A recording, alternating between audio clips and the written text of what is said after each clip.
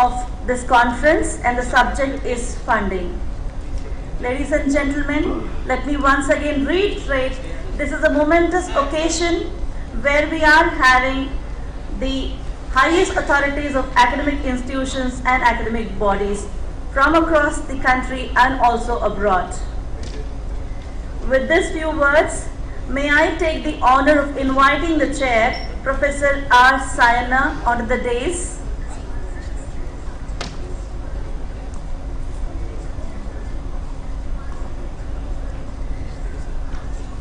Professor R. Sayana, Vice-Chancellor, Kakatiya University, Warangal, has served as Professor of Physics in Usman University, Hyderabad.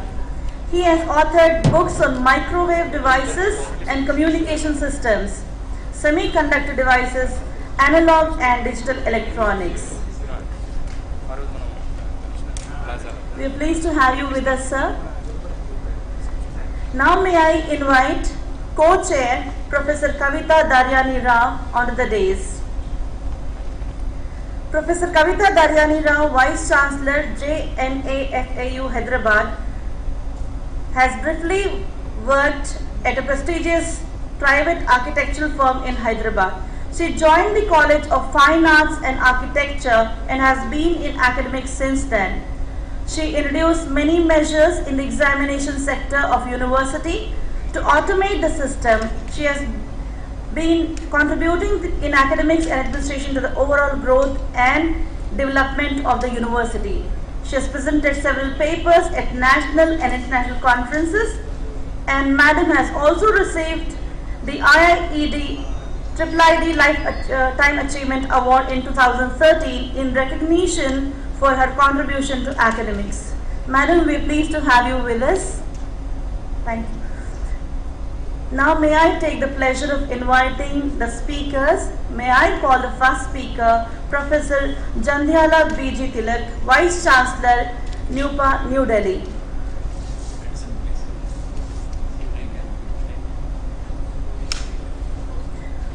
Professor Jandhyala B.G. Tilak, Vice Chancellor, National University of Educational Planning and Administration.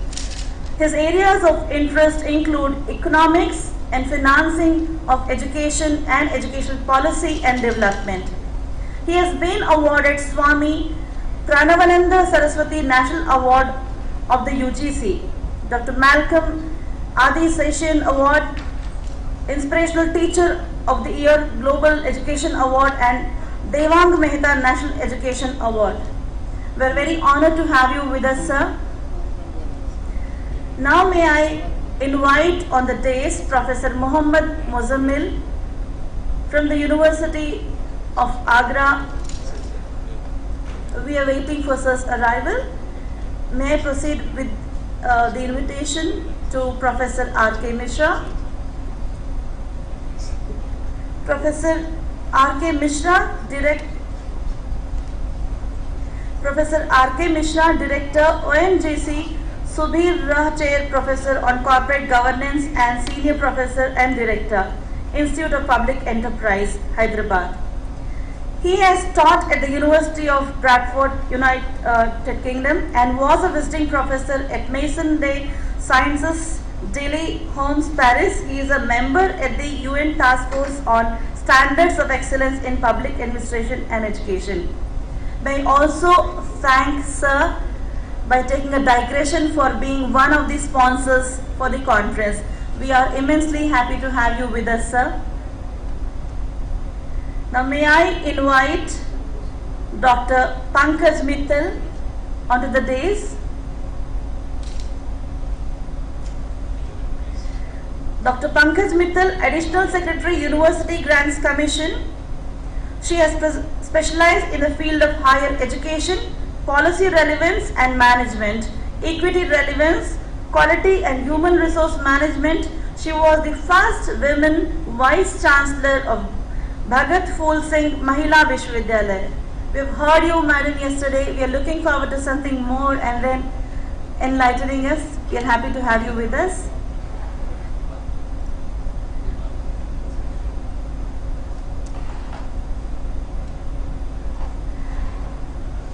Now I hand over the proceedings of the technical session to the chair, Professor R. Sayana.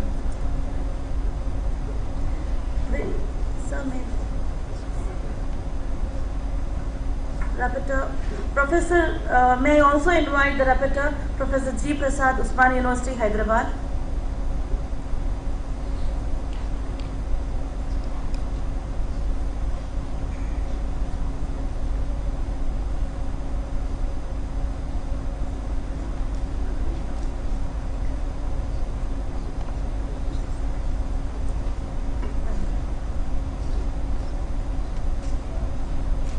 Technical session 4, funding. May I once again request Professor R. Sayana to take over the podium.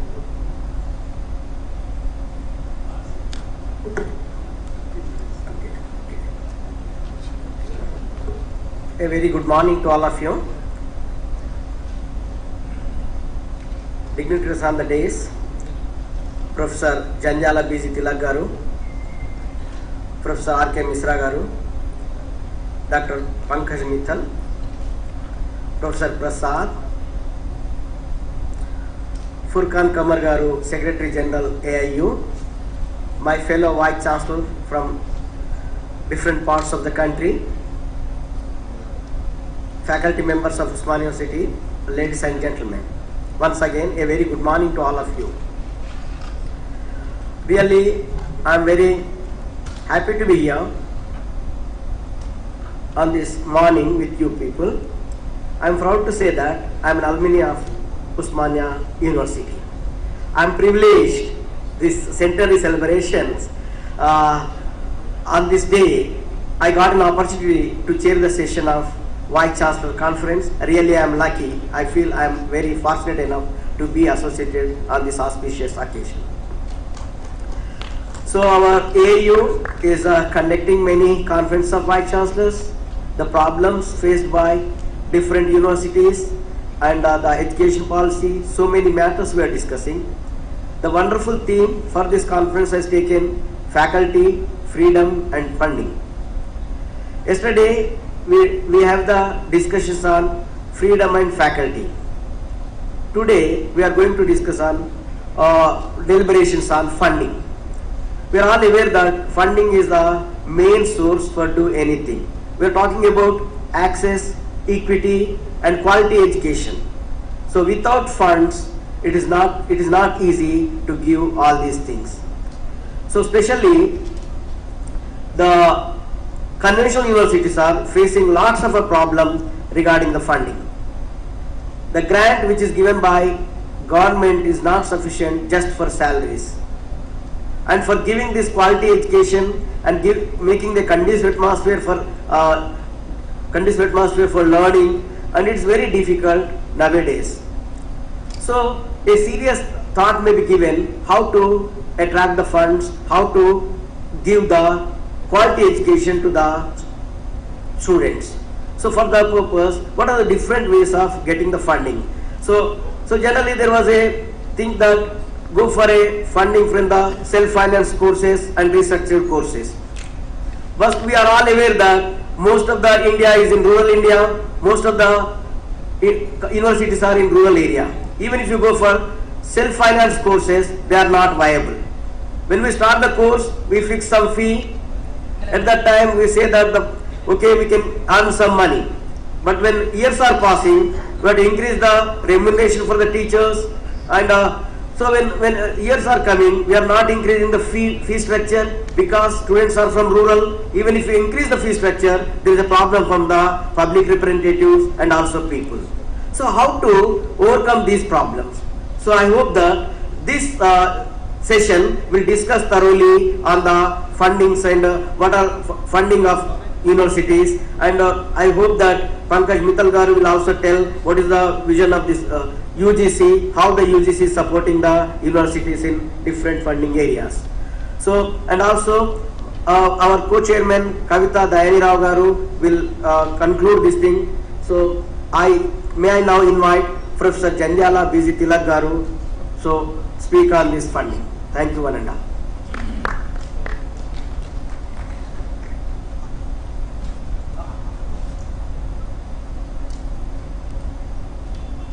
This session is for 1 hour 15 minutes. Tilak garu, you are given some 20 minutes, 15 up to 20 minutes.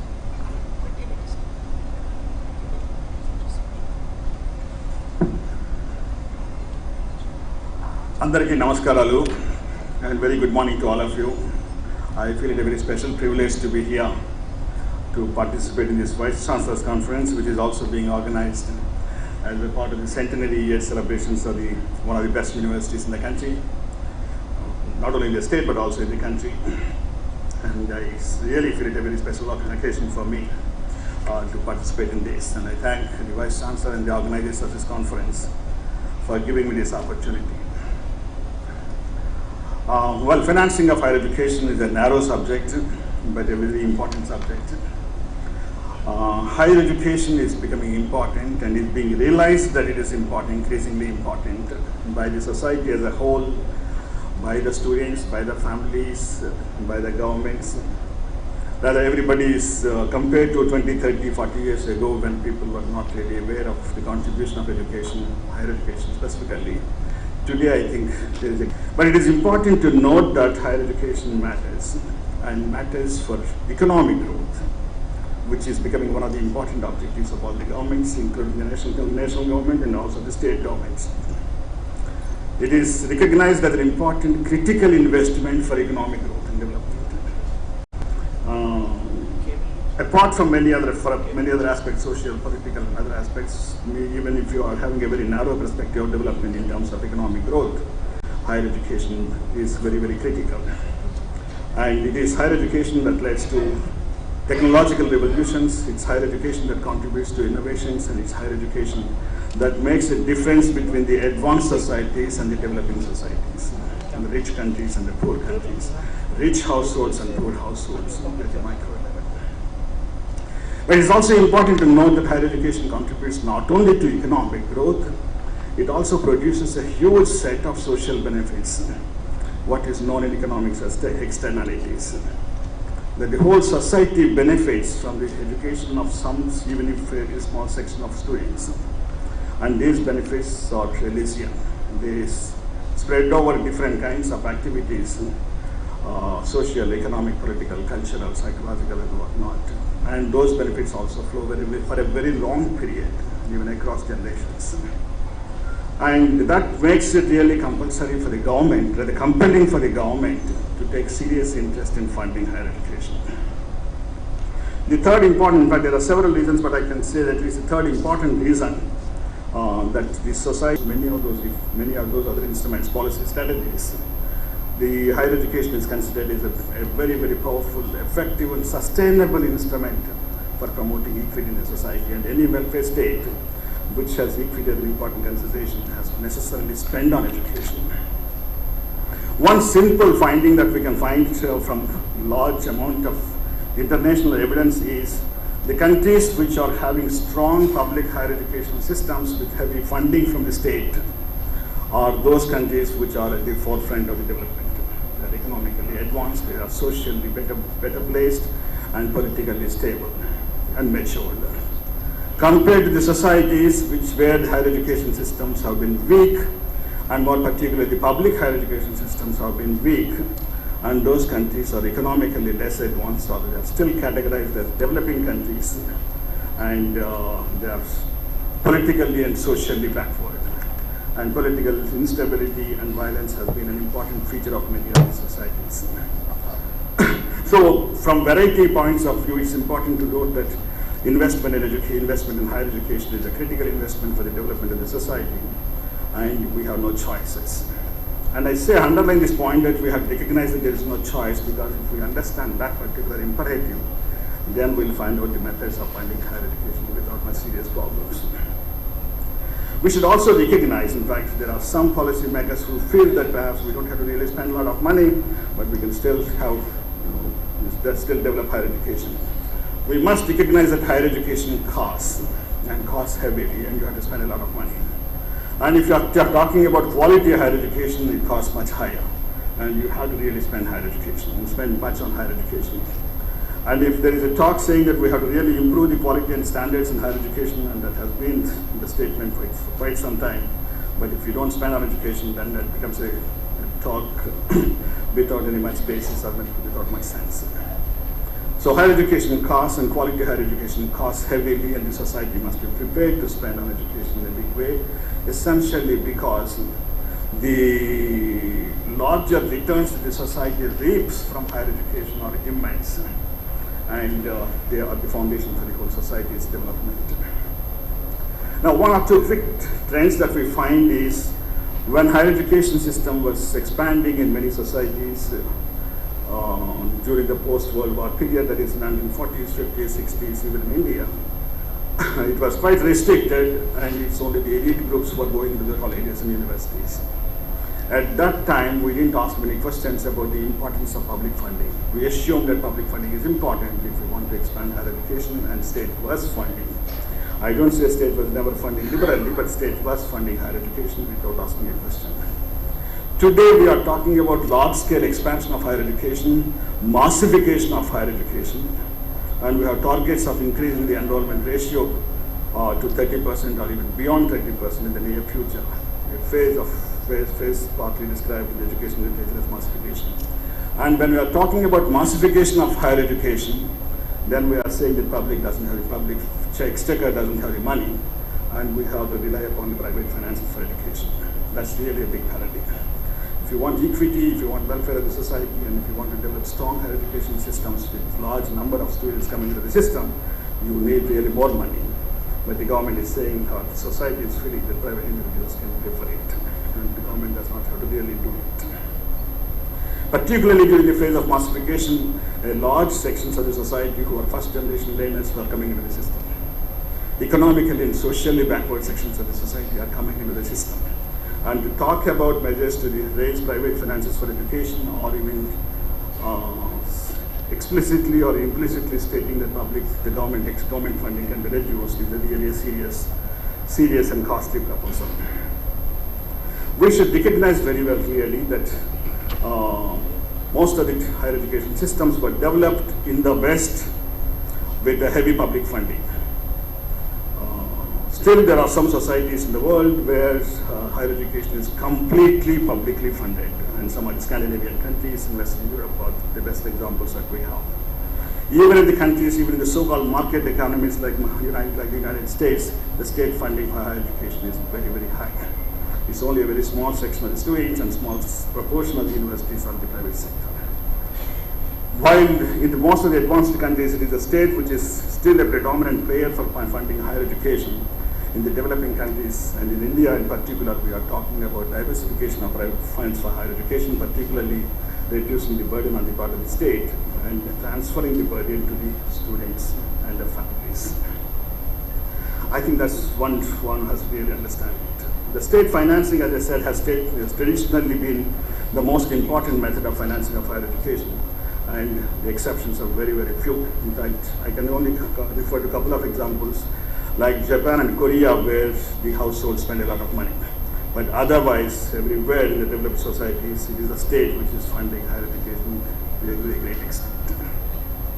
Now, with this, something like preamble, I'll refer to 5 or 6 options with respect to funding of higher education, particularly at the macro level. 5 or 6 models that are prevalent, and they are not necessarily alternative models, but we have to really see what is the best combination of these models that we can think of. One, as I stated, the higher education systems are heavily publicly funded or predominantly publicly funded is one best model that is still prevalent in some of the societies. And higher education systems are qualitatively rich there and quantitatively strong and vibrant. That we are familiar with. And we don't have to really borrow from the West. And even if we go back to 30, 40 years back into our own history, we say that higher education is completely or nearly completely publicly funded. The second kind of an option that's being viewed as an option is let the private finances be raised for public institutions. So private financing of public institutions is the second model that is being talked about. It's also being talked about for quite some time, but I think that the talk has become quite strong and significant nowadays. And with respect to raising private finances, there are 2 important sources. one important source, in fact I'll refer to the second one also, which is being increasingly emphasized, that is about the student fee contributions.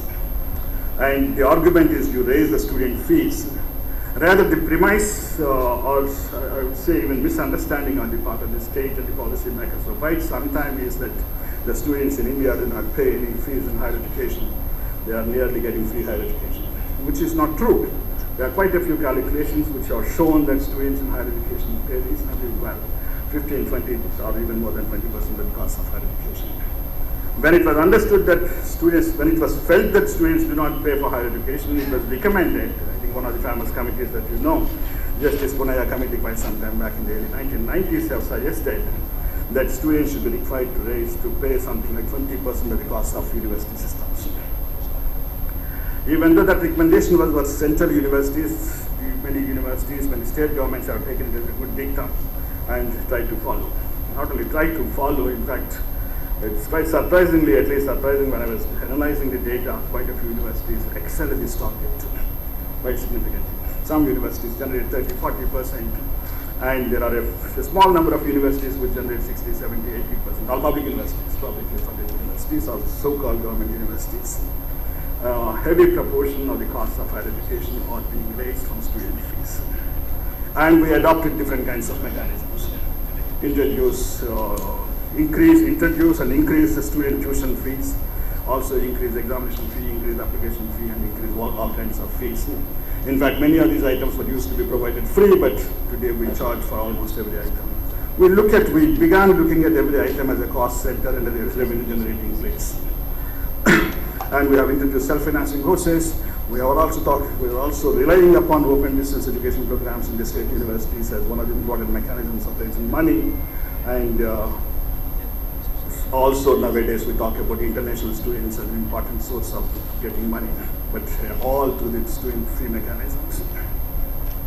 Now, one simple example that I can say is that in very, very few, except in a couple of countries, there are not many developed countries or advanced countries, educationally advanced or higher education system whether advanced or economically advanced, where the fee proportions are so high as in some other countries.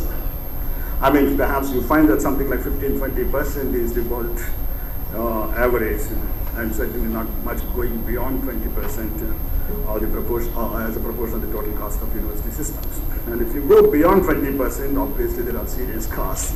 And particularly if you're talking about the inclusive higher education systems and promoting the interests of the social and economically weaker sections, that would be at stake. The other measure along under the broad heading of private financing of public higher education that we have been not only talking about, but we are also practicing is the student loan programs. We have restructured our educational loan programs in a very big way, and it is being hoped that the student loan programs become so effective and so strong that with the student loan programs we'll be able to generate money, with the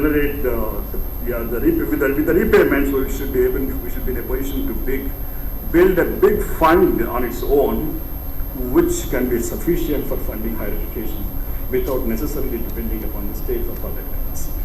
And I feel that that's a very strong, untenable assumption, because that's not the experience of many other countries. But that's a stated goal the goal that was stated when the educational loan program was restructured in the early 1990s in the country. And we are going in a big way and introducing little bit improvement in the educational loan programs. The essential point with respect to the educational loan programs, they are operated by the commercial banks, as everybody knows, and the access to the loan programs is not so easy, despite several provisions that are being made. But we also find that increasingly it's becoming popular in terms of number of students. We have 34 million students, so any number is a big number for us. So it's rapidly growing, but still it is unreasonable to expect that a substantial proportion of the students in higher education would be able to take loans and make self-financing of higher education. But that's another important measure. The fees and the student loans are being taken as two important measures of raising private finances, apart from raising resources through other not so dangerous or not so critical methods. Generate resources from philanthropy, generate resources for setting up of chairs in the universities, or research projects from private and other public and non-public sources, etc., etc. The third important model that is also prevalent in quite a few systems is, which we have under different terminologies, is completely private system of education, which is completely privately financed. So private financing of private higher education institutions, or the kind of self-financing institutions that we have. That we have is something to be understood in a different way, in the sense that in fact, some of the scholars really say that there is nothing like a completely self-financing private university or private institution in the country, because they are also directly or indirectly financed by the state. And I'll refer to a couple of examples. But one, yes, the size of the private institutions themselves become an important part of funding higher education, because they depend upon essentially the student fees. In fact, even these private institutions, they do make some capital investments in the beginning, but as the practice shows, it's clear that the whole money is recovered from the students over the long time period. Now, there are other models that are being talked about now, and not necessarily now. In fact, they're also in vogue for quite some time. The public financing of private institutions, and we have this phenomenon under the very simple, very clear terminology of aided colleges. We have these aided colleges for a very long period, and was also considered to be one of the best measures of promoting some kind of a partnership, even though we never thought or we never described this relationship as a public-private partnership. But public financing of private institutions has been one of the important methods of financing higher education for a very long period. And these aided colleges came up with different objectives. But anyhow, today perhaps there is no state where state voluntarily is ready to finance such colleges. In fact, there is a virtual halt in the growth of aided colleges in almost all states in the country. And states have also come up with a very clear statement that no more aided colleges would be set up or would be allowed to be set up. There are certain merits and there are certain problems with those private institutions, private aided colleges being publicly funded. But we also find a different kind of a mechanism of public financing of private institutions nowadays, particularly in this particular state, but it's not exclusive to the state, where there's a fee reimbursement of the students, apart from grants from the state, directly or indirectly. When I say directly or indirectly, it's indirectly in terms of concessional land and concessional prices, tax incentives, etc. But also directly in terms of project funding and seminar funding, etc. So we have these 5 or 6 models, particularly the last couple of models are being nowadays being talked about in a different terminology of public-private partnerships.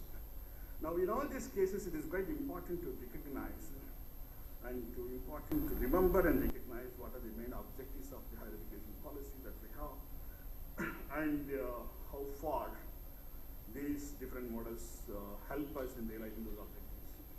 If you want to have a faster growth of higher education system, if you want to have quality higher education system, and also if you want to have an inclusive higher education system, how far these measures would promote those objectives. Certainly we find that some of the measures that we have may be counterproductive in terms of promoting the inclusive system. As I stated, I think in one particular case with respect to the fees, but also with respect to the private institutions, we have a large number of private institutions in the state, in the country, to such an extent that perhaps 60 to 70% of the students in general higher education and 80 to 90% of students in our professional higher education go to the private institutions, private self-financing institutions. And these proportions are not comparable to anywhere in the world.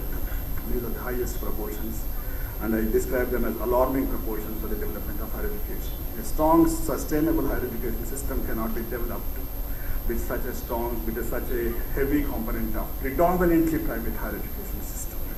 I think that one has to really recognize and note it. While there is a lot of scope for generating private contributions to the public institutions, particularly through philanthropic contributions, which are also not new to the system.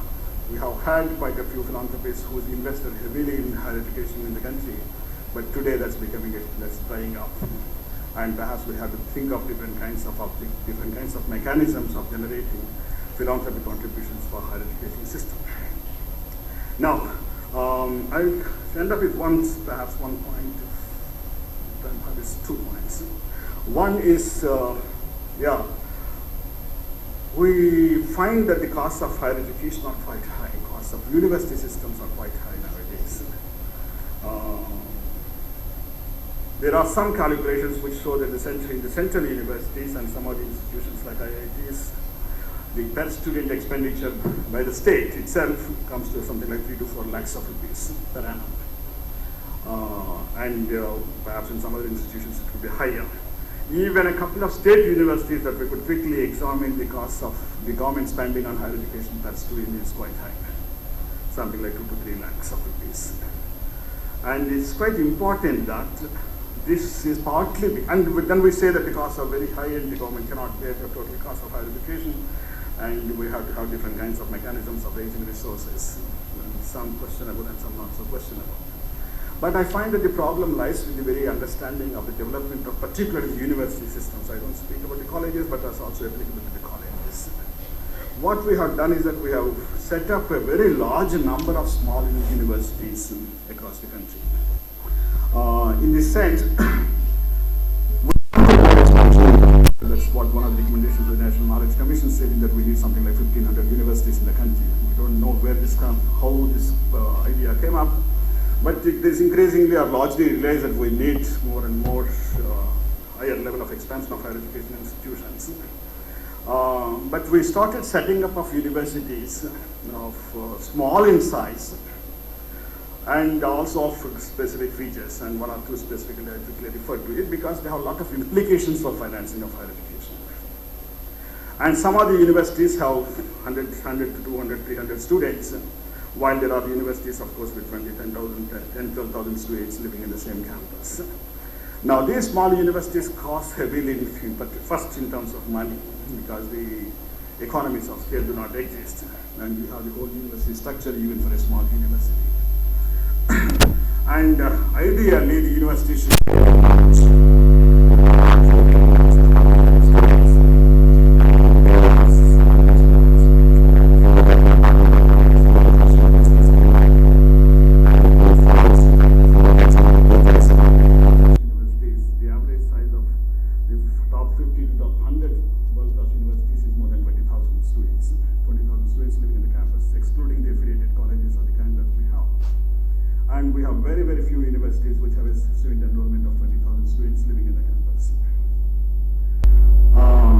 same is the case, of course, if you don't want to go to a world-class university in the West, but even our own world university like Nalanda University, which we often refer to with pride nowadays, is a university with about 20,000 students and 2,000 teachers living in the campus. And those universities have, such kind of big universities have academic advantages besides, of course, financial advantages. In the sense that a large number of students come together, talk to each other, and the kind of research and the kind of educational environment that is provided in those universities is much different. But unfortunately, a good number, a sizable number, I don't say a majority, but even a majority of our universities are having very small numbers, smaller than some of the secondary schools in the same region. So it's important that we should think of making a different kind of plan for the university development. In that particular context, some state governments or some government planners are already talking about mergers of some of the universities, some of small universities into big universities. Since we are talking about financial parts, I repeat the point that there are huge economies of scale and could reduce the expenditure per student significantly if we make those big universities. But we are also starting not only small universities, but also different kinds of universities which go against the very idea of the university. In the sense that universities are expected to be universal in its knowledge coverage, but we are having a large number of single faculty universities or single discipline universities. I can understand we can have single discipline research institutions, advanced research level institutions, but not normal universities. And single faculty universities are also a phenomenon of Indian higher education system to a very great extent, and you don't find in many other places. And single faculty universities are not only small in size, but also have different kinds of problems or different kinds of losses that we incur. Because if there is a university with multi-faculty, then the faculty from different disciplines come together and talk to each other interactions take place and cross-pollination of ideas take place and new kinds of innovations and ideas come up, the research environment will be completely different from the kind of a single faculty university of the kind that we are developing to a very great extent. The third important point, which is also closely related, I think it's not completely new, as the Yashpal committee has referred to these couple of important aspects. If we have to say that our universities are not, in fact, many of our universities are becoming just teaching universities.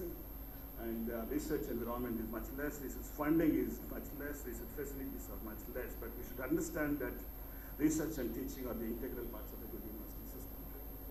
And we should necessarily plan in such a way that every university has a sizable component of research and a sizable component of good quality teaching. And when we say teaching not only at the postgraduate levels, again, most of our universities are having only postgraduate students, a large number. There are very, very few universities which have undergraduate colleges. And the Yashpal committee has recommended very clearly saying that we should have undergraduate, postgraduate, and research students in the same campus. And that will have a lot of advantages. Now, they have, in fact, such kind of a completely different thinking of a different kind of a university model will help a lot. It will help a lot in terms of, as I said, building a strong intellectual environment, but also has a lot of implications of reducing the student expenditures. Reducing the costs of university education itself cannot be the objective. And if that's the sole objective, then the problems will come up in a different way. But better planning our university systems for better academic development is important, which will also have implications for financing of university systems. Well, thank you very much for your attention. I'm very grateful to the chair and all of you for giving me this opportunity. Thank you.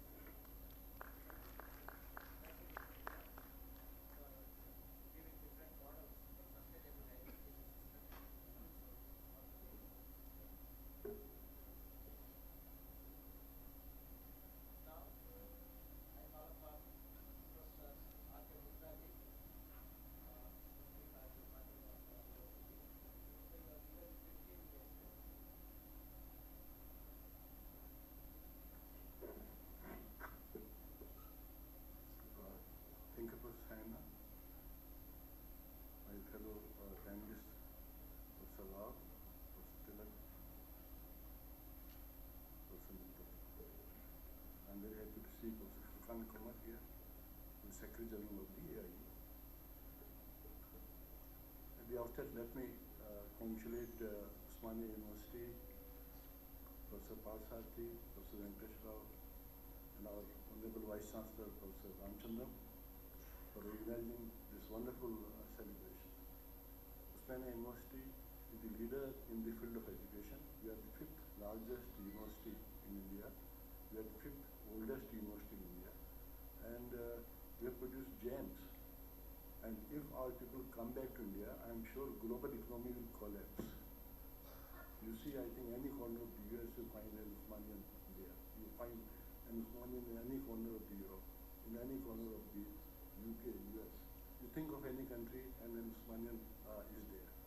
So it's a matter of great pride to have these celebrations organized. And Institute of Public Enterprise, my board of directors, we wish under 1,000 years for the Osmania University.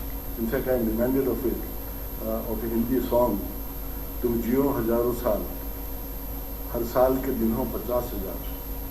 So let's Osmania University thrive, that Osmania University grow, and that I think the sunrays of Osmania University go and touch the dark parts of the world. Now when I say this, let's talk about a couple of things. First, Doug was talking about the contribution of higher education. Now take Malaysia now. Enrollment ratio in Malaysia is about 65%. Our neighbor, Singapore, such a small state, 65%, we are still at 25%. This shows that we have a long way. We have a long way to go. Not only that, let us also talk about teacher-taught ratio. I think we are somewhere around 1:15, 1:20, and if you take, distance education student, I think we are nowhere. Professor Tilak was talking from Namunda. I heard it was not 20,000, I think it was 10,000 and 2,500 teachers. So the ratio was 1:4. Also, I think very important thing is that yes, mushrooming of institutions. But I would not say, because in a country like this, like in a forest, or in this environment, we need to plant more and more trees. Now, the question is that can we sustain? That I think is the question. The question is of scaling up. Yes, in Telugu we say chinna chinna. We have very, very small universities. From chinna can we have pedda? I think that is the biggest question. That's where I think administration and management, governance comes in picture. Governance at the state level, governance at the UGC level, governance at the central level. All told, I think very important thing is that we, I think as teachers, we have not been able to come together and raise our own voice, in the sense that if you go through, I think, Schultz's contribution, was a Nobel Prize winner. He found that contribution of education to the development of US was about 15%. Now, I think that's the case of our country also. All those who are sitting here in this hall, in this auditorium, and all those who are on dais, all of us are products of higher education. And all of us, I think, were educated in 60s, 70s or 80s. If we didn't have had that education, I'm sure that we would not have been here. So when you talk of higher education, see parliament, see state legislative assembly, see university there, see, I think, our scientific community, everywhere you find people coming from higher education. But given that, I think, the treatment that has been meted out, that is one thing. Number two, the voice that we should have had, I think we didn't have that. So even if we say that contribution of higher education in India's economic growth, we are growing at 7.4%, which is somewhere around, let us say, 9%. The funding, I think, of education, total education in the country is around 2.3%. I was in China, I could meet President, and President has gone to, for his PhD program.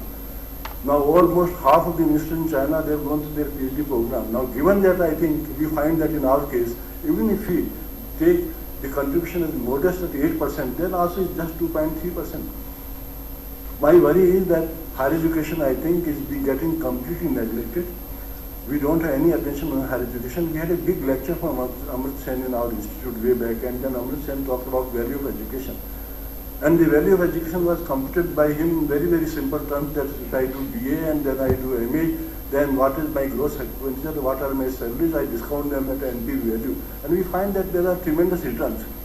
Even I think when we talk of higher education, though particular talk of the cost, but there also rate of return is about 10 to 11%. I think you said we have done that work. At high school and primary school education, rate of return is 35%.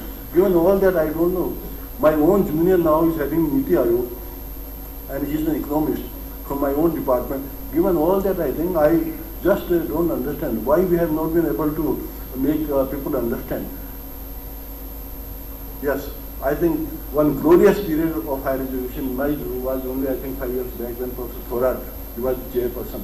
And we could raise, I think, substantially the allocation of higher education. We are again going down.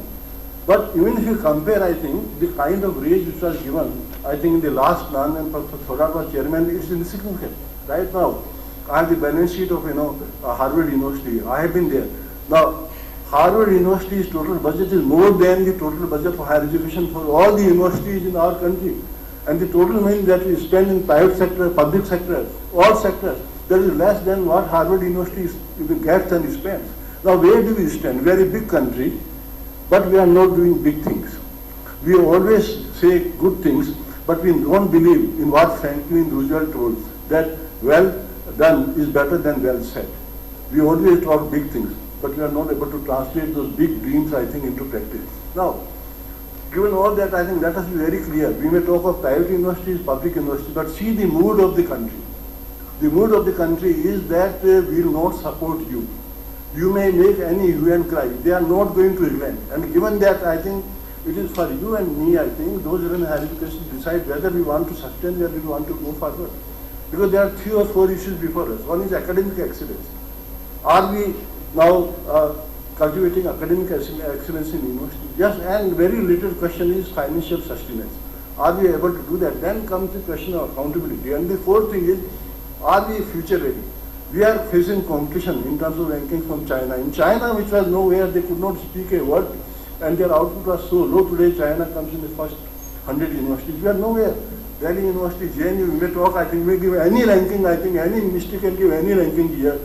But you just don't stand, I think, anywhere, because world ranking, they speak totally, I think, different things. Yeah, There are individual isolated islands of great intelligence here in our country, because when you talk of Harvard, I talk about my management department. Half of the management department is now staffed by Indian professors.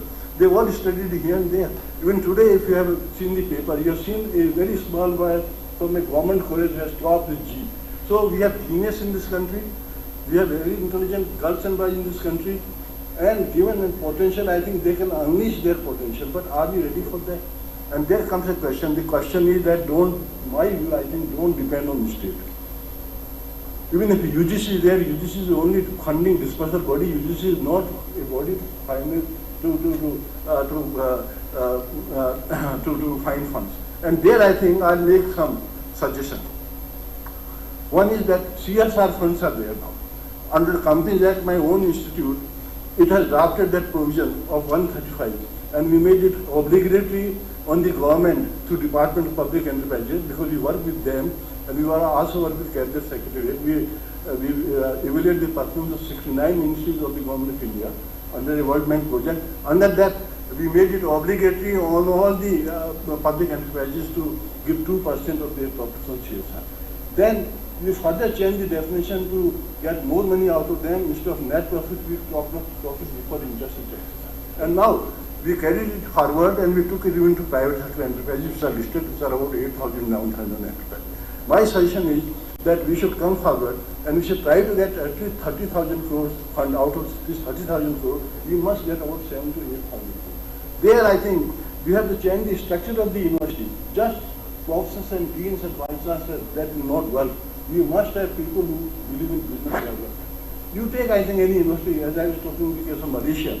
Now in Malaysia, University of Mara has 20,000 students with 10,000 teachers, with 14 campuses and 15 pro-vice-chancellors. Now, yes, the question is of size. And there I think we must, restructure the university. And I think do away with the typical, conventional kind of organizational structure we have. I think we need more time to discuss on that. I was in London School of Business. The London School of Business, its income is more than the total income of many universities in our country. That is southern and northern universities. They are spending, raising less. London School of Business, I think we get about 8 to 10,000 crores. Now, what they have done is that each department, they have made a company, and all those companies are listed on the capital market. And they raise their own funds. And they are making big money. Harvard makes a big money about $5 billion, which is about 30,000 crores. Now, why can't we be doing that? So, CSR fund. Number 2 is endowments and chairs. We must make obligatory for each department. Each department must find and establish a relationship with society, with different kind of organizations, and they must get one chair, I think. And let us take Usmania University. If we do that, we have 85 departments, 100 departments, we get 100 chairs, we get 300 crores, I think. And we can keep on, I think, doing more and more of that. A small part of a missile, sciences are there. I was on the BDL board. On a small missile, I think as a member of the board, I saw we spend about 30 to 50 crores. I think these organizations give some money to the universities. There has got to be a backward integration. Besides that, now we have venture capital funds, which are coming in a very big way, and venture capital funds will not take more than 1 to 2% per annum. We have got private equity, which is coming in a big way, and I'm very sure that as IIT Kharagpur has been financed, I think in a big way, I think through these funds, why can't I think universities go forward, and why can't university raise it? Universities must also come together with UGC or any amount of money and should talk. I think can we have R&D bonds? R&D bonds are there in many countries, where bonds are issued, money is given to universities, and they pay it back after 30, 40, 50 years. We can go in, I think, Luxembourg market, and in a small country like Luxembourg, they have gone for those things. Why can't we do that? So there is high time. Another very important thing is that our university, they work between 9 to 5. I don't think this kind of structure will work. You take the case of Slovenia, I was in Slovenia, university, they work right from 6 a.m. to 2:30 morning, 3. Why should we close? We have invested so much money in fixed assets. Should we not monetize our assets? Our assets are dormant. We are not using them. We are very keen on having buildings. We are very keen on having fixed facilities. But we are very, we are not imaginative, I think, in using them. So we must work, I think, the more we can do. How we work, how we organize, I think, that's altogether altogether a different question. More than that, I think, what is important, the university must have good relations, I think, in the industry. I think when you talk of UN, when you talk of accountability, when you talk of freedom will not come from the government. Let me tell you. Governments anywhere in the world have not given freedom. Freedom will come when you come out of the grips of the government and you then set up your own direct relations with the industry, you raise funds. Here, I don't want to go too far, but we have Ready Labs here. Why can't Ready Labs give? I think they are giving huge money through income taxes to the government of India. I think this is a much better investment. There are so many industries, I think you can sit down and you can make it obligatory. Rather, each state government, we have education cess. I don't know where the education cess go, because I have seen the debates in parliament and how, I know how debates, they are twisted and turned, and how funds to debates go. Even I think the scientific department, there is a fund, the innovation fund, and from there, how money went there, we know all those things. Why can't we go and we ask for a special cess, I think, by the state government? So I think I'll only say one thing, that you can get more funds if your courses are attractive. When you say they are less, then why they are less students? There is a big question. That's not a question to be solved by UGC. That's not a question to be solved by Chief Minister, Prime Minister. It is very clear, if less students are coming, if you are not able to make money, means your business plan is not good. One, number two, your offerings, I think we are now offering outdated courses. We are now offering something where pedagogy is completely worn out, torn out. There is nothing in that at all. Number three, we don't, I think, bring a student and mold him and give him aspiration and dream where the student can grow and can win the entire world. If we can go from here and can do better in areas, I fail to understand why I can't do that in Hyderabad. Why I can't make Hyderabad like Harvard, I think, for the world. There is no need for my student from Hyderabad to go all the way to there and then say that I have come from Harvard. Let us make Usmania University. My dream is that my Usmania University should become the Harvard, I think, of the world, because best professors, I think, any part of the world, they have gone from here. If that be the case, why should they go? And there, I think, we must, I think, create a research culture.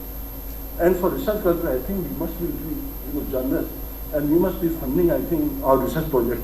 We must make it compulsory, I think, that each professor must earn his own salary. I just don't understand, because when they give the level of professor, and with that level of professor, we are not able to earn your salary, I think there is something.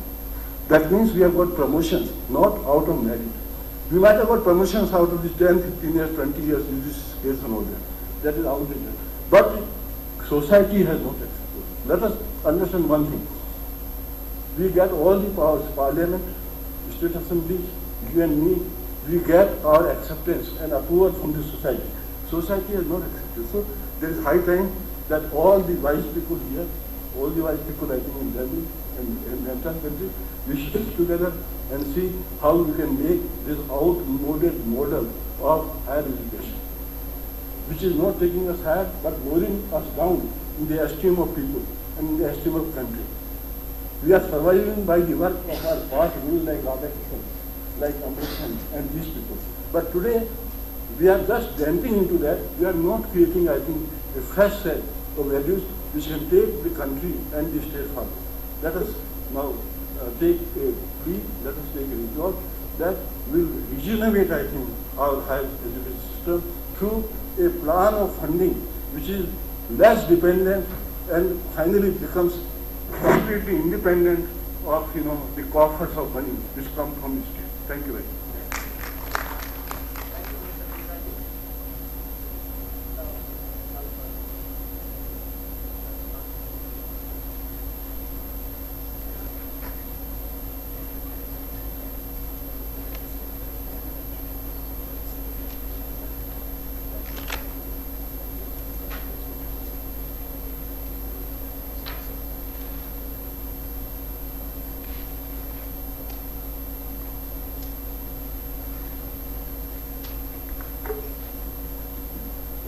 Good morning to all of you.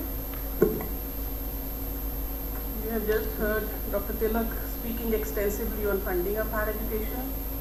Dr. Mishra was talking on many aspects except for funding also. Just to give you some figures, and before that, I should say that today is Akshaya Tritiya, and let us all resolve to invest on education rather than gold and everything. That will be the best return we get. to invest in education of Akshay Tritya. Thank you. Just to give you some figures, when we talk of funding and if we compare central universities and state universities, central universities and UGC's annual budget is around 10,000 crores, out of which 47 central universities are getting something like 6,000 crores. In 4,000 crores, we are funding 800 universities, state deemed, of course funded but not private, plus 47,000 colleges. So that is the difference between central and state universities funding. And of course, for state there is a state government also, and there is a RUSA grant also. But the UGC funding proportion is like this. And like Dr. Tilak was telling you, the average expenditure per student, the average expenditure per student in central university is around 3 lakhs, and in a state university is around 3,000. So that is the difference when you talk of government expenditure on education. And of course, there is a plea for mobilization of resources should be there, whether it is through fee, raising of fee, or like he was saying, because India is a poor country and we cannot, everybody cannot be inclusive in education. Professor Muzabil to the guys.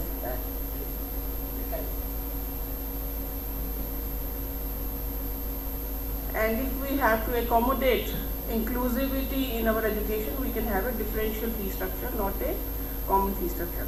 But today what I am talking about is university social responsibility. Dr. Mishra spoke about corporate social responsibility. I am speaking about university social responsibility because I believe that every university has a responsibility towards the society.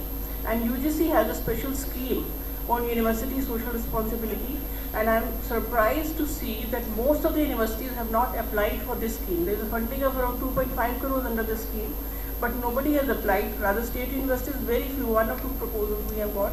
So I thought I'll take up this issue of university social responsibility.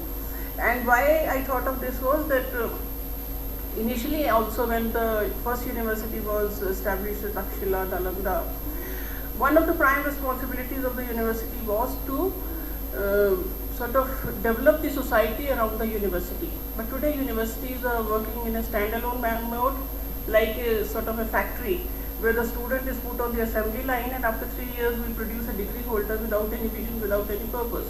So that is why university social responsibility is very important.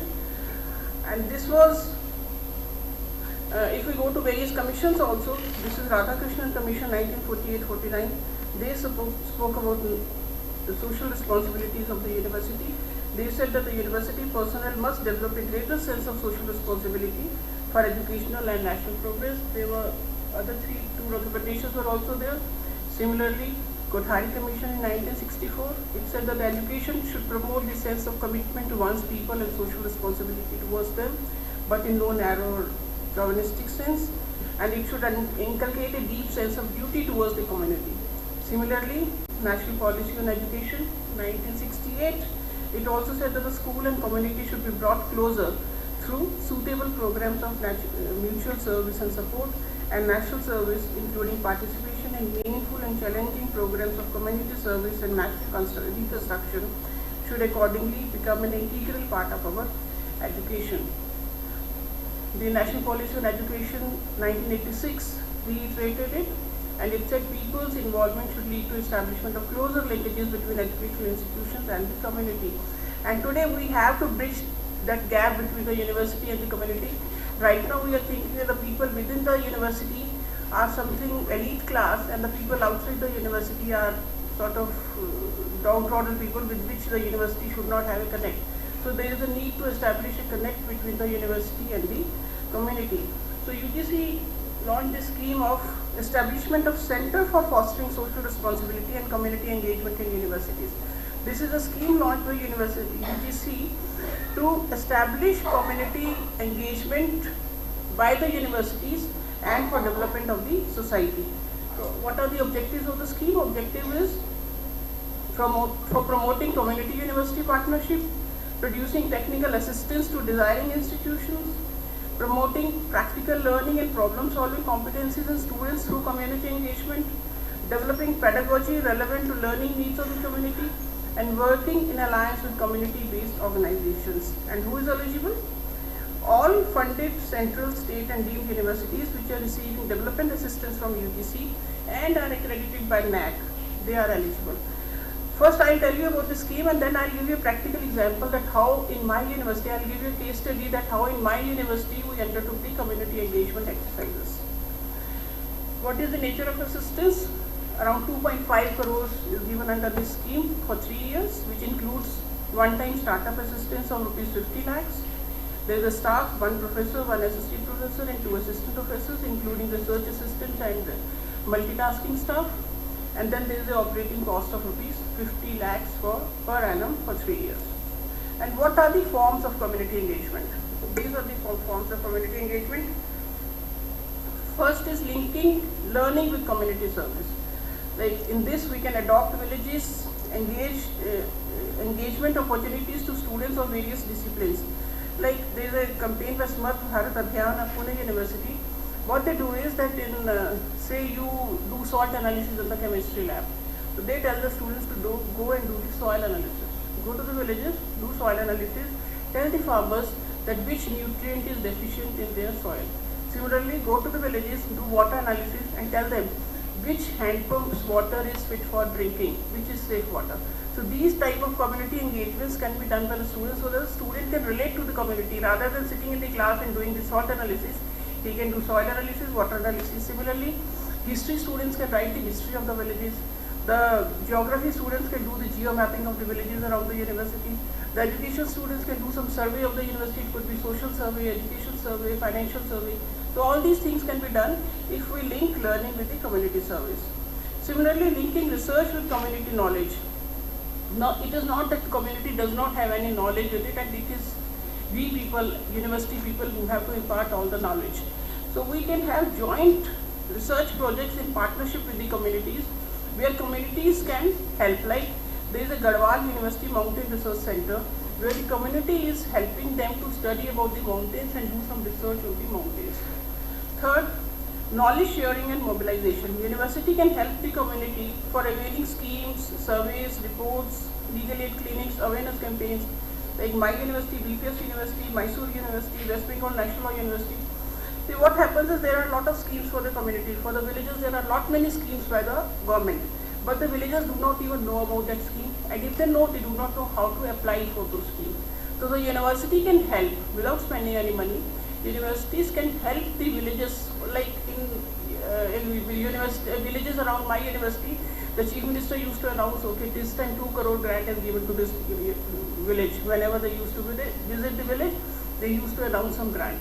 Now the village did not know how to optimally use these 1 crore grant. So mostly they were making, like in Haryana, it was very common to make gullies. Gullies means small streets sort of thing. So they used to make gullies after gullies, but they did not know how to optimally use this 1 crore. So university students and teachers can help them how to use the government schemes and government grants. Then devising new curriculum and courses. We do not have to take up this community engagement activity as a standalone activity. We can integrate it with our curriculum. Like I was just saying that we can revise our curricula to include soil analysis, water analysis in the practicals of chemistry paper. Like the surveys can be included in the curricula of the courses rather than it being a standalone activity. Then including practitioners as teachers. Local community leaders, tribals, they can teach about agriculture, forestry, folk medicine, water management. All this can be taught to our students by the community leaders also. And last is social innovation by students to support social impact projects. Like there was a Nasha Bandi project in Haryana, where the women of Haryana, they wanted to do Nasha Bandi, and they were after those government offices also, and the men also, that Nasha Bandi should be there. You all are aware of the Chipko movement, where the trees were not felled because of the Andolan, Chipko Andolan. And justice for beggars in TISS, that was a scheme. So like this, we can engage with the community, and we can be doing so, like the social, university social responsibility can be taken care of. Now I will show you a case study of the Phool Singh Mahila Vishwavidyalaya, Khanpur Kala, where I worked for about 6 years. What we did there was, This is community management, community engagement at PPS Mahila Vishwavidyalaya. What we made was a Center for Society, University Interface and Research. This was a center specially created in the university for establishing an interface between the university and the society. So now this is the life of the rural women. I mean, this is what they are engaged in. First one is making, we call it uplas, cow dung cakes, carrying it, milking the buffaloes and cows, taking water, taking care of children, cooking for them, and that too in a dingy environment. So this is the life of the rural women in India. And some facts about the rural women, that they lack awareness, they are unorganized, there is a lack of strength, low capacity building and skills, powerless and subjected to socio-political control, they are illiterate, inability to articulate, and highly vulnerable to exploitation. So what does the CSUIR does to remove the drudgery from their lives? What type of activities we have undertaken? One, establish student interface with community through add-on innovative courses. What we did was we started 3 innovative courses, and those 3 innovative courses were on 50-50 basis. 50-50 means 50% in the classroom and 50% in the community. Like there was a course in microfinancing for enhancing self-employment. So our students used to go to the villages. They used to tell them how to do microcredit, microfinancing, how to open bank accounts, how to take ATM cards.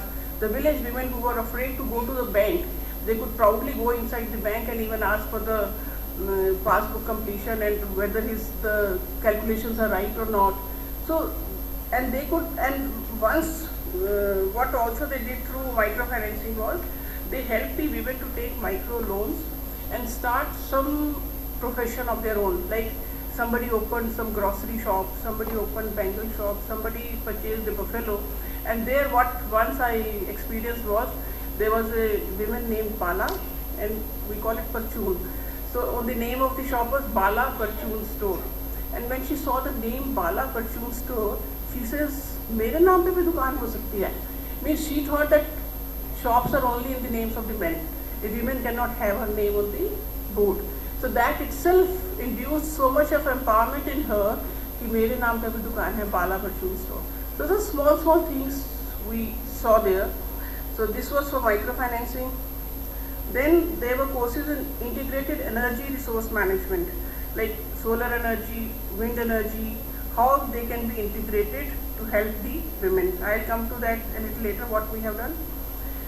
Then there were courses in folk medicine. We had a Ayurveda college in our university, and you know that village women, they are storehouse of knowledge, especially the knowledge of how to treat human as well as how to treat the cattle. And but that knowledge is going waste because nobody is standardizing it, nobody is documenting it. So what we did was that our Ayurveda students used to go to the village women, they used to ask them what treatments you use for various type of ailments, and then those ailments, then they used to standardize it and then document it.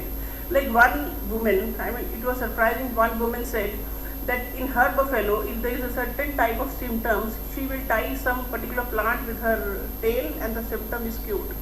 Now she did not know what is the name of the disease, she did not know what is the name of that plant, she did not know how it is cured, but then it was cured. So our students, they documented it, they found out which plant it was, what disease it was, so that that information is stored forever.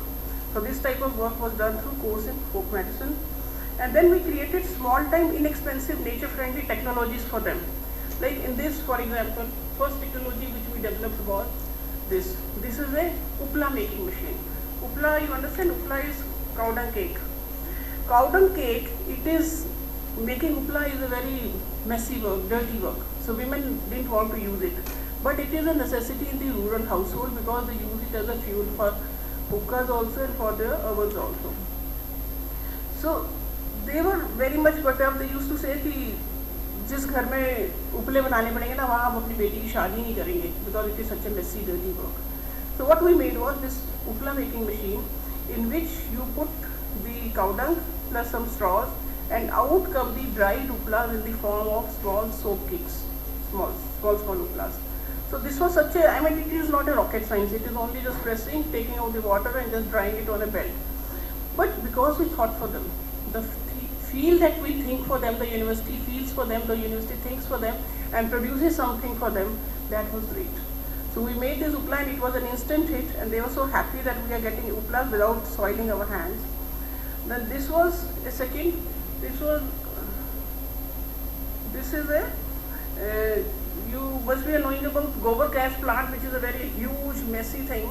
This is a small gobar gas plant, and on the top of it there is a nozzle. Here we fix the burner, and this can be used within the house. You don't have to have a very big land and very messy thing.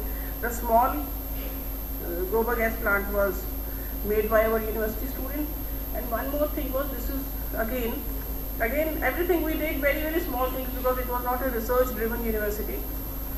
Electricity was a problem in our villages. So we made a washing machine which runs by cycling rather than electricity. So later it was known as fitness cum washing machine, because it was more popular in cities, that fitness cum washing machine. Here the movement was shifted from electricity to cycling, and the clothes could be washed with the washing machine attached at the back of the cycle. So these type of small interventions we did in our villages, and that can be done all through this scheme which I am telling you, because many a times people say, oh, if we apply for this scheme, how do we use this? They won't even know how to use this and how to enter into community engagement. So that is why I am giving these examples.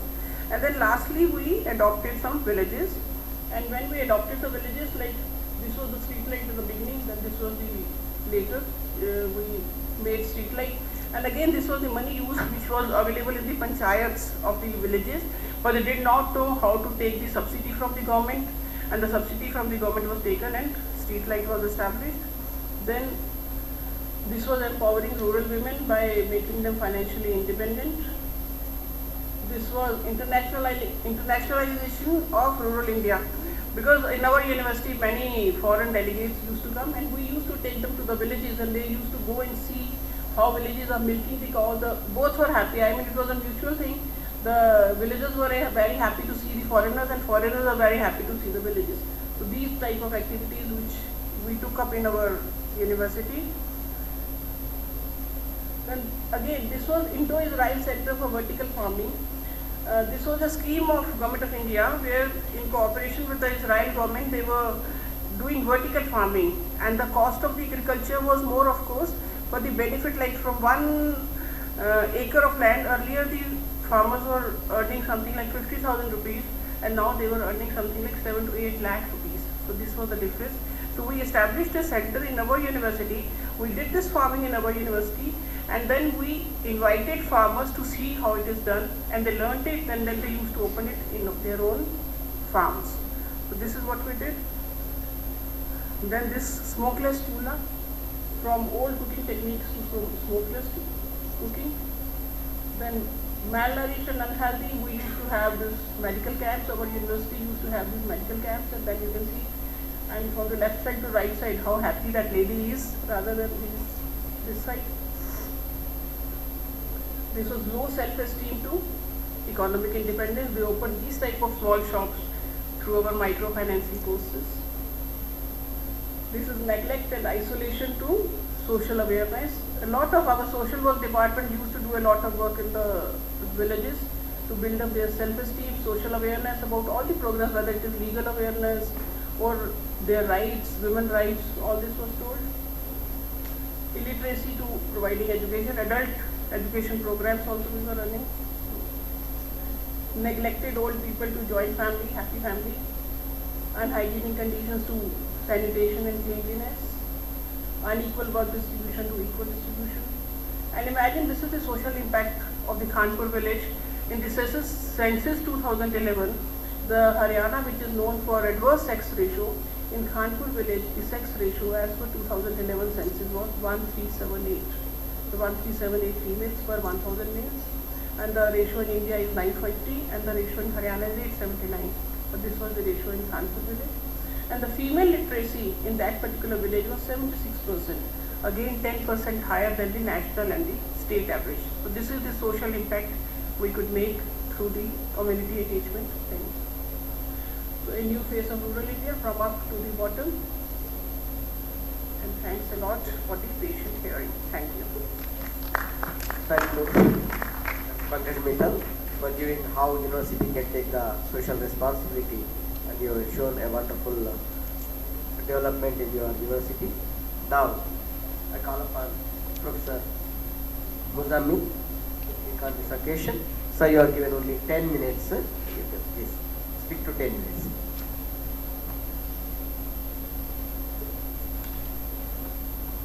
Mr. Chairman, sir, of this session, Professor Furqan Kamal sir, Secretary General of the Association of Indian Universities, Professor Janjala B.J. Tilak, Vice-Chancellor of the National University of Education, Planning and Administration, New Delhi, esteemed speakers on the dais, Honorable Vice-Chancellors, esteemed delegates and friends. First of all, I congratulate the Vice-Chancellor of this great Osmania University for organizing this great event, and I congratulate the celebration of the centenary celebration of Osmania University. So my all best wishes and my most sincere congratulations to the university, to the staff, to the students, and to everybody who is associated with this great Osmania University, which is now celebrating 100 years. 4 topics have been identified, 4 different themes have been identified by the organizers, and the theme that I have taken up for sharing my views with you is about funding of the universities and higher education. To be very brief, firstly, if we look to what are the sources of financing of education, higher education in India, then the first thing that comes to my mind that it can be divided into 2 categories: the external sources of funding and the internal domestic sources of funding.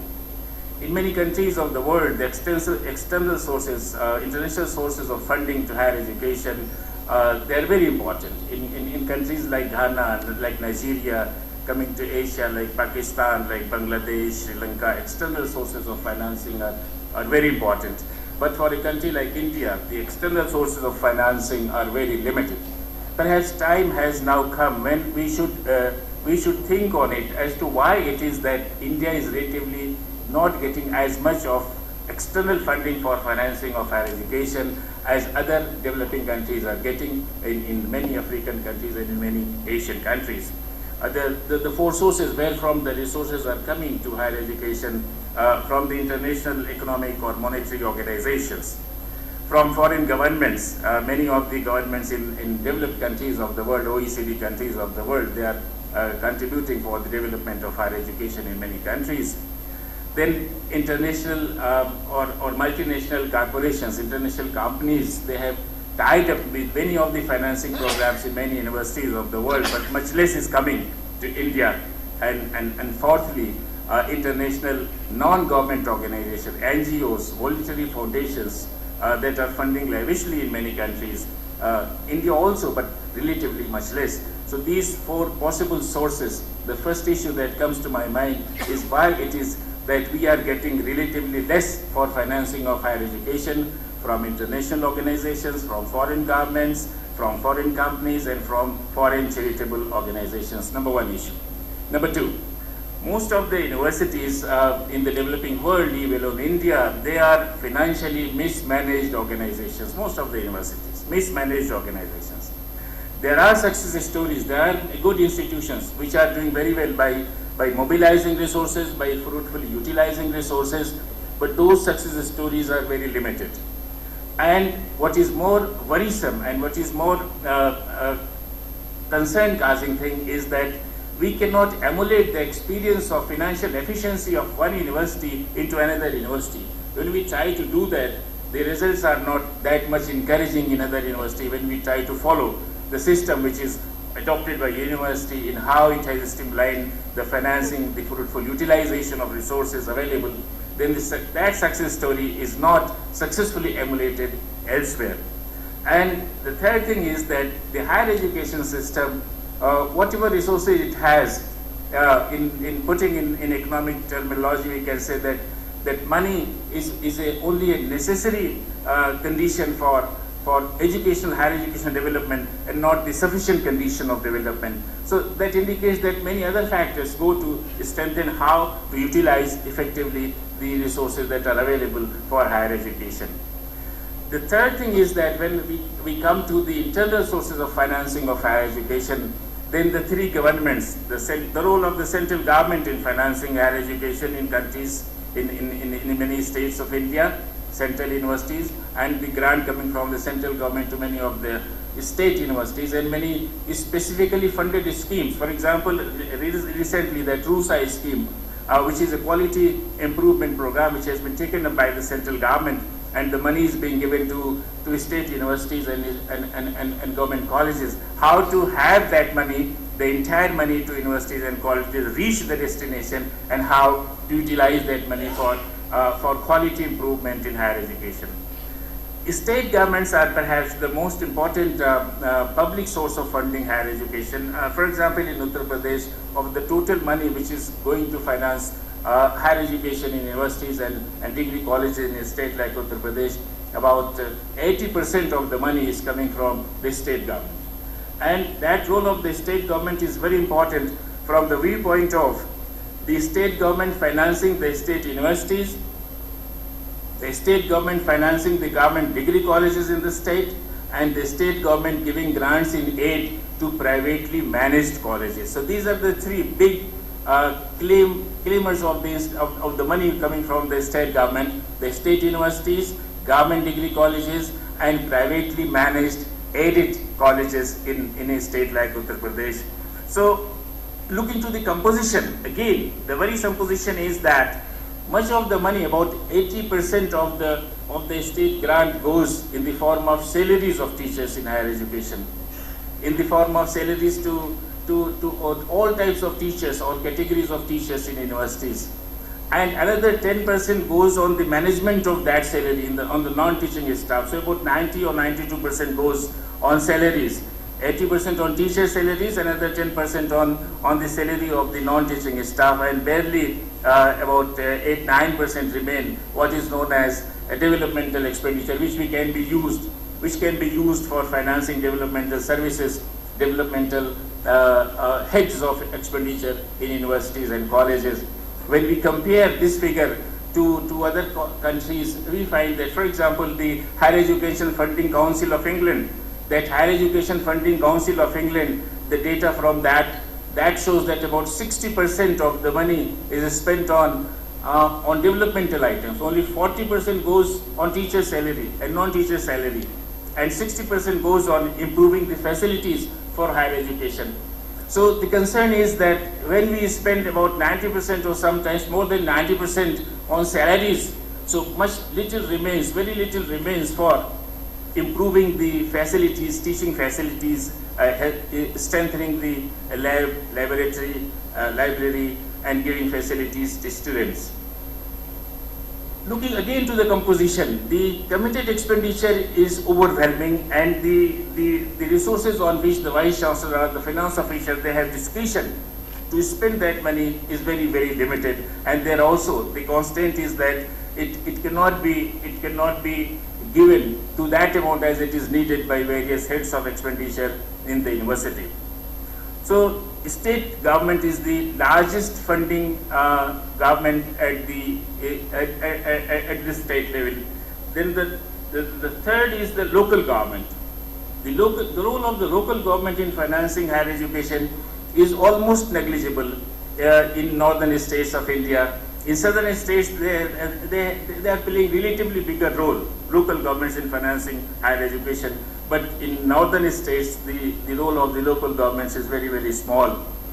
Coming to the private sources of financing of higher education, two sources are very important. One is the resource which goes by the name fees. And when we say fees is viewed in two sense today in these situations. Fees as a token payment, fees as an indicative charge, which is realized from the students. The basic definition of fees as a token payment or indicative charge because fees is realized from the students or from the recipient of any service, in order that that service is provided uniformly and efficiently to all the recipients of that service, education. But now, which is very important perhaps, that fees is being viewed as a technique of financing the entire cost of education, and also perhaps to generate some profit over it. So the big question that comes to my mind is, now is the time perhaps to decide how high fee should be if the fee is to be viewed as a technique of financing of higher education. Because when fee is viewed as a token charge, or as an indicative payment, the amount is very small, very, very small. And when we are looking at fee as a technique of financing of higher education, then how high fee should be, keeping in mind the recipients, keeping in mind the parents, keeping in mind the economic condition from the students are coming, because higher education, as we know, it has a three-dimensional problem. One is the quantity issue, how to provide more higher education to more and more students. It has the quality dimension, and that excellence of the quality dimension is always rising ahead and ahead. It is not any given benchmark or any given standard that if we achieve this, we should be very happy that we have achieved the benchmark. It goes on and goes on ahead. And then the equality dimension, how we can set, we can manage, and we can innovate a mechanism of financing of higher education which also ensures an egalitarian system of financing of higher education. That is, there is built-in mechanism of providing equality, equal access to the students coming from the deprived sections of the society. So we have to invent that mechanism of higher education where we can promote all these three simultaneously. And this triangular issue, it poses the biggest problem, that it's very difficult. Perhaps here lies the trade-off. It's very difficult to achieve these three simultaneously. Education to more students, better quality of more students, and equality dimension, these three together, perhaps the biggest challenge before financing of education. And the second source of private finance is, which is voluntary donation, voluntary money, charitable money, endowment, donations. There is a big question, and international organizations, international research organizations are now concerned why it is that private money is now not coming forth for higher education, for the cause of higher education. When we look to the establishment of great universities in India, great universities elsewhere in the world, we find that they were set up, they were established with meager individual donation, meager, very small individual endowments. And now why it is that private donation, voluntary endowment is not coming forth for higher education? Now we find that whenever private money is coming in the form of corporate money, in the form of establishing institutions, and then often we hear that the institutions are established for earning profit. The big question mark, why it is that voluntary donation is not coming to already established educational institutions? Why that money is coming to set up new colleges, to set up new institutions which are being run on commercial lines, which are being accused that they are established not for the promotion of education, for earning profit? Again, there is a question, even if they are set up to earn profit, is it that they are still doing good to the society, or they are doing good only for themselves by earning profit? So many question marks there. Why it is that the private money is not coming voluntarily, and why it is that private money is coming for own institutions, and then if there is profit raising, then to what extent that profit raising is good for the institution concerned, for the society concerned, and then what should be the level? As ma'am was saying, because there is social responsibility of the organizations, not only economic, and there has been a debate, and Professor Tilak has been has contributed immensely on that, how, and now is not the time to debate here. Should higher education be deemed as a private good, or it should be deemed as a public good, or a social good, where the private money should be coming to promote the welfare of the organization? The last thing is that whenever think in terms of the grants coming to the universities from government bodies, then at the present juncture we have two articles in the Constitution of India. One is Article 275 and the other is Article 282 of the Constitution of India.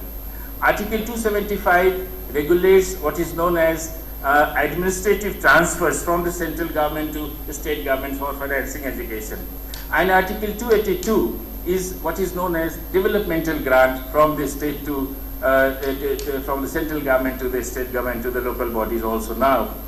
In view of the additional financial money being given to the local bodies, time has now come perhaps to have a relook on this federal structure of financing of higher education in India as to how the central government should play its role for the betterment of higher education, the state government and the local bodies with renewed money that they are receiving from the central government and also through the State Finance Commission awards also from the state government.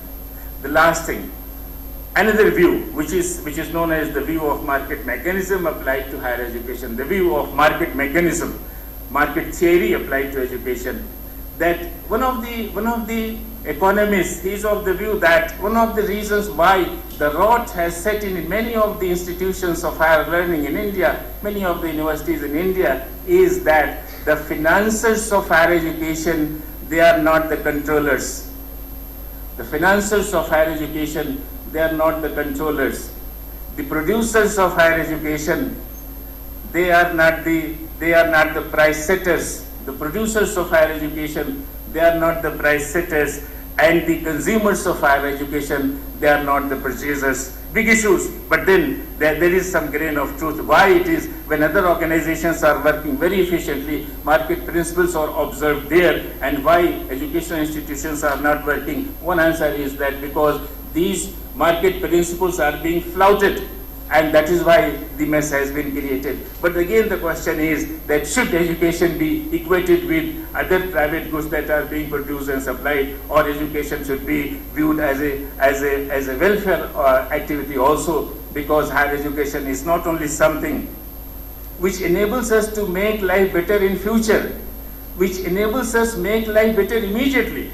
Education is also a consumption item, and immediately we need many things to survive. We need also education to survive, because it is an object, a service of instantaneous betterment and instantaneous feeling of wellness, and that is why we say that higher education is what remains after what has been learned is forgotten. Thank you very much.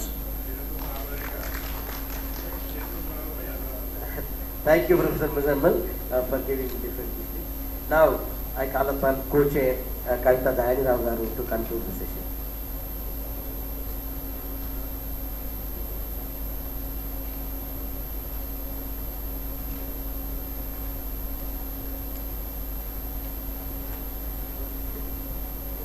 Respected members on the dais, chair of this session, Professor Sayana, speakers for this session, Professor Tilak, Professor Muzammil, Professor Mishra, Dr. Pankaj Mittal, Rapporteur, Professor Prasad, AIU General Secretary, Professor Kamar, eminent Vice-Chancellors, faculty members who have gathered here.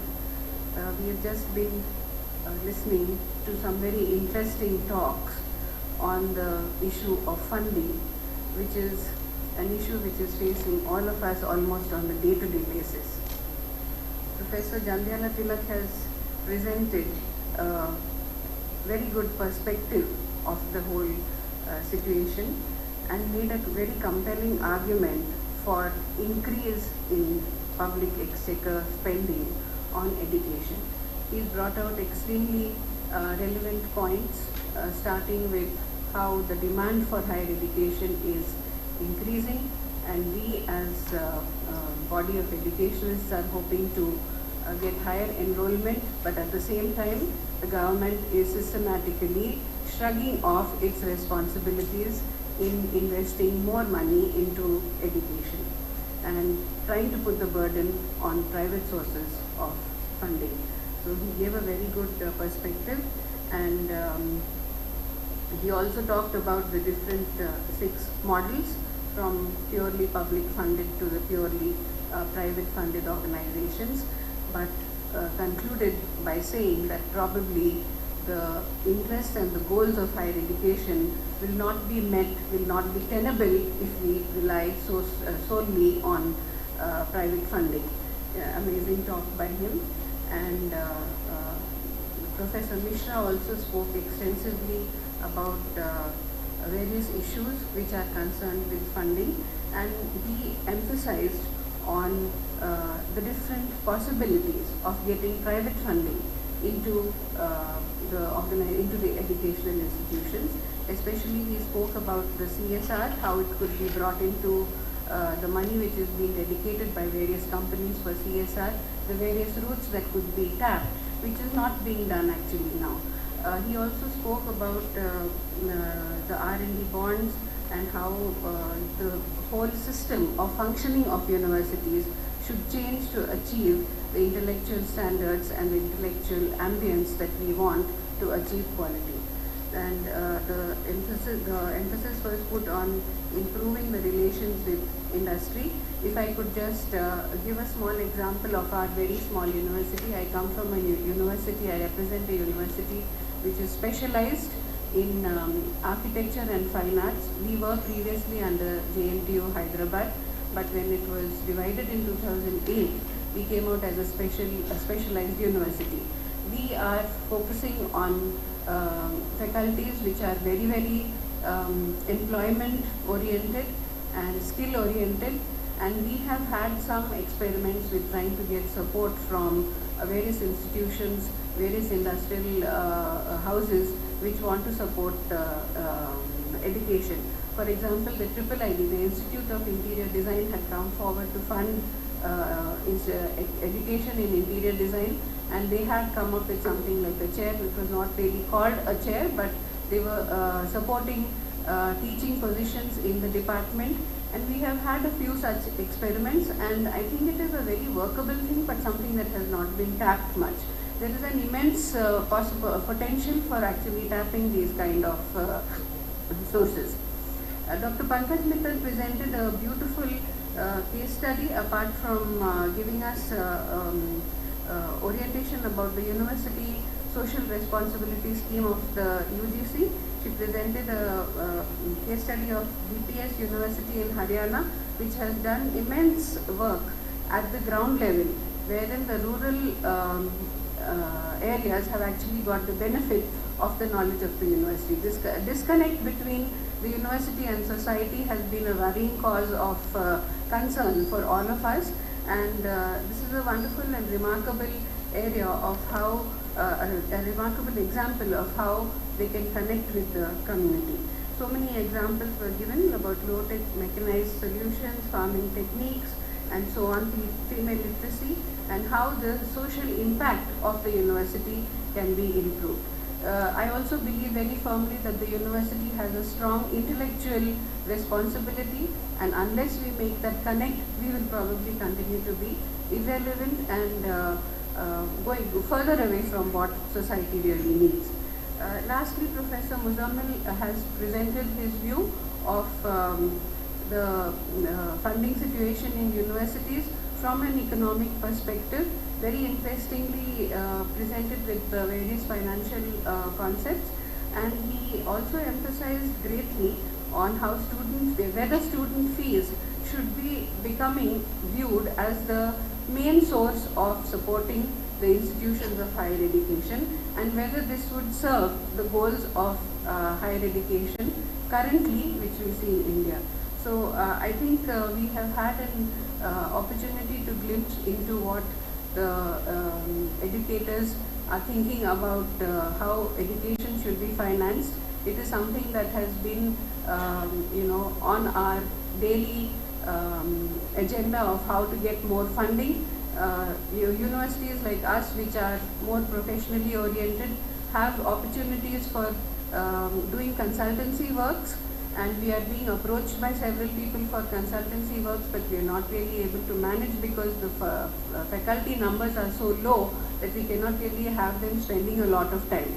But tapping these funds requires to have more faculty. So it's all an interconnected thing, and unless we have some strengthening from the government in terms of faculty numbers, I don't think that we can really take up all these challenges, even in funding even in gaining access to the funds that could be available with private sources. I think one of our speakers also emphasized about the financial efficiency and how business development managers probably need to be included on the staff of the universities. So all in all, it was a very comprehensive and very interesting glimpse into this interesting area of funding the universities. Thank you all for being here. Thank you, Professor Kavita Garu. Now I hand over the mic to organizers.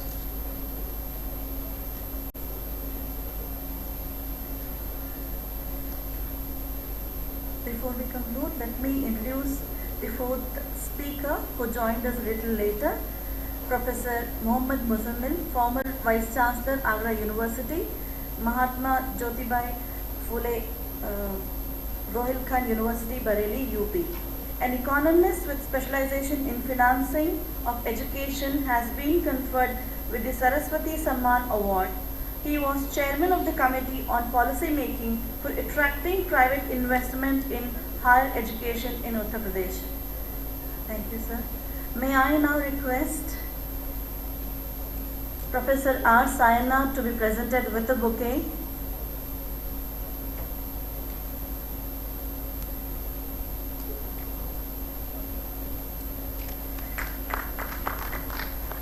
We would also like to honor co-chair Professor Kavita Daryani Rao with a bouquet.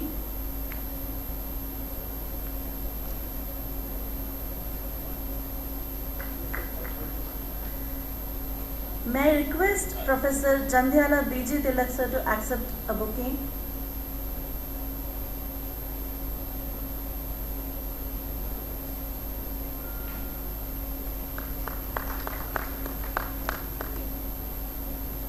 May I request Professor Mohammad Muzammil sir to accept a bouquet.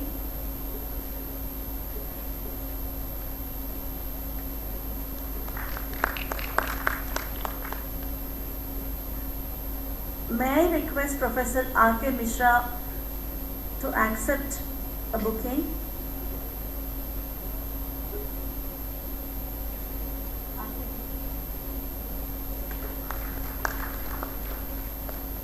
Now I have the honor of once again requesting Dr. Pankaj Mittal ma'am accept a bouquet. Now we'll present a bouquet to Professor G. Prasad, who was the rapporteur for the session.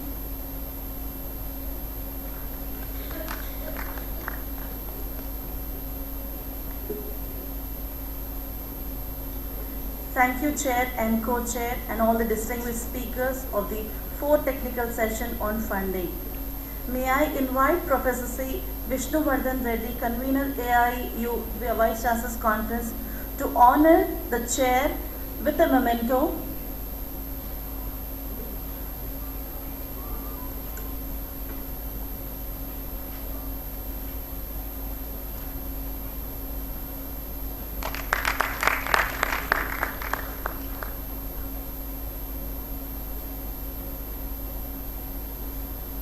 Thank you, sir.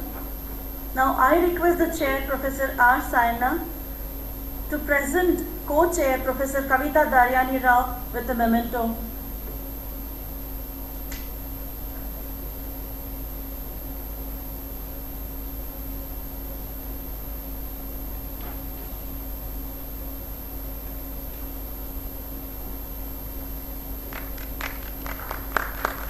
The Chair will also present all the speakers with a memento.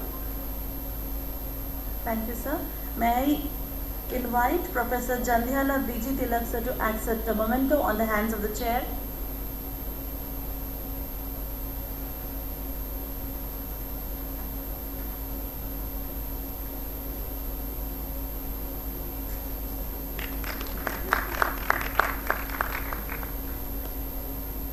I request the Chair, Professor R. Sayana, to present Professor Mohammad Muzammil to be presented with a memento.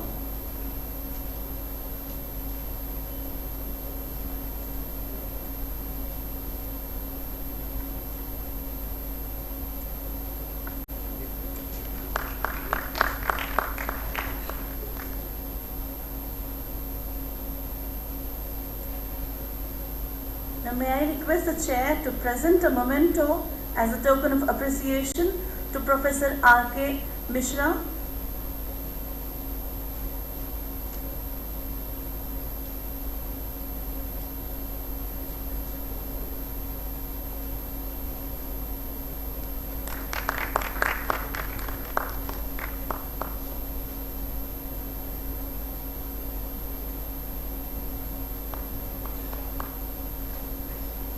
Now may I have the honor of requesting Professor R. Sayana to present Dr. Pankaj Mittal with a memento.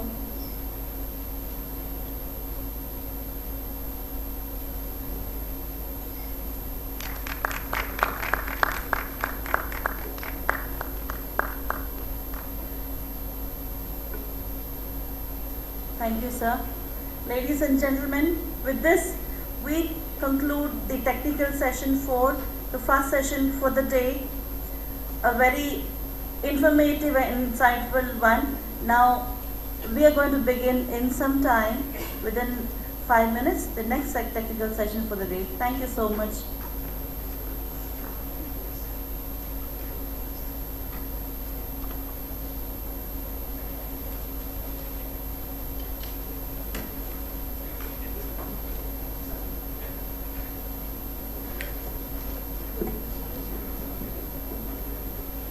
Very good morning to all of you. We will be beginning the technical session 5 in a few minutes' time.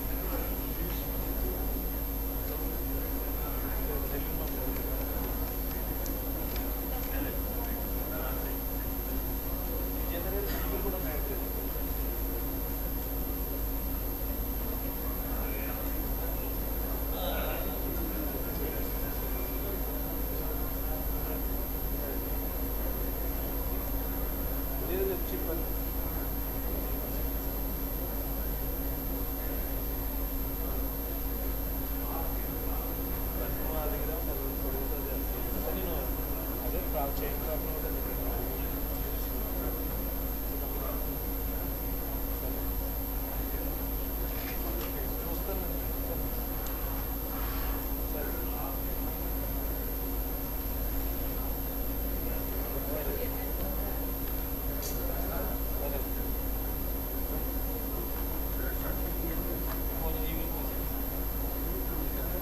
welcome to the technical session 5. Subject of this technical session is open distance learning. I take pleasure in inviting the chairperson of this session, Professor Ram Takwale, over to the dais. Professor Ram Takwale, former Vice-Chancellor, IGNOU,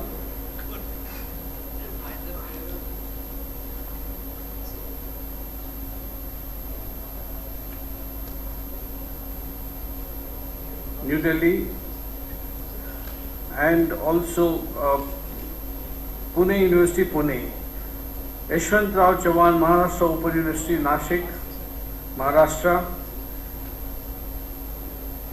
He has held the position of Chairman of National Assessment and Accreditation Council.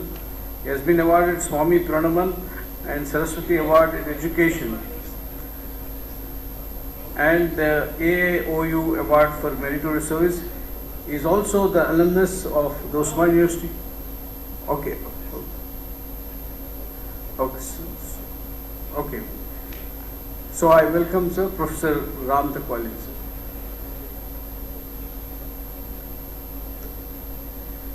Yeah, Professor Ram Takwale will be given a bouquet as a token of respect and honor.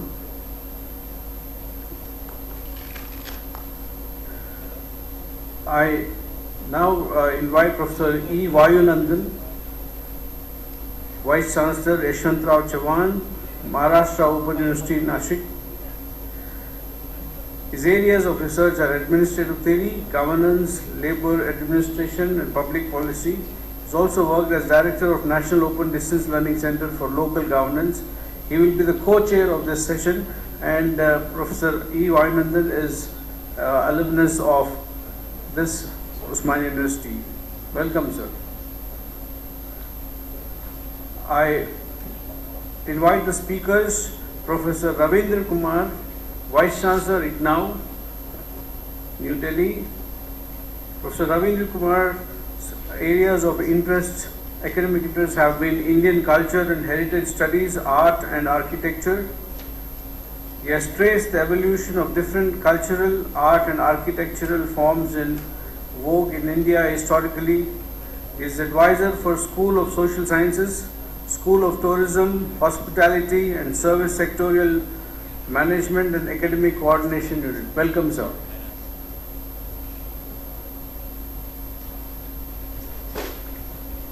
Sir, please accept our bouquet.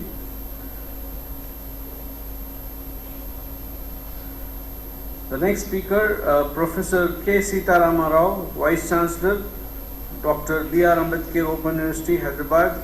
He has initiated various measures for academic and administrative reforms.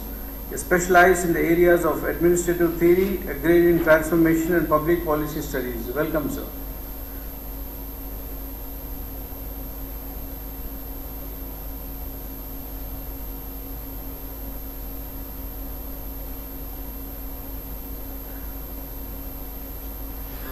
So please accept bouquet as a token of honor. To this technical session, I also invite Professor C. Venkataya as rapporteur. Professor C. Venkataya is the registrar of Dr. B.R. Ambedkar Open University, Hyderabad.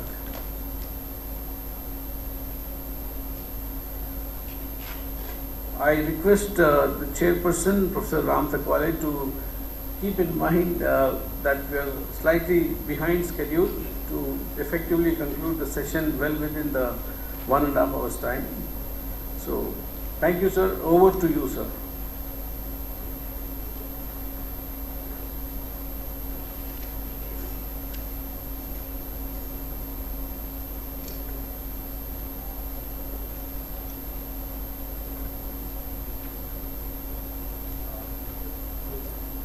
Vaidnandan would like to welcome and give information about this session.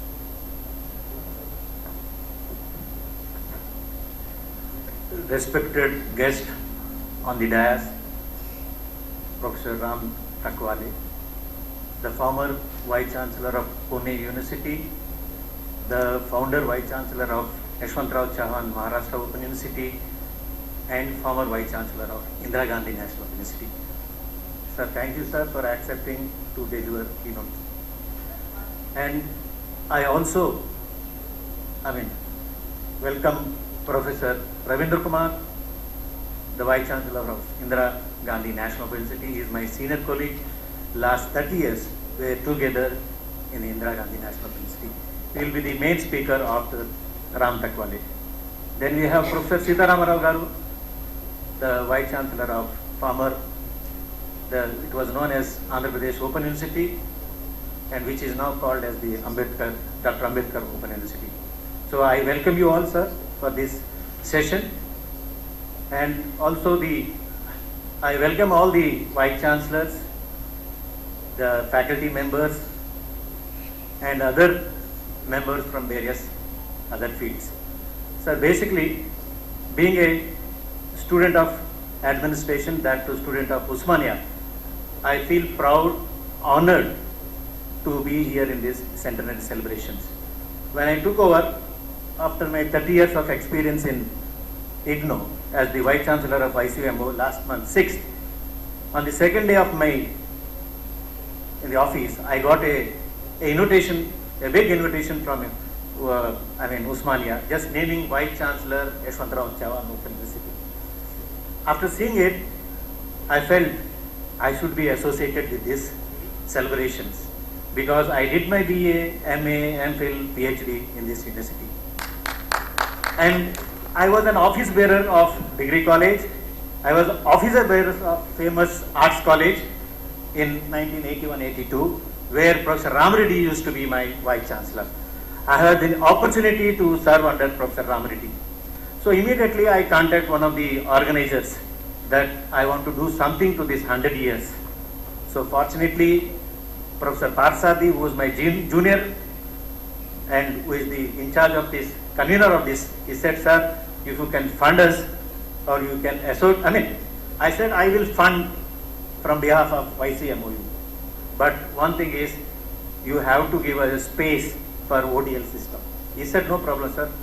So I salute my people of Maharashtra, Government of Maharashtra, Chancellor of Maharashtra, and my staff of OCMAU were generous to give 10 lakhs to this, sponsoring this, and that it is all. So I said this conference, this session will be tribute and honor, in honor of my teacher and the founder of distance education, Professor Ram Reddy.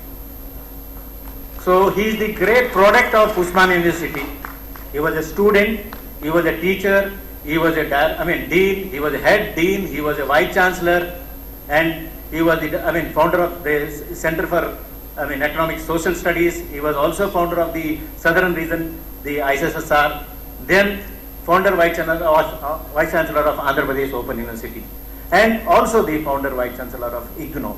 I feel honored that Professor Ram Reddy and we dedicate and to this session because ODL system which has been introduced by Professor Ram Reddy.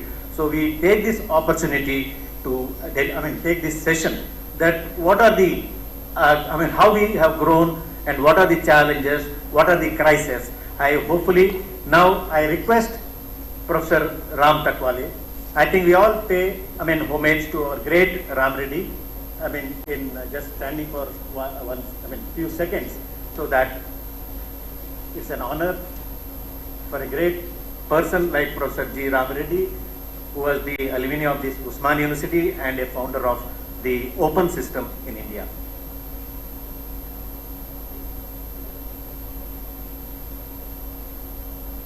Thank you. Now I think now Professor Ram Takwale ji will deliver keynote.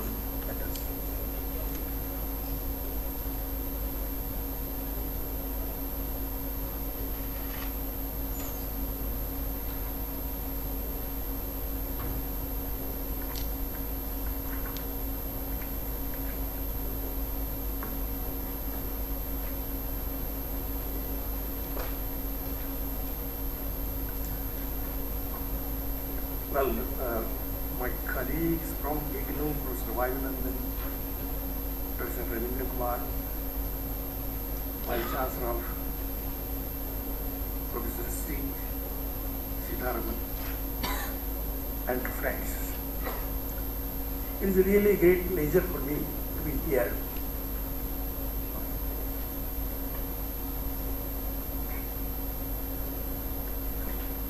To participate in this Osmania University's centenary celebration. In fact, I had the privilege of participating in 75th year celebration 25 years ago. I was then Vice-Chancellor of IICT. Good that well now also Vice-Chancellor is here. Professor Ram Reddy was the chairman of the University Grants Commission. Professor Navneet Rao was the Vice-Chancellor then. And we had very interesting sessions. In fact, I was Vice-Chancellor of Pune University when Professor Ram Reddy was Vice-Chancellor of Osmania University. And we were quite close to each other in many respects, in many programs. In fact, he was a founder of the open and distance education. And we always believed this open and distance education stream one day is going to be inclusive, so much so that the whole society will be encompassed by that inclusion and will have futuristic alternative system of education in this country. In fact, I am very happy that the Vice-Chancellors and the organizers of the Osmania University are planning a pathways, a roadmap for the next 50 years. This is a very important exercise, and I must thank them for undertaking this. In fact, this sort of exercise we also set for ourselves in 2005 when we are having workshop with Commonwealth of Learning officers in 2005. We were working in the e-education after coming back from IGNOU's Vice-Chancellorship. And I was working with e-education right from 1998 till now. So 2005 the problems set were like this. What is the new model or paradigm of education when we use ICT, information communication technology? That was one point. And secondly, what is the structure of an university in such digital society? That time digital society word was not very popular, but information technology based structures were there. These two problems haunted us all the time. And we are working now with number of technologists. In fact, we started, whatever I am going to present you here, is a future path of education system. And it cannot be only formal or non-formal, it is going to be integrated education system. That is the first other point I would like to make it. Secondly, we are working in this right from 1999. I was appointed the chairman of the committee by Government of Maharashtra to suggest the ways of using IT or ICT in higher and technical education. We gave them report. And the report was implemented by establishing Maharashtra Knowledge Corporation Limited. Interesting fact about this corporation is, when first meeting took place, Education Minister said, we give you all support. Policy support, will issue orders for the further development and so on and so forth. But don't ask any money. Government doesn't have money. That was the beginning. So I said, thank you very much. Now it means that we have to earn money and introduce information technology in the system of education in Maharashtra. We started with Maharashtra Knowledge Corporation Limited. At that time, it was aggregator model, sharing economy model, which you see now, Ole and Uber. That was the type of model which we started. Capital was hardly few crores. Accumulated capital was about 350 crores now. And this is a model of educational service offered entirely through e-education without a transaction of a single paper here or there. That is the model which we have created. Why I am suggesting you, or why I am informing you, this is the future scenario of digital society which is coming up now. And therefore, our university structures have to adopt to all these technological changes. That is one point I would like to say. And therefore, topic I have chosen is, one is the university structure needed for mass veracity. That's why it is open mass veracity. Open in all respects. Open to the students, open to the ideas, open to the methodologies, open to the place of learning. So that is the openness. And mass veracity has to be inclusive now. You can't leave behind any section of the society unattended. Second part is, it is a new education. New here refers to Nai in Nai Tali.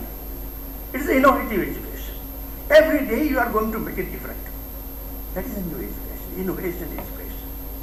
Now this innovation education is particularly in digital society. Now we'll be considering these changes. By giving you certain technological details, I will not like to go too many details of the technology. Though tomorrow's society is going to be techno-social paradigm. Techno-social. You can't live without technology in that society. You can't have education without technology in that society. This is what's certain. Because the communication technology is changing, everything is changing.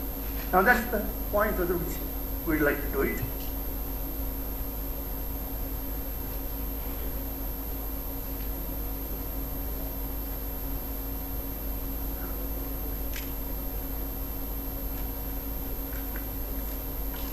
We are going through three revolutions simultaneously. And these revolutions are industrial revolution during last 2 centuries, 19th and 20th century. Communication revolution is also going on now with the digital technologies. And educational revolution is also going on simultaneously. Only our institutions and systems are very slow to adapt to the changes. This is the scenario of today. Now we have to understand the industrial change.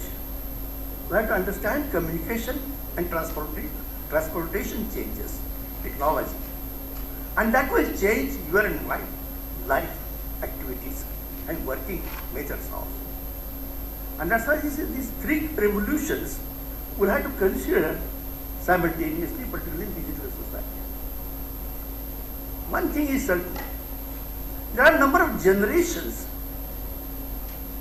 of stages in technological development.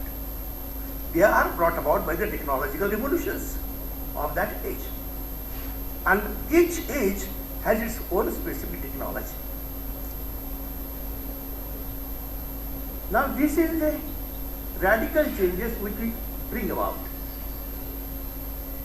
And in the radical changes you will find that external structures of the university changes. Internal principles and the value system also changes.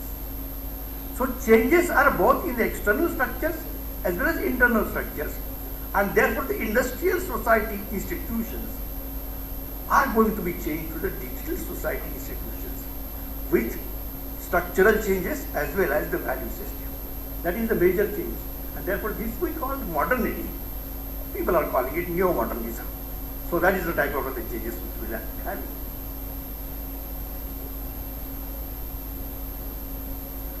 Humanity has gone through 4 stages during last 10,000 years: tribal age, agrarian age, industrial age, and now digital age. Tribal age, because of the tools and techniques we use in the jungle for living and survival. Agrarian age, because agricultural science was developed, and that scientific approaches and the methodologies used in agriculture gave the security in food and life, and civilization came up. The third one is the industrial society, in which the muscle power and animal power was replaced by machines. First machine was the steam engine, and it created an urbanization system in the 19th century. That was all going ahead with the steam engines and the factories.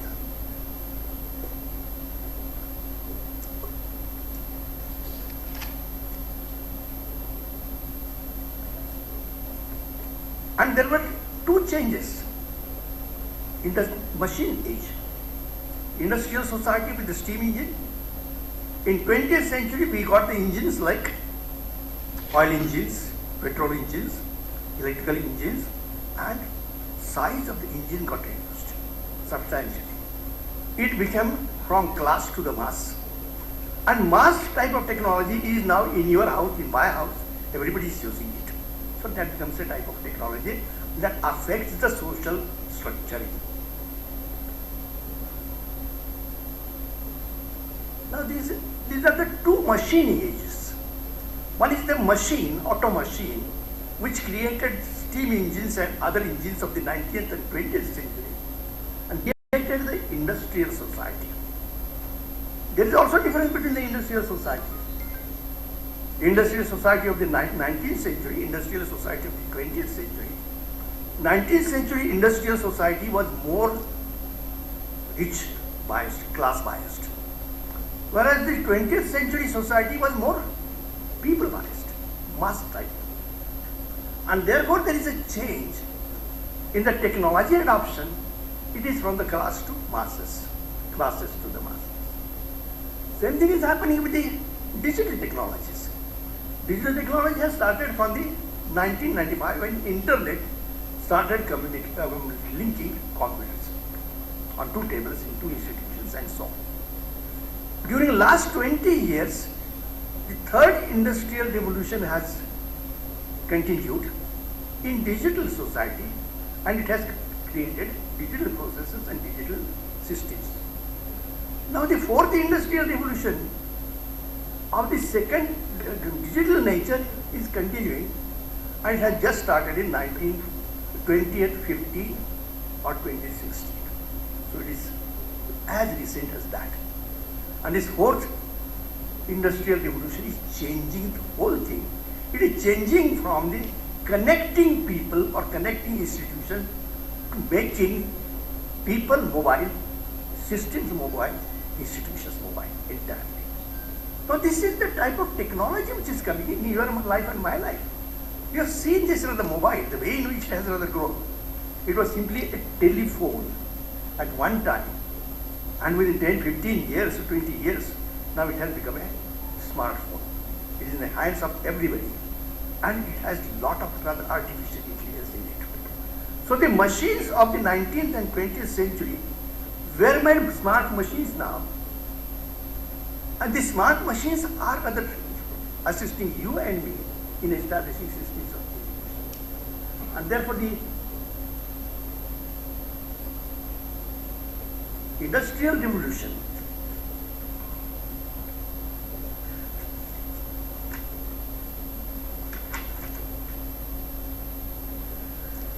now one point is very important. It is creating machine-based processes, structures and systems, and they are producing some sort of a goods and products. And goods and products are sold in the market, either local or national or international, and we create wealth. So that is the process of creating wealth. In agrarian society, products were coming from the agriculture and they were sold and used. So the process of producing, developing and earning money is the process in which every life is involved. So the life processes are changing. Learning, developing, creating and changing. These are the four stages to which every life is going, and therefore the human and social process are the changing during every age. But one thing, basic processes are universal. Learning was learning in tribal age, today also the same process. Only thing that now it is garbed into the technology of the age. Now therefore the technology of the age is modifying the ways of communication, means of communication and utilization of it in different ways.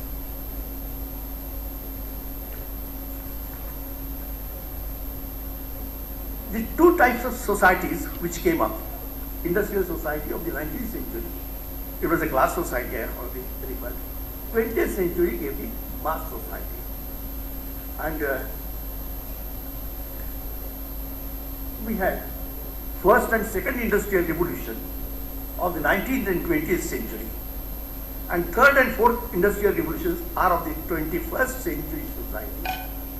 And they are based on digital society. Open and distance education came in the latter half of the 20th century, when our systems were moving from class society to the mass society. I still remember when I was a student in BSc in Ferguson College. In BSc in subject, we had only 20-25 students, though the first class was having a combination of all subjects. At the master's level, we were hardly 10 or 12 students. That was at the beginning of sixth decade after the Second World War. Now, numbers have grown everywhere. 900 colleges here in Osmania University. Number of students are fantastically large. They are becoming unmanageable. But then this growth of numbers and institutions cannot be stopped now. Because you have to go ahead and include the whole society. How can we do that? So that is the next point.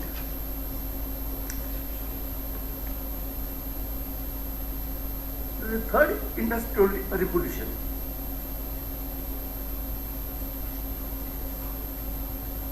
is the digital revolution, and it has brought in a number of new processes, and it has created new machines.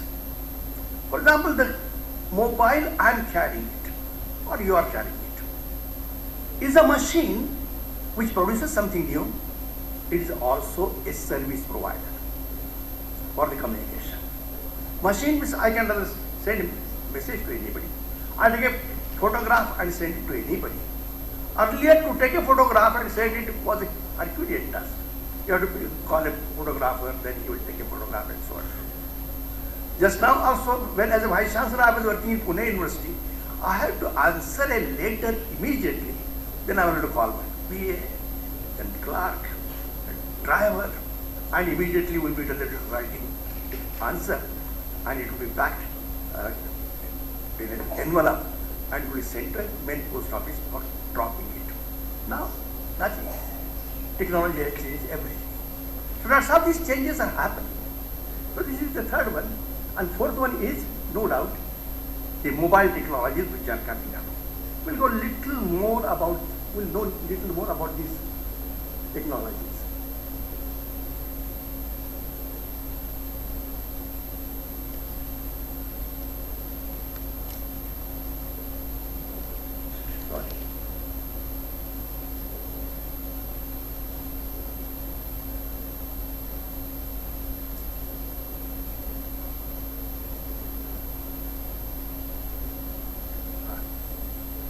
Now, what is the impact of the third and fourth digital revolutions or industrial revolutions?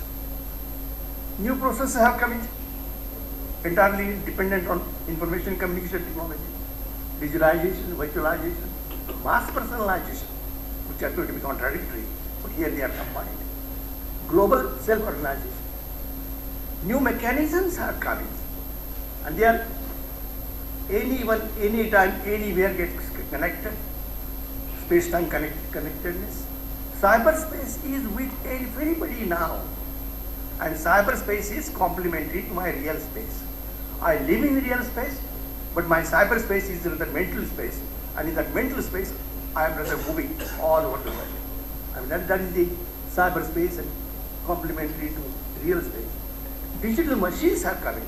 Your computer is a digital machine, or a mobile phone is also a digital machine because it creates digital products, and therefore the digital products are coming in.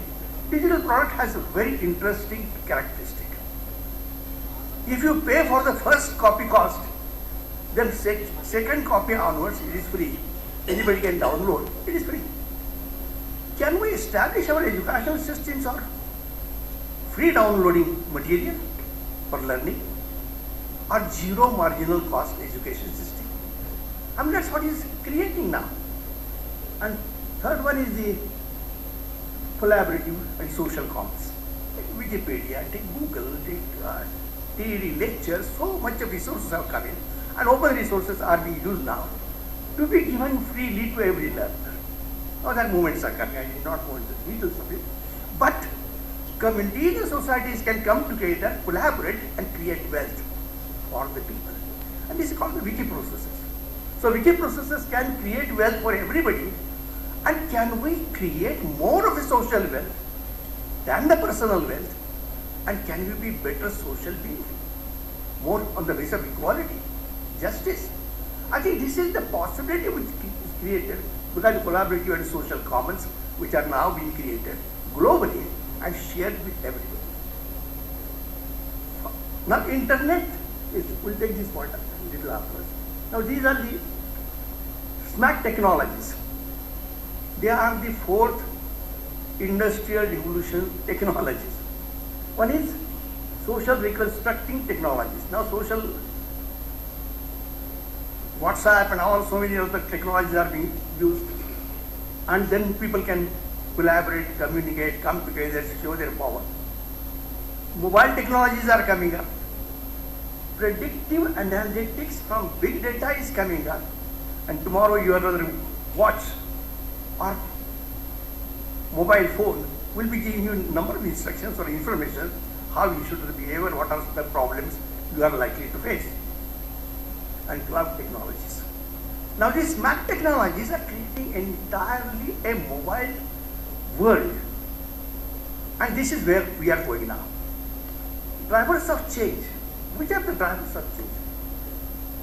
Area of applications where we can find out our content, or rather we can teach our students to create something, produce something and earn livelihood.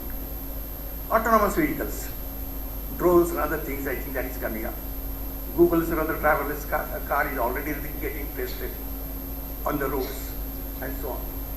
3D printing is coming up. Already you are knowing it that well, house or bungalow is built within a day, and so many other 3D printing aspects are coming up. Advanced robotics. People are predicting that on your board of management, an intelligent robot is going to be a member of that body after 20 years. So this is the prediction is coming. And factories will be without workers.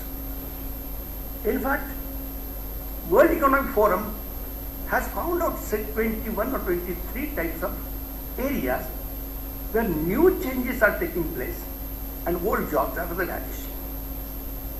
Their prediction says that 69% of the old jobs created in 20th century will vanish and new jobs will come in. Problem is then what we are going to teach our students, content, and in what way they will be made eligible to earn their livelihood in future. I think this is the type of other problems which we will be facing, and it is not a projection aspect of the 20th century to the 21st century. No, it is creating a new paradigm of new age, 21st century age, in a completely different way. So these are the four areas: 3D printing, advanced robotics, and new materials in physical world, digital world, and biological world. Now we are creating digital world everywhere. And our institution must rather conform to the digital technologies and digital mechanisms.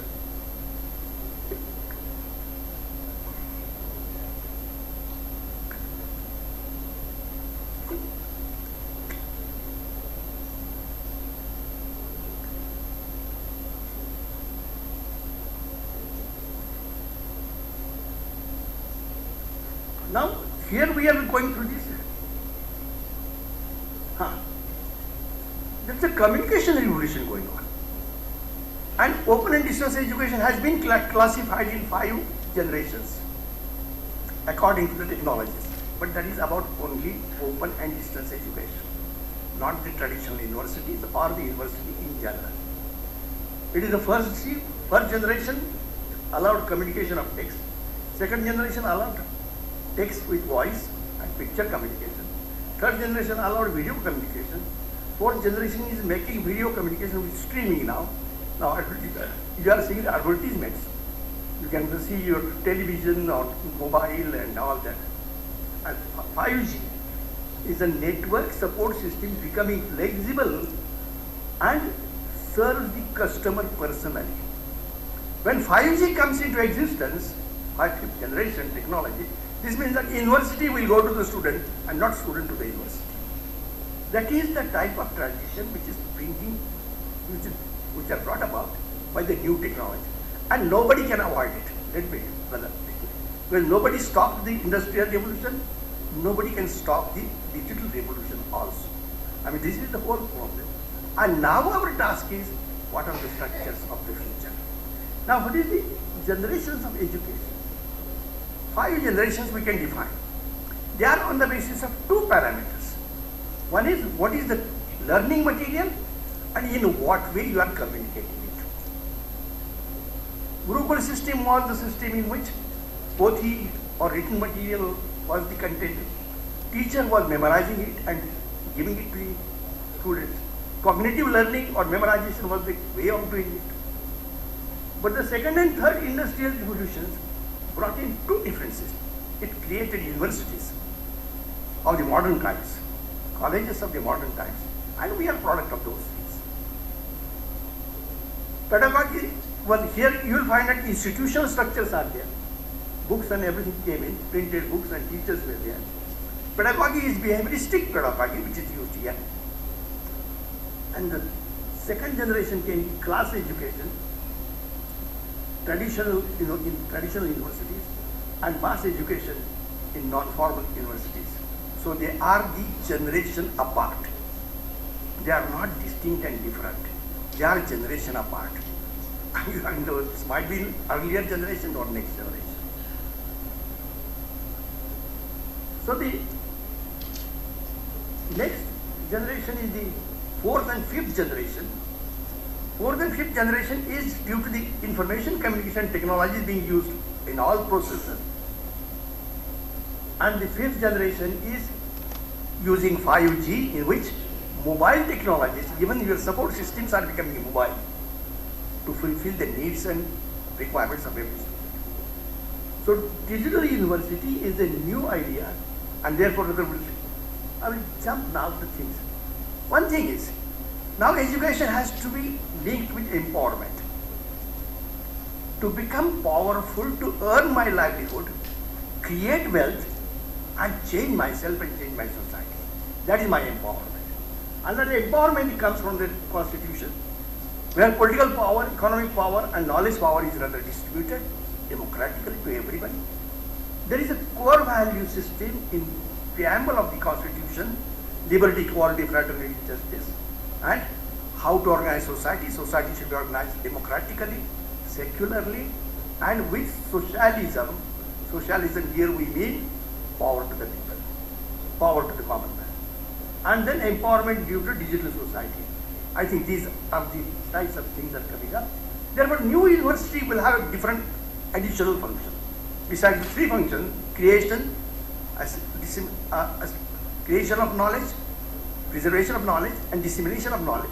Now this will be social reconstruction will be a function, and creation of social commons will also be additional function, because students are going to learn from their place of work. I think this is the whole thing. Now here, these are the different principles on which new system has to be created.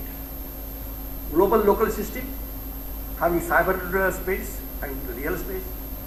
Process result based education. It is not content based education. It is a process result based education, and each process result has some sort of a goal, has some sort of input. And therefore that is pedagogy is for construction of a new society or social reconstruction. Education is new or innovation creation. Digital society, everything is likely to be taken over by smart things and robots. how we can be superior to robots and things. That is the point. And that point is that we have created them. They might be smart, because we have created, we have added, and all the smart things work only on logical things. They don't use any other thing. But as human beings, we have emotive thinking, we have willpower to imagine and other picture futures in different ways. Now that is our superiority. Our education must concentrate on that superiority of human beings as humans and as society. And therefore, our education must become super smart education. What that means, I think we'll have to give the meaning to the whole thing. And we're creating humans, superhumans, I think will be the future requirement of any university or every university. Now, what are we doing? This is the ideas only? No. We are experimenting with it. Right from 2001, we established MKCL, and now MKCL is a shared capital. It works in aggregated way, and we are offering number of courses. How big these courses are? Maharashtra State Certificate in Information Technology is offered every year and taken by 1 million students. 1 million students every year. Now this number can increase to any extent because technology enables all that. Secondly, number of small courses, technical courses, everything can be given. Now they have created, NKC has created number of technologies. First is platform. Digital platform has been created in which all can come together. Second thing is that they have created new technologies to learn the process of learning. In our things, we don't study the process of learning, we study only the result of learning. And result of learning is seen only in the examinations. How can we do this? Now, new technologies have come, process folio has come in. There is also black box technology which has been created.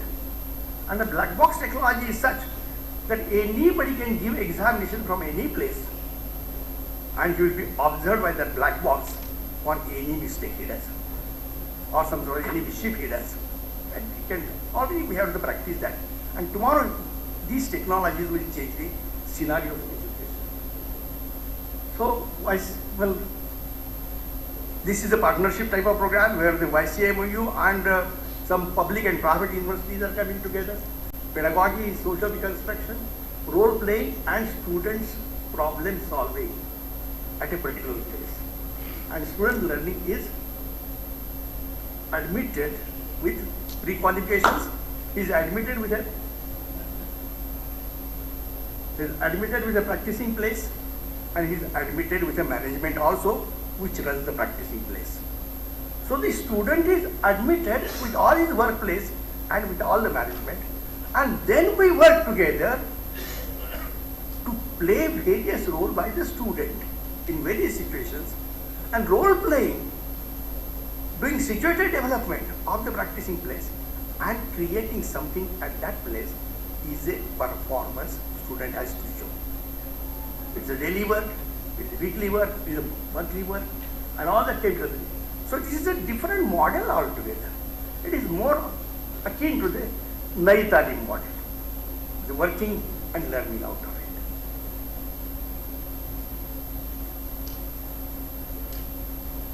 Now, there is one major point I think I would like to state here. This model is dependent on society.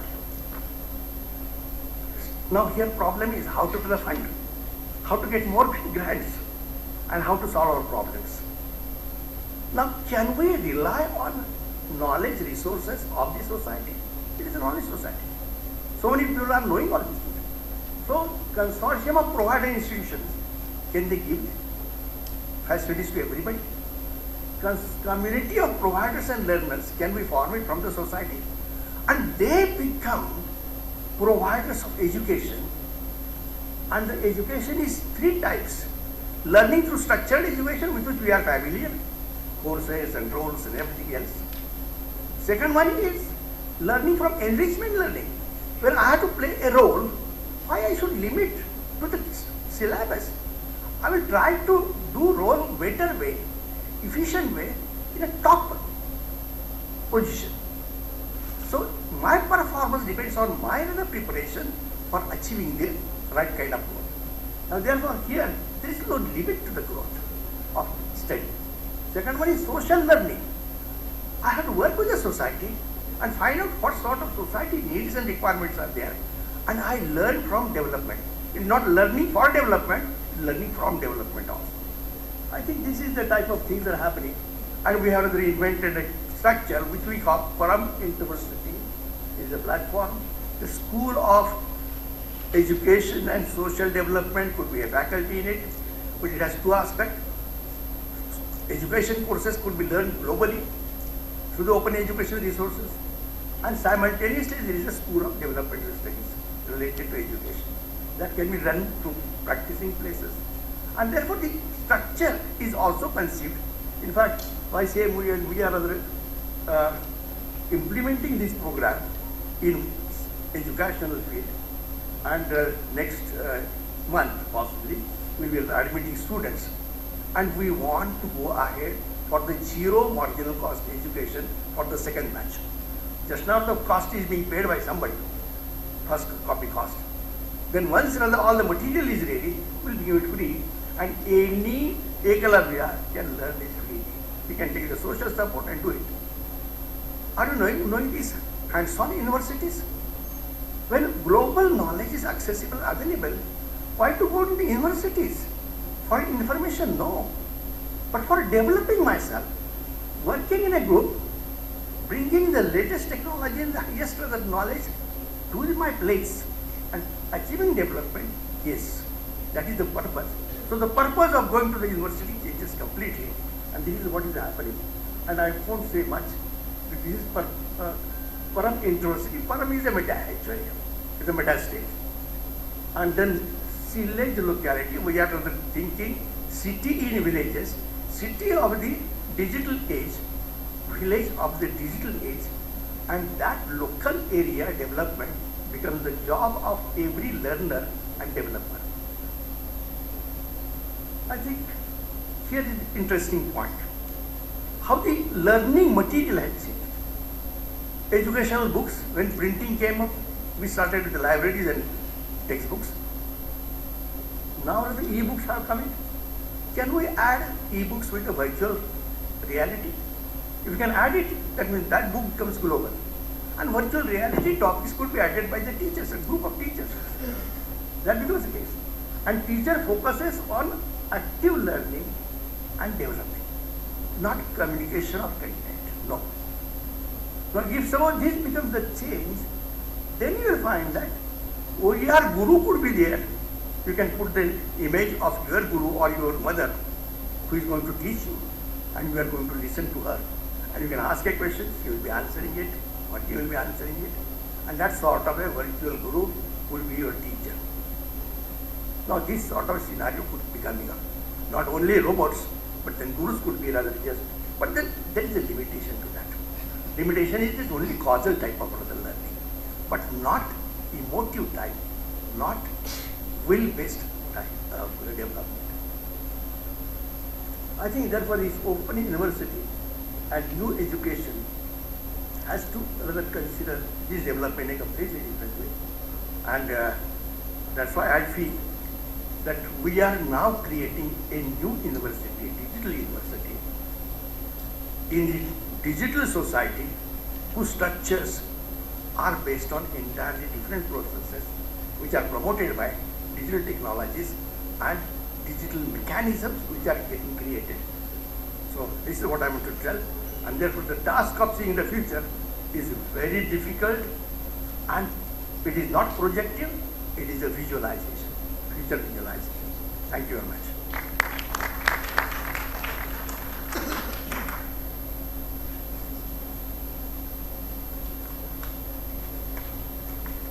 Now,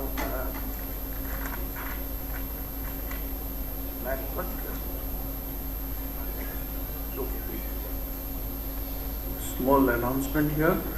The organizers here would like to acknowledge the gracious presence of Ms. Pramila Ram Reddy, wife of late Professor G. Ram Reddy. Welcome, ma'am. It's a pleasure having you amidst us. Bouquet may be presented to ma'am.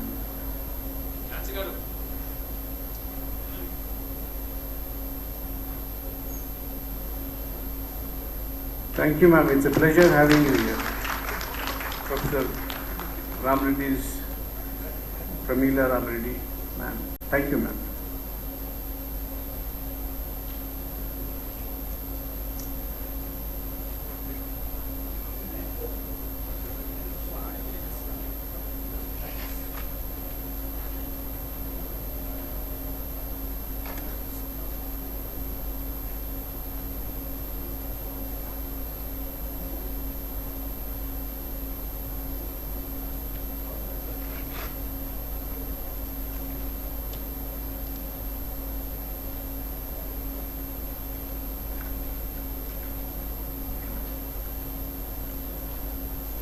आदरणीय professor Takawale, मेरे मित्र professor जी Vayunandan, professor के सीताराम, इस session के repertoire Venkataiah जी, इस सभागार में उपस्थित सभी विद्वज्जन, देवियों और सज्जनों, प्रोफेसर ताकवले ने जिस पृष्ठभूमि का निर्माण कर दिया है उसके बाद अपनी बात कहना तर्कसंगत भी हो जाता है, आसान भी हो जाता है और थोड़ा मुश्किल भी हो जाता है। मुश्किल इसलिए हो जाता है कि जो बड़ी संरचना प्रोफेसर ताकवले ने तैयार की है उसके अंदर मुक्त शिक्षा को किस प्रकार समाहित किया जाए, ये एक चैलेंज शिक्षाविदों के सामने है। मैं 3 छोटी छोटी बातें आपके साथ साझा करना चाहता हूँ। पहली तो ये कि किन आधारभूत सिद्धांतों पर मुक्त शिक्षा तैयार हुई कि भारतवर्ष में। दूसरी ये कि क्या उन सिद्धांतों का हमारे नीति निर्धारकों ने अनुसरण किया, क्या उनको अपने आकलन में लिया। मुक्त शिक्षा के अंदर जो संभावनाएं मौजूद हैं, क्या उनका पिछले 30-35 वर्षों में हमारे नीति निर्धारकों ने इस्तेमाल किया। और तीसरा ये कि यदि ऐसा नहीं किया तो अब मुक्त शिक्षा की दिशा क्या हो सकती है, वो किस तरफ जाएगी। और ये तीनों बातें मैं उसी समय सीमा के अंदर पूरी करूँगा जो अध्यक्ष महोदय ने हमको दी है। मैं अपनी बात 1960-1970 के दशक से शुरू करना चाहता हूँ, जिस समय भारतीय शिक्षा जगत एक संकट की घड़ी से गुजर रहा था और उस समय छोटे छोटे सर्वेक्षण और आकलन किए जा रहे थे उन विद्यार्थियों के बारे में जो विद्यार्थी कक्षा में पढ़ाए जाने वाली शिक्षा से वंचित रह गए थे। ऐसा 60-70 के दशक में जो लोग सत्ता में थे उनके मन में विचार था कि उन विद्यार्थियों के लिए जो क्लासरूम एजुकेशन से महरूम रह गए हैं क्या किया जा सकता है। जाहिर है कि उनकी चिंता के केंद्र में क्लासरूम एजुकेशन एक स्टैंडर्ड मॉडल था और उस स्टैंडर्ड मॉडल की वजह से बाकी जितने दूसरे मॉडल उनके मन में आ रहे थे उन विद्यार्थियों को शिक्षा पहुंचाने के लिए जो क्लासरूम शिक्षा से वंचित रह गए थे, वे सब वैकल्पिक ऑल्टरनेट मॉडल बनते जा रहे थे। यानी एक अपना सगा लड़का था और बाकी सब सौतेले लड़के थे। दूर शिक्षा भी नाम दिया गया मुक्त शिक्षा पद्धति को इसलिए कि उन विद्यार्थियों को सुविधा पहुंचानी थी जो क्लासरूम से दूर थे, उसके पास नहीं आ सकते थे, क्लासरूम शिक्षा से वंचित रह गए थे। उस समय भी और आज भी जो लोग मुक्त शिक्षा पद्धति से जुड़े हुए हैं, प्रोफेसर ताकवले सहित, प्रोफेसर ताकवले हमारे वाइस चांसलर रहे हैं, उनके साथ हम लोगों का अच्छा संपर्क रहा है और उनसे हम लोग हमेशा बहुत सारी ऊर्जा ग्रहण करते रहते हैं। जो लोग मुक्त शिक्षा पद्धति से जुड़े हुए हैं वो ये जानते हैं कि मुक्त शिक्षा पद्धति क्लासरूम एजुकेशन का विकल्प नहीं है, उसके समकक्ष शिक्षा पद्धति है, parallel system, N equally important system. और ये बात मैं जोर देकर के आपके साथ साझा करना चाहता हूँ। मुक्त शिक्षा पद्धति, जिसको हम लोग ओपन यूनिवर्सिटी सिस्टम कहते हैं, उसमें विद्यार्थी को हम इस तरह की ज्ञान सामग्री उपलब्ध कराते हैं जो देश के किसी भी भाग में बैठे हुए विद्यार्थी के लिए एक जैसी होती है, जो संभावना बड़े बड़े शिक्षा संस्थानों में भी उपलब्ध नहीं है। अधिक से अधिक एक बड़े शिक्षा संस्थान में, एक बड़ी यूनिवर्सिटी में 10, 15 या 20 हजार विद्यार्थी पढ़ सकते हैं। बहुत बड़ी यूनिवर्सिटी होगी तो 30, 35 हजार विद्यार्थी पढ़ सकते हैं। ओपन यूनिवर्सिटी सिस्टम में आने वाले विद्यार्थियों की संख्या इस समय 35-40 लाख के लगभग है। जाहिर है कि 30 हजार विद्यार्थी 35 हजार विद्यार्थियों को दिए जाने वाली शिक्षा और 40 लाख विद्यार्थियों को दिए जाने वाली शिक्षा के बीच में कोई न कोई तारतम्य बैठाना बहुत जरूरी है। यह संभावना नहीं है कि 35 हजार को दिए जाने वाली क्वालिटी एजुकेशन 40 लाख को भी उसी क्वालिटी के साथ इम्पार्ट की जा सके। ऐसे में मुक्त शिक्षा पद्धति ही वो सहारा था सरकार का, शिक्षाविदों का और तमाम नीति निर्धारकों का, जिसके आधार पर उन विद्यार्थियों को भी उसी स्तर की शिक्षण सामग्री उपलब्ध कराई जा सकती थी जो क्लासरूम एजुकेशन से वंचित रह गए। और मुक्त शिक्षा पद्धति की इस विशेषता की ओर दुर्भाग्य से किसी ने भी ध्यान नहीं दिया। चाहे इंदिरा गांधी राष्ट्रीय मुक्त विश्वविद्यालय की शिक्षण सामग्री हो या यशवंतराव चौहान मुक्त विश्वविद्यालय की शिक्षण सामग्री हो या बाबा साहब अम्बेडकर विश्वविद्यालय की शिक्षण सामग्री हो, यह शिक्षण सामग्री शिक्षा के लोकतांत्रिकरण का एक बहुत ही सशक्त माध्यम है। महाराष्ट्र के किसी भी भाग में बैठे हुए विद्यार्थी को एक जैसी शिक्षा उपलब्ध कराने का इस शिक्षण सामग्री का दायित्व है। देश के किसी भी भाग में बैठे हुए विद्यार्थी को एक स्तर की शिक्षा सामग्री उपलब्ध कराने का दायित्व इंदिरा गांधी राष्ट्रीय मुक्त विश्वविद्यालय का है। स्पष्ट है कि जो काम बड़े बड़े विश्वविद्यालय 30-35 हजार विद्यार्थियों के साथ कर रहे थे, वो काम उस समय की 6-7 मुक्त यूनिवर्सिटीज, ओपन यूनिवर्सिटीज 30-35 लाख विद्यार्थियों के साथ कर रही थी। ऐसे में इस शिक्षा पद्धति को वैकल्पिक शिक्षा पद्धति मानना बिल्कुल भी तर्कसंगत नहीं था, न तब था न आज है। और ये दुर्भाग्य की बात है कि आज भी इस शिक्षा पद्धति को वैकल्पिक शिक्षा पद्धति के रूप में ही जाना पहचाना जाता है।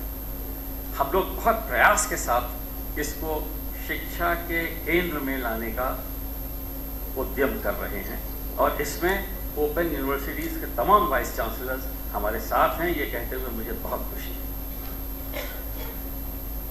इस शिक्षा पद्धति में तकनीकी की भी बहुत सारी नई संभावनाएं व्याप्त हैं, जैसा प्रोफेसर ताकवाले ने अपने सारगर्भित उद्बोधन में सबके सामने रखा।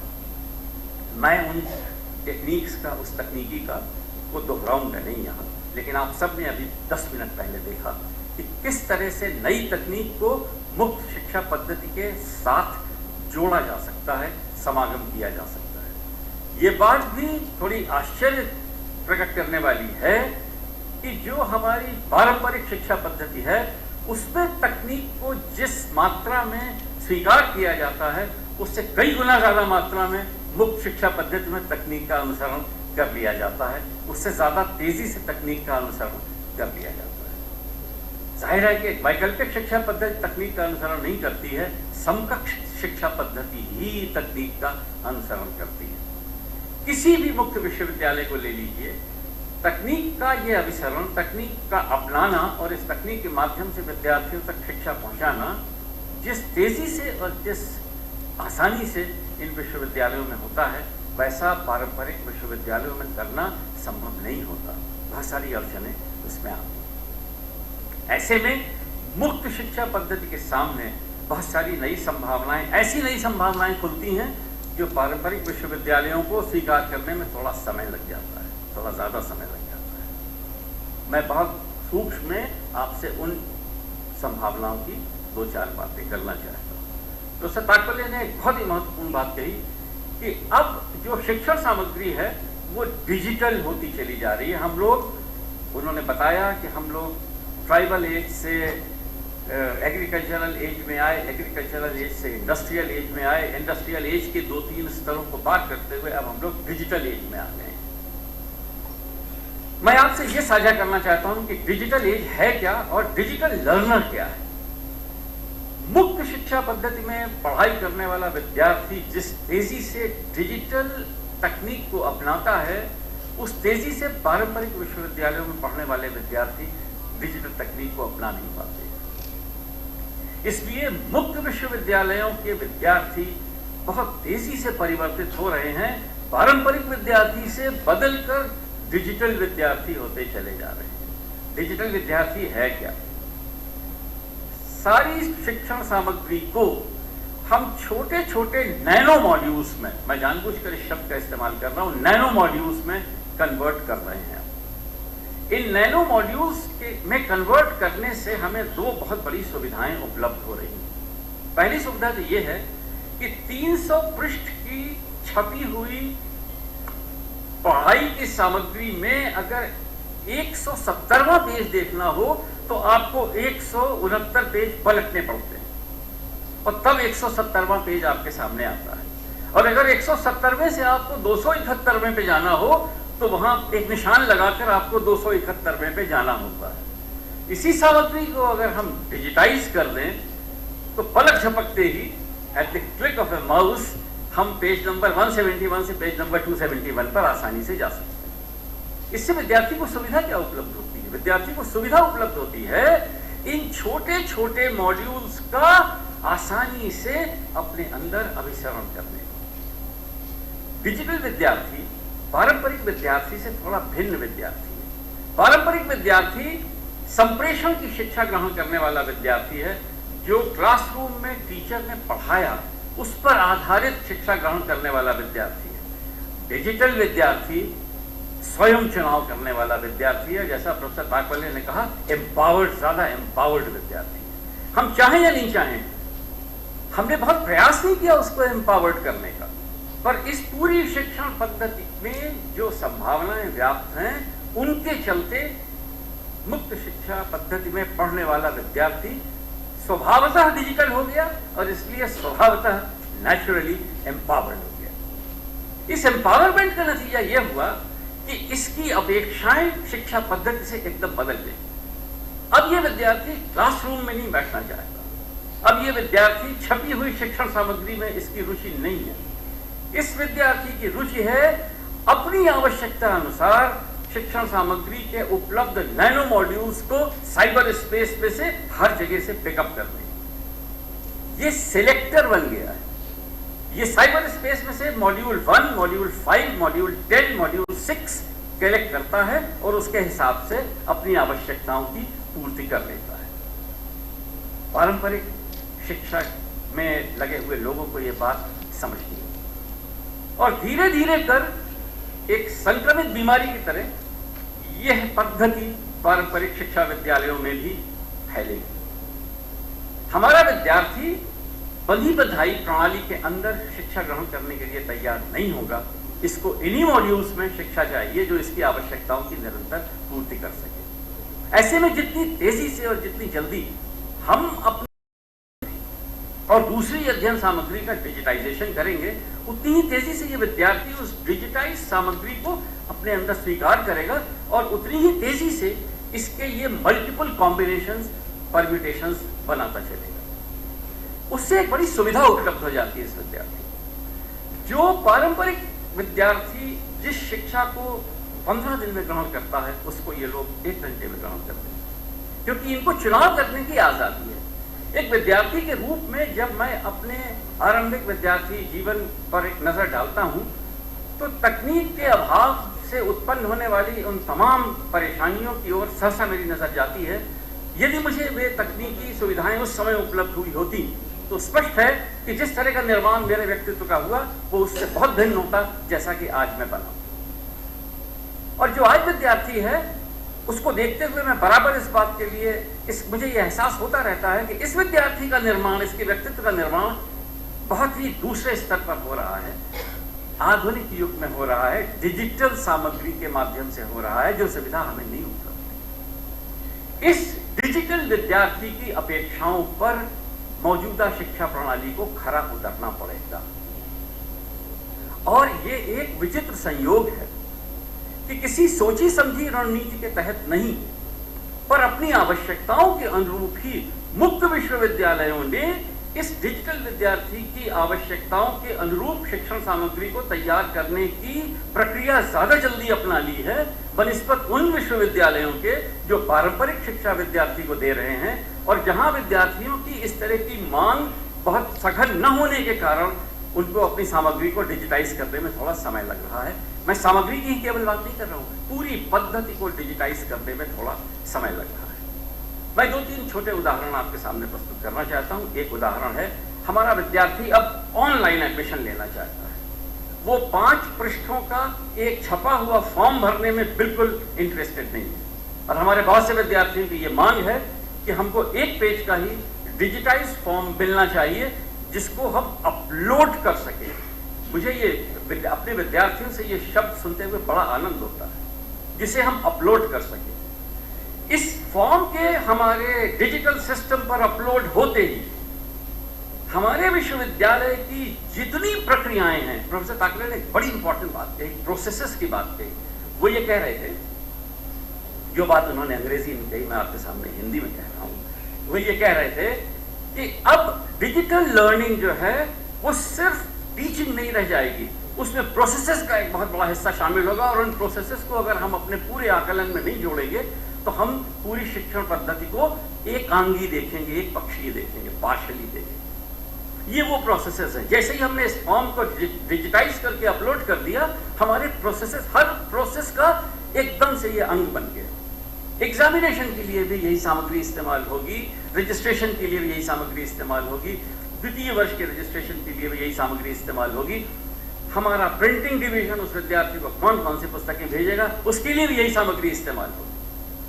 ये डिजिटाइजेशन का प्रोसेस विद्यार्थी को भी सशक्त करता है, हमको भी सशक्त करता है, और अब विद्यार्थी को उन तमाम सूचनाओं को प्राप्त करने का ज्यादा नैसर्गिक अधिकार मिल जाता है, जो सूचनाएं उसको एक पारंपरिक विश्वविद्यालय में 4 दफ्तरों में जाकर के एकत्रित करनी पड़ती है। एक छोटा सा उदाहरण मैं आपको, शिक्षण सामग्री को डिजिटाइज करते ही हमारे विद्यार्थियों की मांग होती है कि अब वे 400 पृष्ठ की भारी भरकम पुस्तक अपने साथ नहीं ले जाना चाहिए। आज का विद्यार्थी शिक्षा को क्लासरूम के बाहर भी बहुत से स्थानों पर निरंतर ग्रहण करता है। जो लर्निंग, ये लर्निंग का प्रोसेस है, ज्ञानार्जन का प्रोसेस है। लर्निंग का ये प्रोसेस एक हवा में फैले हुए, it's like spraying the scent, और जैसे वो सारे माहौल में सेंट फैल जाता है और आप चाहें या नहीं चाहें आपकी नाक में वो सेंट घुसने लगता है,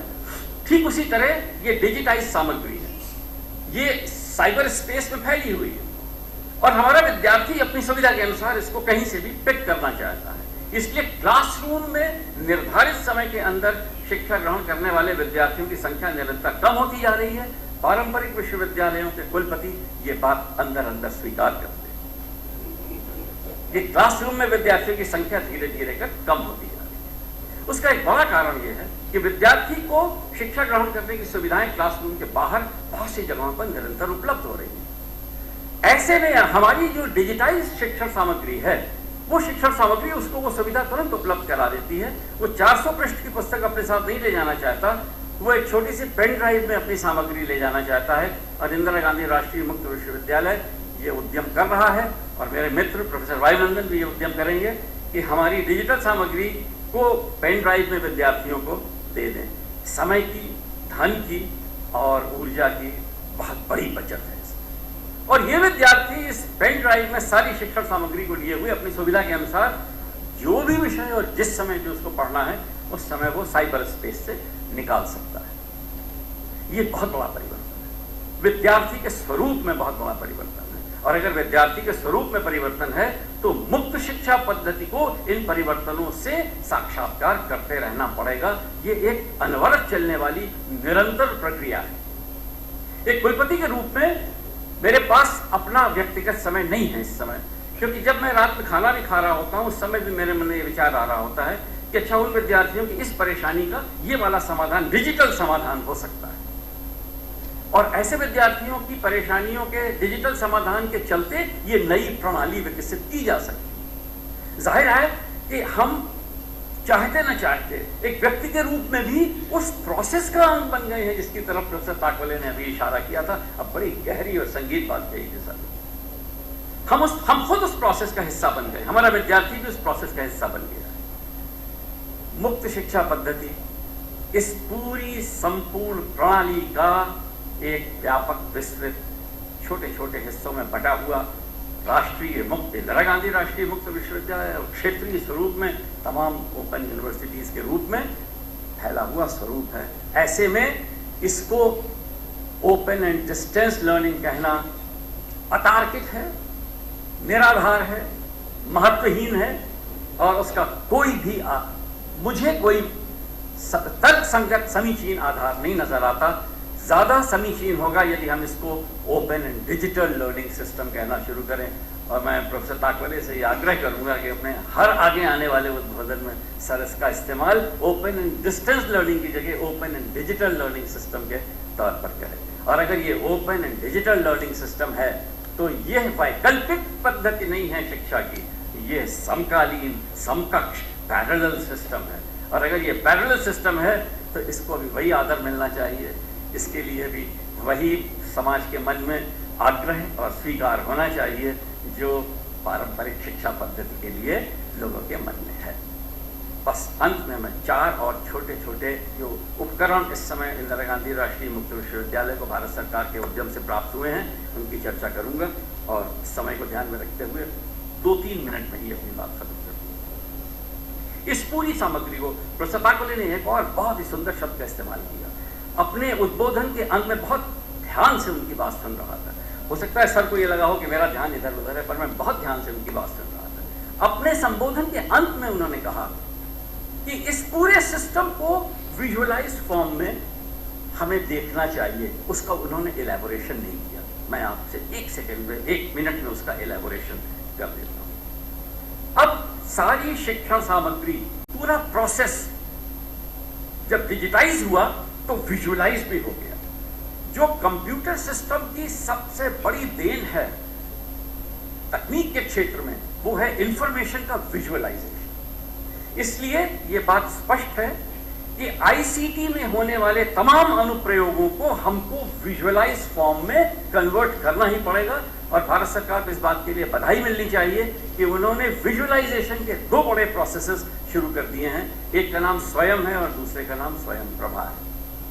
स्वयं है तमाम शिक्षण सामग्री को डिजिटाइज फॉर्म में विद्यार्थियों के लिए उपलब्ध कराना और स्वयं प्रभा है इस डिजिटाइज सामग्री को टेली एजुकेशन के माध्यम से देश के घर घर तक पहुंचाना। स्वयं का पोर्टल दूरदर्शन के पोर्टल के साथ सिंक्रोनाइज कर दिया गया है और इंदिरा गांधी राष्ट्रीय मुक्त विश्वविद्यालय को कुल 32 चैनल्स में से 5 चैनल चलाने की अनुमति मिली है। और मैं बहुत प्रसन्नता के साथ आप सबको बताना चाहता हूं कि इसमें से 4 चैनल एक्टिवेट हो चुके हैं। 5वां हम बहुत जल्दी एक्टिवेट करेंगे, जिसमें हमें अपने मित्र वायुनंदन से भी सहायता की अपेक्षा है। हमने क्या किया है कि सारी शिक्षण सामग्री को विजुअलाइज कर दिया है, विजुअलाइजेशन के माध्यम से विद्यार्थियों तक पहुंचा रहे हैं। अभी हम इसको 4 क्वाड्रेंट्स में ले रहे हैं। एक क्वाड्रेंट में एक टीचर विद्यार्थी से बात करता है, दूसरे क्वाड्रेंट में एनिमेशन है उस सामग्री से संबंधित, तीसरे क्वाड्रेंट में उस सामग्री का ग्राफिक प्रेजेंटेशन है और चौथे क्वाड्रेंट में उस सामग्री का जो भी शिक्षण सामग्री है उस सामग्री का कैलकुलेटेड न्यूमेरिकल प्रेजेंटेशन। तो इन 4 क्वाड्रेंट्स की मदद से इस पूरी शिक्षण सामग्री को हमने विजुअलाइज कर दिया और ये 24/7 चैनल्स पर विद्यार्थी को उसी सेट टॉप बॉक्स पर उपलब्ध होंगे जो सेट टॉप बॉक्स उसके पास दूरदर्शन देखने के लिए घर में उपलब्ध है। जाहिर है कि उस विद्यार्थी को अब वो तमाम शिक्षण सामग्री जो डिजिटाइज फॉर्म में है विजुअलाइज फॉर्म में मिलनी शुरू हो जाएगी। इसी के साथ साथ एक और अच्छा प्रयोग भारत सरकार के सहयोग से हम लोगों ने किया है, वो है नेशनल वर्चुअल लाइब्रेरी का। वर्चुअल लाइब्रेरी की सुविधा यह है कि तमाम शिक्षण सामग्री डिजिटाइज होने के बाद एक वर्चुअल प्लेटफॉर्म पर हर कंप्यूटर पर ऑटोमेटिकली उपलब्ध हो। तो मैं अपने विद्यार्थी जीवन की बात कर रहा हूं, अगर प्रोफेसर ताकोले के विद्यार्थी जीवन की बात करूं तो उससे बहुत पीछे की बात हो जाएगी, पर उनको अपनी रिसर्च की सामग्री जमा करने के लिए किन किन लाइब्रेरियों में जाना पड़ा, यदि वे इसका हिसाब दें तो उतनी ही लगभग सामग्री लाइब्रेरियों में मुझको भी जाना पड़ा था, और वहाँ जाकर धूल खाई हुई फाइलों को झाड़ झूड़ कर सामग्री निकालनी पड़ी थी। वर्चुअल लाइब्रेरी बन जाने से हमारे विद्यार्थियों को लगभग 75% रिपोजिटरी, जो आर्काइवल रिपोजिटरी है, वो वर्चुअल फॉर्म में उपलब्ध हो जाएगी उनके कंप्यूटर पे। ये मैं समझता हूँ क्रांतिकारी परिवर्तन होगा। और अंतिम बात, हमने एक प्रायोगिक तौर पर सारी शिक्षण सामग्री को डिजिटाइज करके आम जन के लिए खोल दिया था। विद्यार्थियों के लिए तो खोला ही था, आम जन के लिए भी खोल दिया था। उसको हमने ई ज्ञान कोश का नाम दिया था, बहुत से लोग परिचित भी होंगे उससे। ई ज्ञान कोश इग्नू द्वारा तैयार की गई सारी शिक्षण सामग्री का डिजिटाइज फॉर्म है, जो फ्रीली इंटरनेट पर उपलब्ध है। हमारे विद्यार्थियों को कम से कम ये सुविधा, और आमजन को भी ये सुविधा उपलब्ध है कि इग्नू द्वारा तैयार की गई स्तरीय शिक्षण सामग्री को वो डिजिटाइज फॉर्म में देख सकें। अंत में मैं आपसे केवल 2 बातें कहना चाहता हूँ। मुक्त और डिजिटल शिक्षा पद्धति भारतीय शिक्षण प्रणाली में समकक्ष, समकालीन शिक्षा पद्धति है, वैकल्पिक शिक्षा पद्धति नहीं है। दूसरी ये कि जिस तेजी से डिजिटल विद्यार्थी का स्वरूप उत्पन्न हो रहा है और हमारा आम विद्यार्थी डिजिटल विद्यार्थी बनता जा रहा है, उसी तेजी से हमको अपनी शिक्षण प्रणाली को डिजिटाइज करना पड़ेगा, अन्यथा इस दौड़ में हम हमेशा के लिए पीछे रह जाएंगे। धन्यवाद।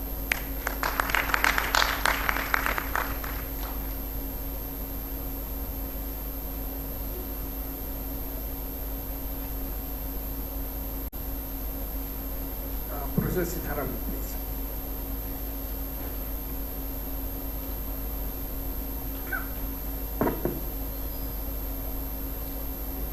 సభకు నమస్కారం.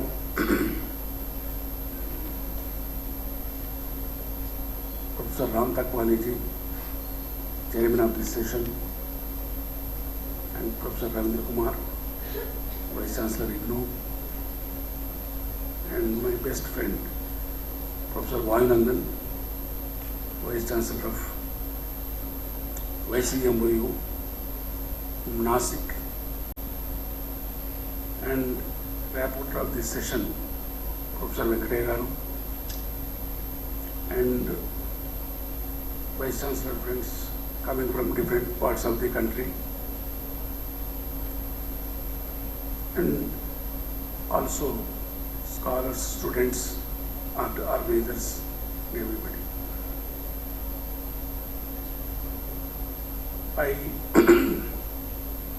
At an outset, I congratulate the alumni, staff, students, scholars of Usman University for completing glorious 100 years of our great institution. Today I am very happy for 3 reasons. One is I am also alumnus of Osmania University, I am very proud to say. But very interestingly, I have completed my undergraduation in Osmania University and post-graduation of Osmania University and of Kakti University. So we were the batch. We have studied first year in Osmania and second year in our Kakti University. And one more thing is that I am very fortunate enough for heading the first Open University of India, which was established by Professor G. Ram Reddy with the legal support of the policy makers. And I am also very happy, especially I thank our friend Vayanandan making this session dedicated to the memory of Professor Ram Reddy, who is father of Christian education in India. So organizers have cut down my time to more than 50%. So I want to be very brief.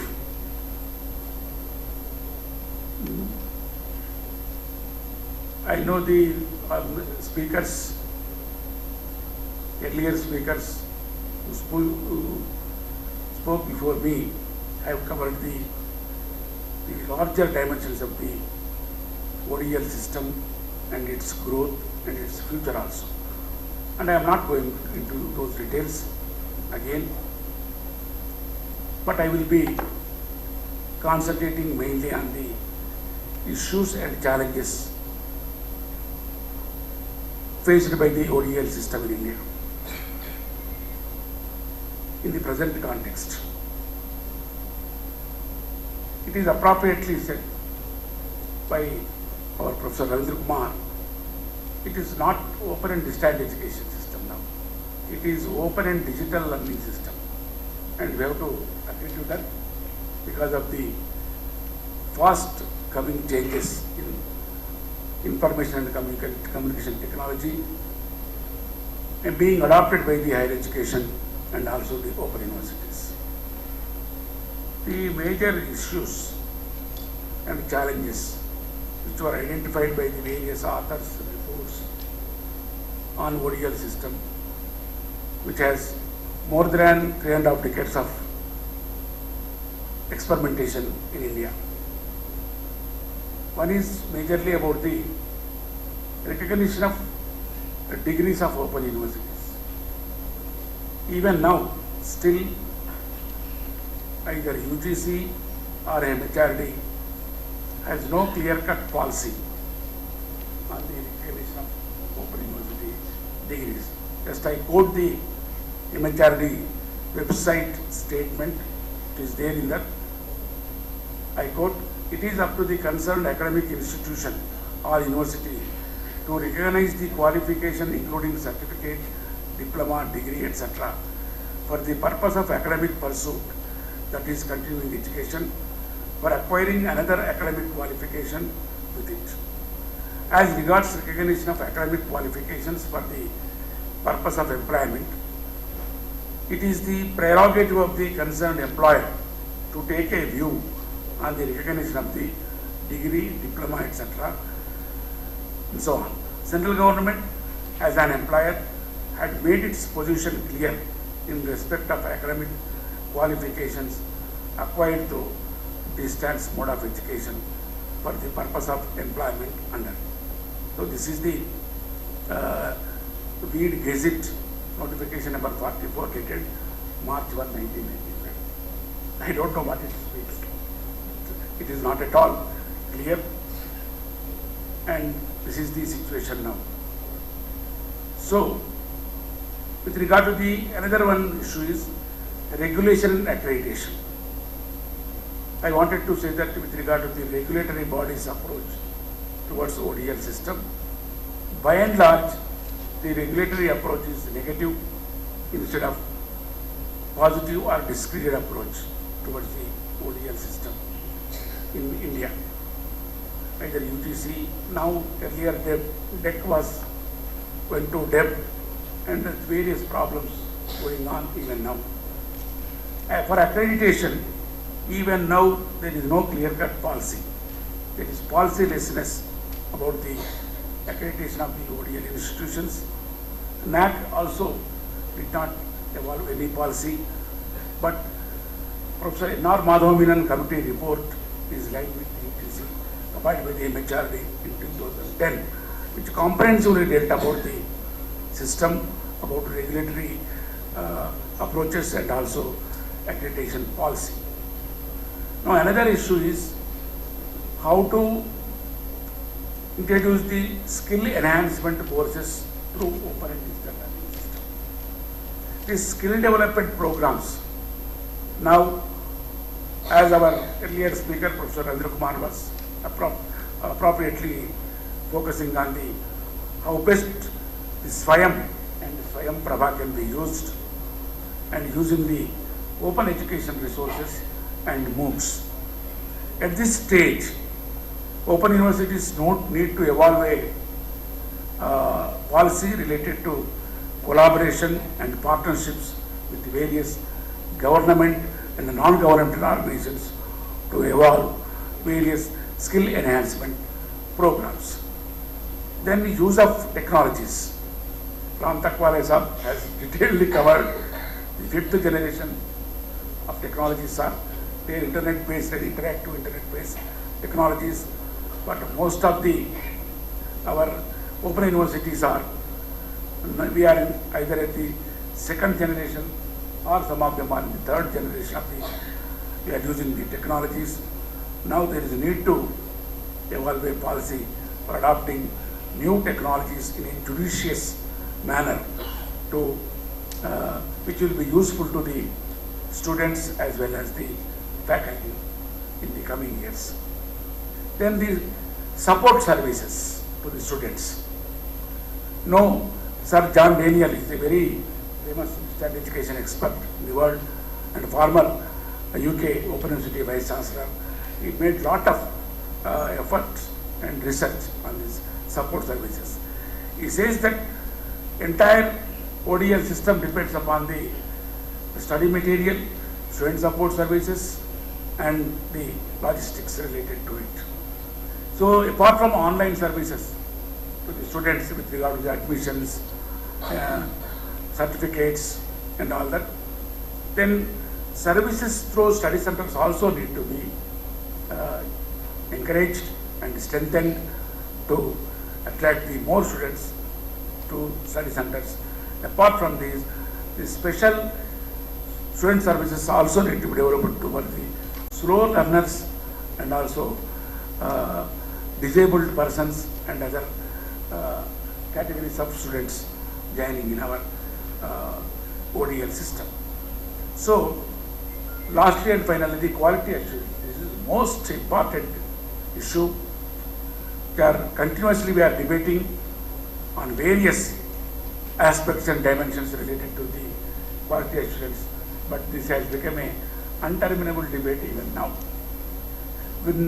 At least we have to develop the appropriate parameters which are applicable to ODL system to make the quality of education.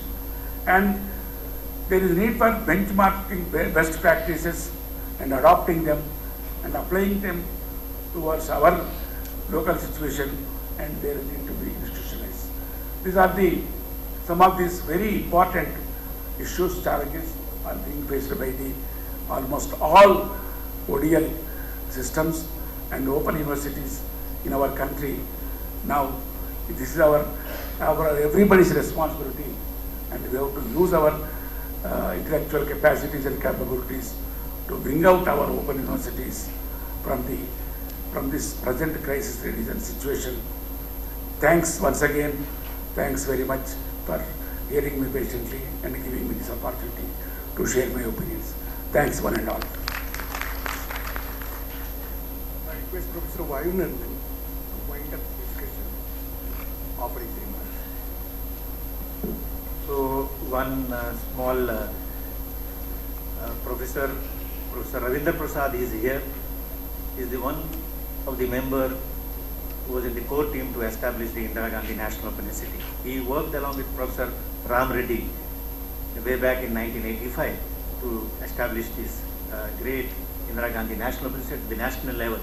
So I request the organizers, I think in this, he was my teacher also in Arts College as a student of public administration.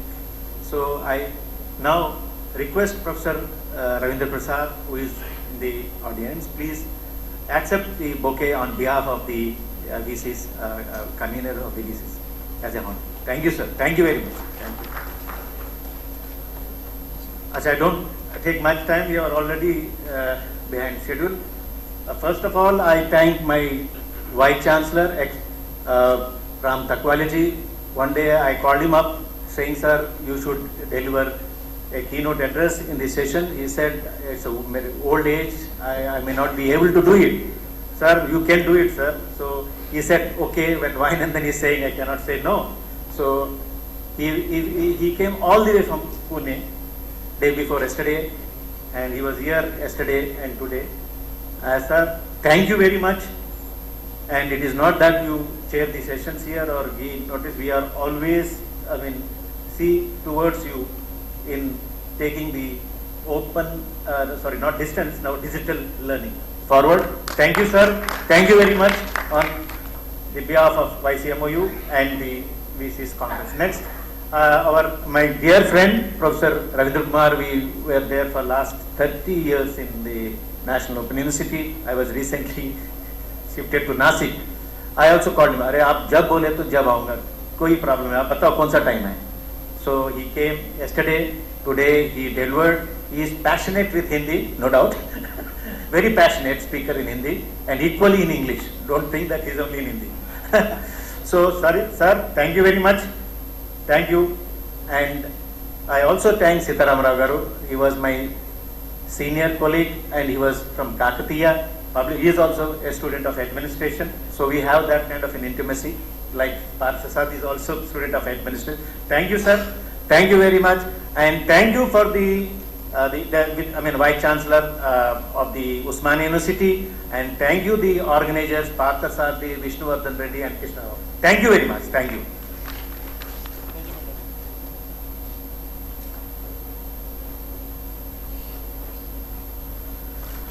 So at the end of the technical session, which is very informative and full of insights, we have a small ceremony in place. I request the convener, Professor Y. Parthasarthi, to give a token of our love, a memento to Professor Ram Takwaleji.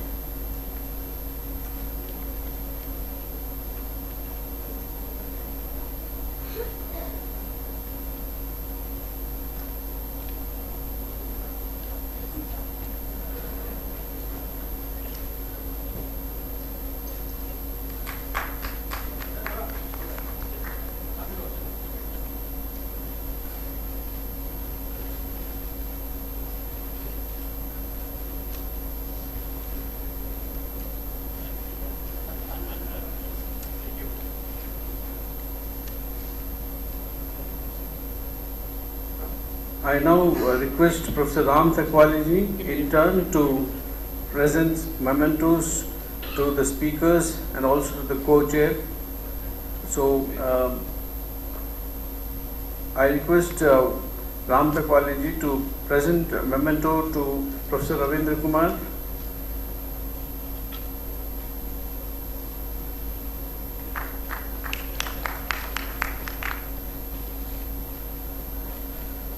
And also to Professor K. Sitaram Rao.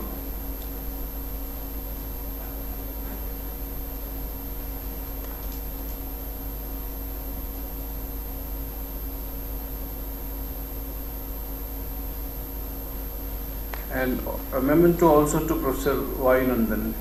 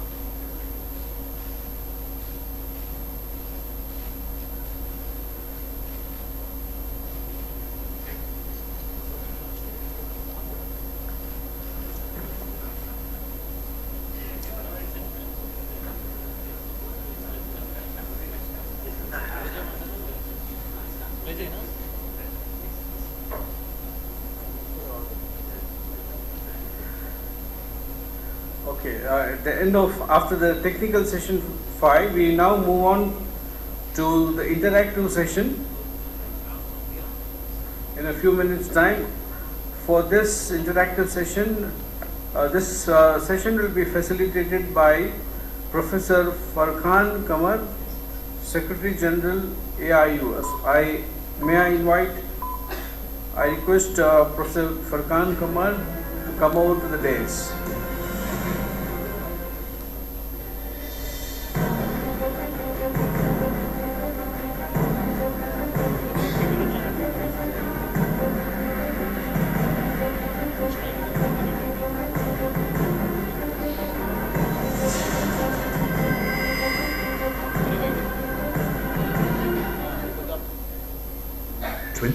April 1917 marks a major watershed in the history of the princely state of Hyderabad. far-sighted Mir Osman Ali Khan of the Asaf Jahi dynasty and the 7th Nizam of Hyderabad signed the Farman, the royal charter, to establish Osmania University to serve the cause of education in the region. This is the 7th oldest university in India, one of the first 10 in the subcontinent. First in the subcontinent to have Urdu, the local language, as the medium of instruction. Rabindranath Tagore commended the university for choosing Urdu to impart education. History records that during the first 30 years, the university launched the undergraduate, postgraduate and PhD programs. The courses were run in institutions and buildings located near Gun Foundry. In 1928, Mir Osman Ali Khan acquired about 2,500 acres of land from the learned courtesan Malaka Bai Chanda's Adikmet Jalgir and transferred it to the university. The university got its present sprawling campus in the year 1934, and the iconic Arts College building in pink granite was inaugurated in 1939. The lush green campus with a variety of flora, robust infrastructure, vast playing grounds, modern gymnasium and a swimming pool provides the perfect ambience for holistic development of students. Ever since its inception, Osmania University has been an enduring symbol of a questioning spirit as well as a citadel of higher education. With die-hard commitment, the university has been redefining pedagogies and molding students into critical thinking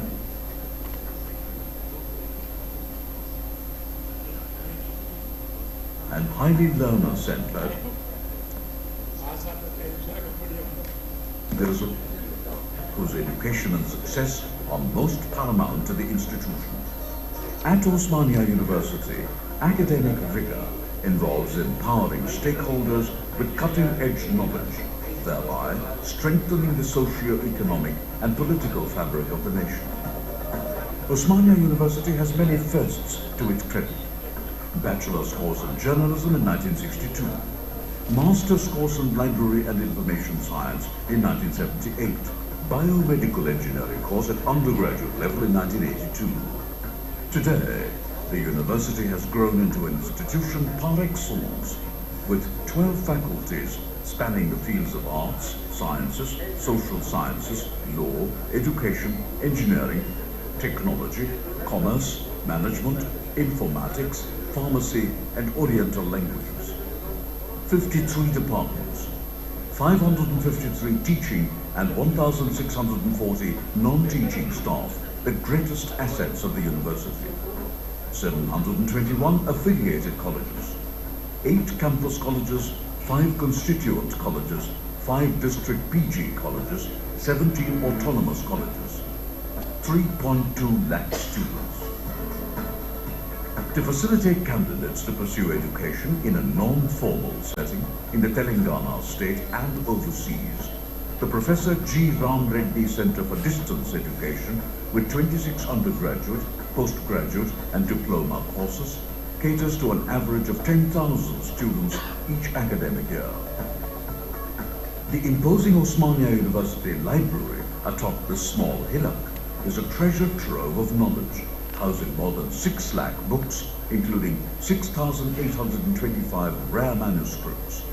It is a haven for bibliophiles. Combining academics with activism, students were in the forefront of the major struggles for a separate statehood of Telangana. The university is devoted to quality in teaching, research and innovation, and to develop leaders who make a difference to the world. It fosters a culture of continual multidisciplinary and interdisciplinary inquiry and education among all stakeholders. Thus, it leads to the evolution of an education model that focuses on experiential learning and prepares students to face the challenges of a rapidly changing world. It has been at the forefront of undertaking path-breaking and seminal research through 15 research centers and institutes. The Professor G. Madhava Reddy's Center for Plant Molecular Biology is one among the 7 centers of excellence in the country, with a mandate to pursue the plant genomics research. The Research and Training Unit for Navigational Electronics occupies. We'll begin the interactive session. This will be facilitated by 4 guests who are here with us. I call upon Professor R.P. Singh, Vice-Chancellor, Acharya Vinoba Bhave, University, Hazaribagh. So please come over onto the dais. Gurdeep Singh. Okay, Professor Gurdeep Singh.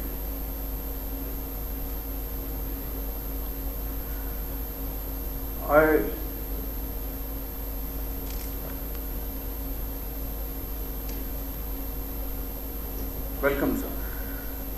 I also call upon Dr. P. Prakash, Vice-Chancellor, SRM University, to come over to the dais.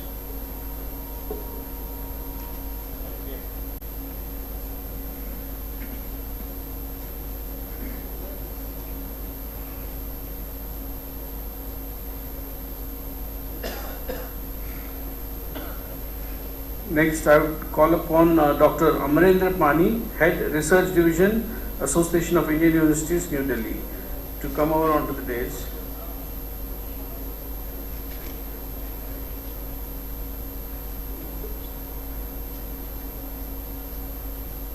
Next, I would call upon Professor S.V. Satyanarayana, Vice Chancellor, Poti Sriramulu Telugu University, Hyderabad.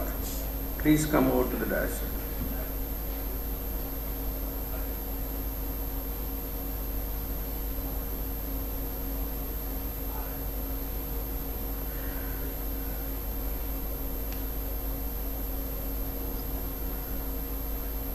Let me mention here that this is an interactive session which will last for about, we're planning to have it out for about 30 minutes.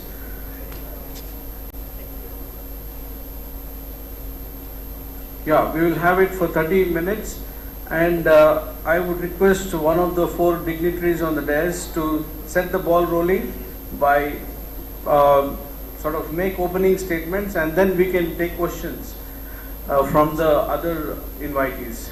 Thank you, sir.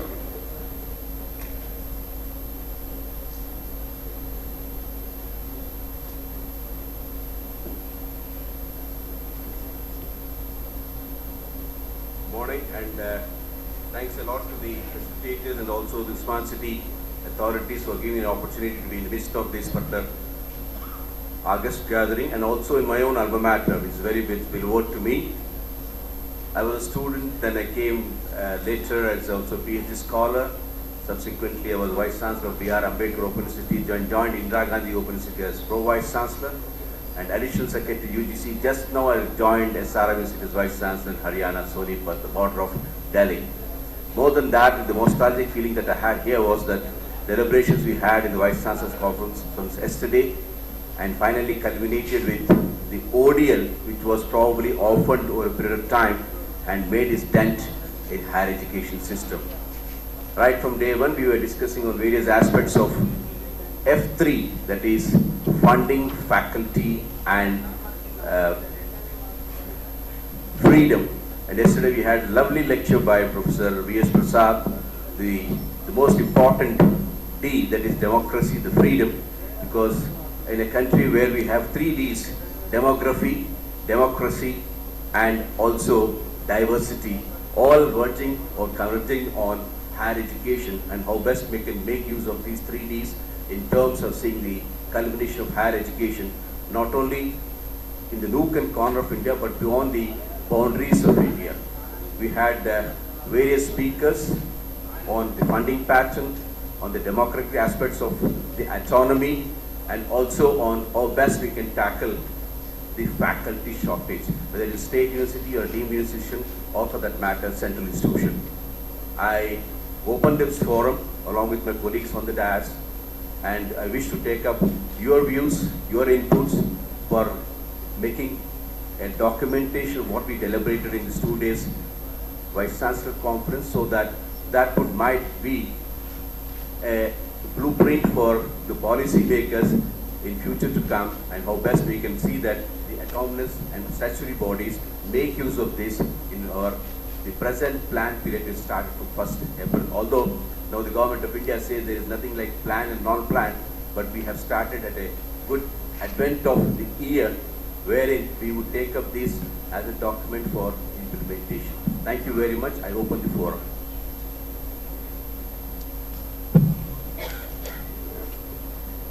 Well, all through I worked in the central system, like in the Indian School of Mines, which is no IIT. Then I moved to the Vinoba Bhave University, a state university. There is so much, contrast, so much difference. One is hell and other is heaven. So, all the experience I carried, it took around, 3 months for me to understand the state system. You have 318,000 students in the university, and faculty shortage is too much. What I did is, I recruited the guest faculty without any government funding. Though I asked for it, I never got it over the last 3 years. I recruited 350 faculty members.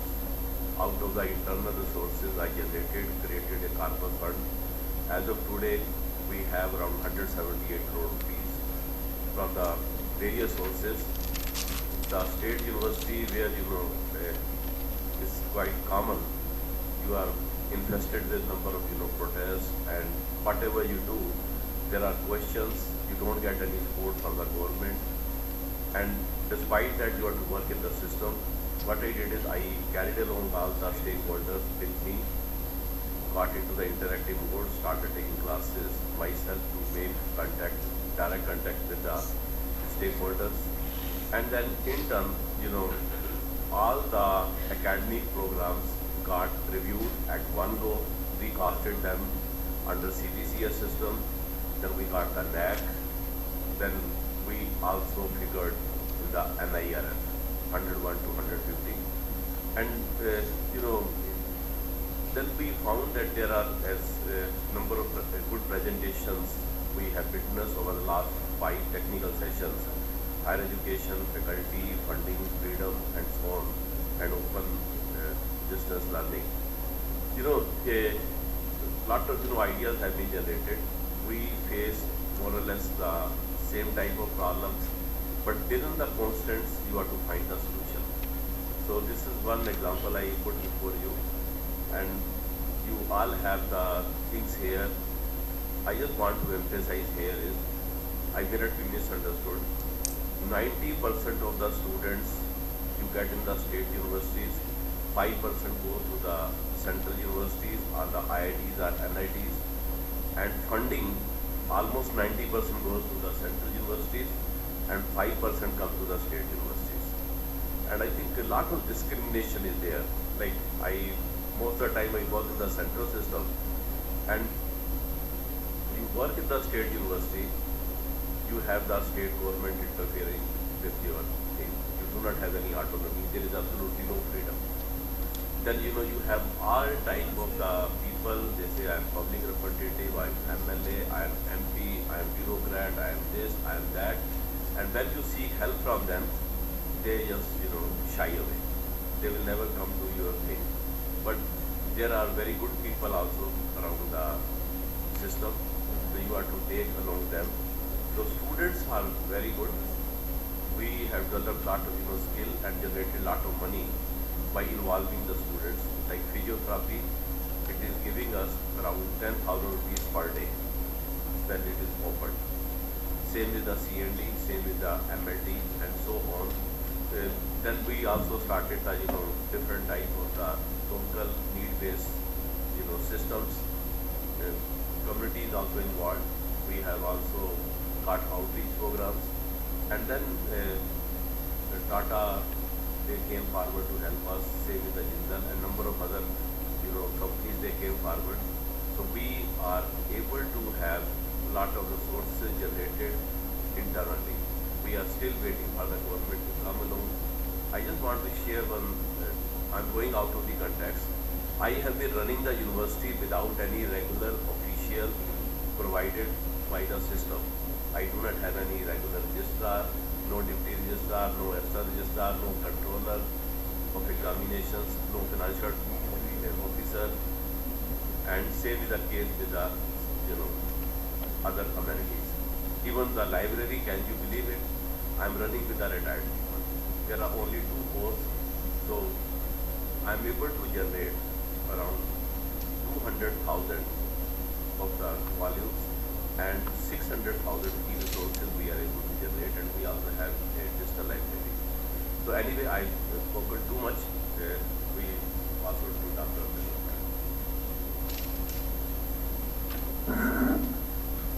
Honorable Vice-Chancellors, August members of the House, dignitaries in the dais and of the dais. Last 3 days, we have been discussing, deliberating upon various issues, especially focused on funding faculty freedom. Normally, whenever we decide a theme, we give much thought, very seasoned thought, to capture some issues that can be really deliberated, discussed, and some policy inputs can be drawn, and that can be some kind of recommendations, tangible recommendations rather, can be given to the Minister of HRD, University Grants Commission, and other organizations, those who are at the helm of affairs, for taking decisions relating to the policies, framing the policies, and all sort of things. Before putting forward brief viewpoints about the discussions that has been transpired, I would definitely congratulate the staff, faculty, students, teachers, honorable Vice-Chancellors, coordinators, conveners of this university for really celebrating this 100 glorious years of their this centenary celebration. Congratulations. And particularly, I would like to focus that though the theme was restricted to funding faculty and freedom, I believe for past 2 days we have been deliberating a broad range of whole issues pertaining to the higher education, and many ideas, good points that can really be taken for policy inputs have been transpired.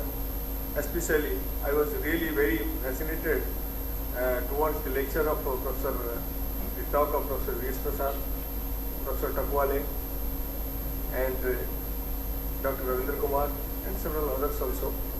Very good ideas, and I'm sure the deliberations that have taken place here definitely give us some insight to carry forward the things.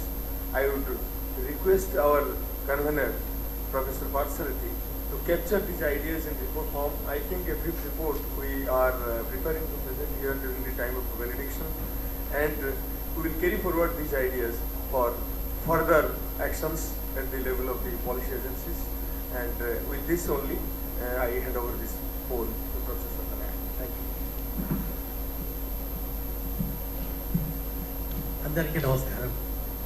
ఎల్లరకు వందనం. శ్రీ అకాల్. Namaste. I am representing a different university, not only a state university. In real terms, it is a universal university, having a number of branches in other states and even in other countries. We are imparting education in a different field: language, literature, and culture. I would like to draw the attention of the Vice-Chancellors gathered here from different parts of the country as well as Malaysia and Bangladesh to pay some attention on language, either on regional language or in national language. And pay some attention towards literature, pay some attention towards culture, music, dance, theatre arts, and folk art. This will create a recreation among students, a recreation among society, since these are the forms of social consciousness. Society will express itself not only in the form of social sciences, medical sciences, law, and other forms of scientific educational forms, but society can be expressed through art, language and literature. If we deny, we are speaking much about computer illiteracy, digital illiteracy, but we are forgetting to speak about cultural illiteracy. If a university, if a college, if a society neglects culture, it should be called as cultural illiterate society or cultural illiterate university. So, as a part of CBCS system, in the course of add-on courses or under interdisciplinary courses, dear Vice-Chancellors, respected gentlemen, please include music, dance, folk arts and performing art. We are doing this in our Telangana state. We are going to enter into an MOU with Commissioner of Higher Education to introduce these things in the degree college, selected degree college in the forthcoming year. Yesterday itself, we signed on a MOU with Silicon Andhra University of America to impart education in music and dance. We are already giving education in Telugu language and literature, but we are extending this to music and dance. This should be one of the points I want to focus, because during these 3 days, this part is lagging behind, this part is forgotten. And I am very happy to be here as a student of this great Usmania University, as a student union leader, as the head of the department Telugu, Dean of Arts faculty, and principal of the great arts college. Now, my body is Telugu University, but my soul is Usmania University. I salute Usmania University on the eve of centenary celebration. Please, once again, I want to emphasize on the part of language, either regional language or mother tongue, national language. Don't neglect on the part of employment opportunities, job opportunities. Every opportunity will be there if you protect your mother tongue, if you protect your own language, if you protect your literature. It will enrich. We are speaking much about from the 3 days about social evolution from agrarian, industrial to digital. All these ages created a great culture, created a great literature. We have to take this flag ahead. Thank you very much. I think more than we speaking for ourselves, I think we open the forum for inputs from all of you. So this is an interactive forum. There was one thing which I thought I should take a cue from what the Honorable Vice-Chancellor of Telugu University has said. Usmania University is a unique institution in India, celebrating its glorious 100 years, which started not only as Urdu as a medium instruction in 1917, but this was the only institution in India which had 5 medium of instruction: Hindi, Marathi, Telugu, English and Urdu. I think all of you join me in applauding this. For a very long time we had this medium of instruction up to graduation.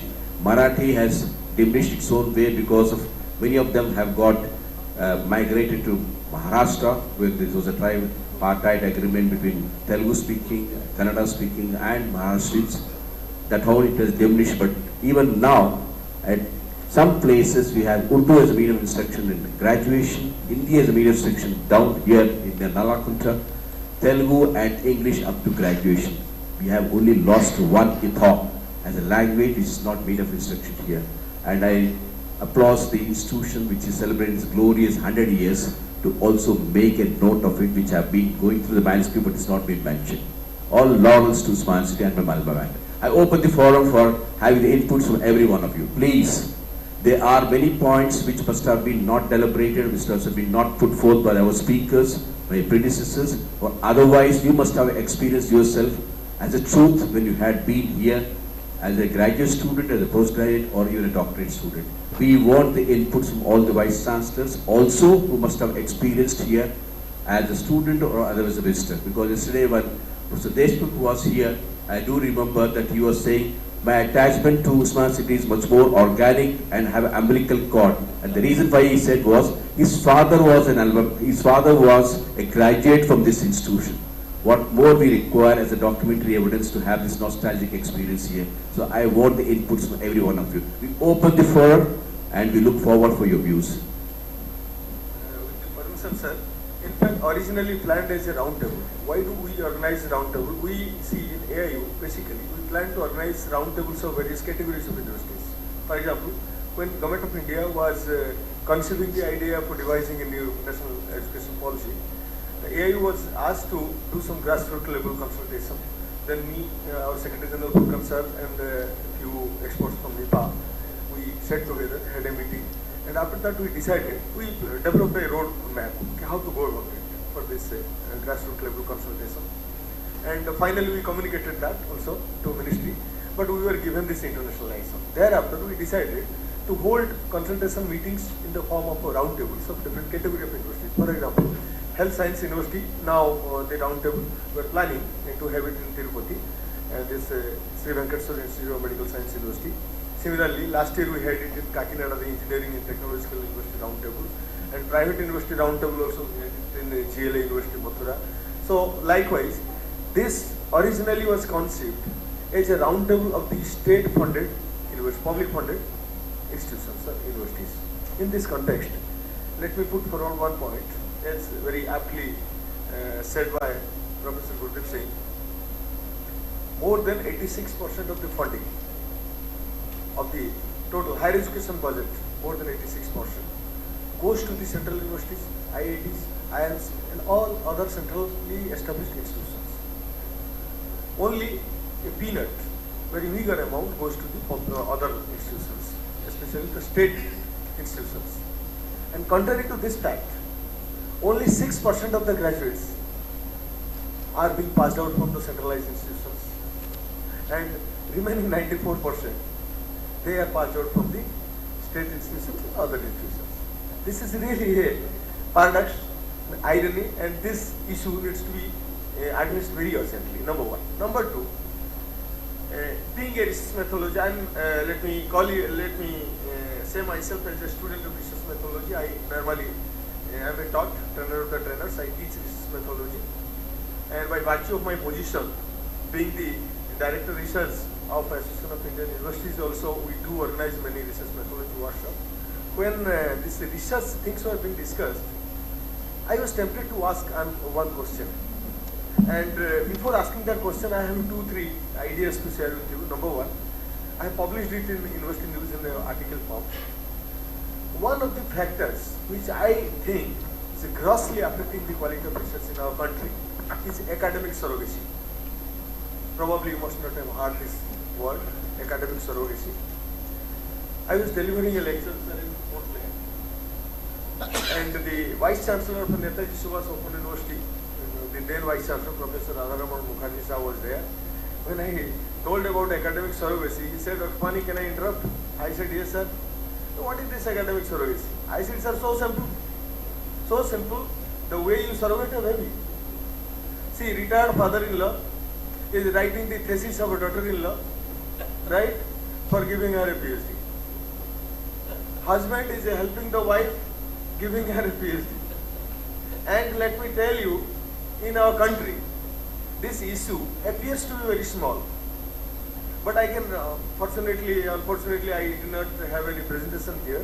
I would have shown you. I have various boards and the display. You want to write a thesis, an article, a publication, this much amount, contact shop number so and so, and mobile number so and so. This is what our research problem, issues are going like this only. How to address these issues? See, all these issues in higher education or in any area, any parlance, needs only one solution. Let me share. Okay, we have many mechanisms, strategies and everything. But जब तक लोक चरित्र की संशोधन नहीं होगा, लोक चरित्र की संशोधन मतलब charity begins at home. First, we have to be अंतर्मुखी rather than बहिर्मुखी. हमें अपने आप के अंदर झांकना चाहिए कि अगर पूरा साल में मैंने 2 पेपर पब्लिश किया, what is the quality, content and impact of that research paper. We don't look towards this. API, we should not say we are sitting in such a position and at the level of policy and all those things. But let me share with you, after this introduction of API, this mischievous publication in higher education enormously increased. All sort of the research, most of the times, are being conducted in many of the areas. There is a tacit concurrence of the supervisor and the student. They select a problem which is either already conducted or a repetitive one and stoop down to the level of becoming another thesis to be stored in the almirah of the university. We don't want this situation. My second idea, this was regarding academic surrogacy, as I said. My second idea, okay.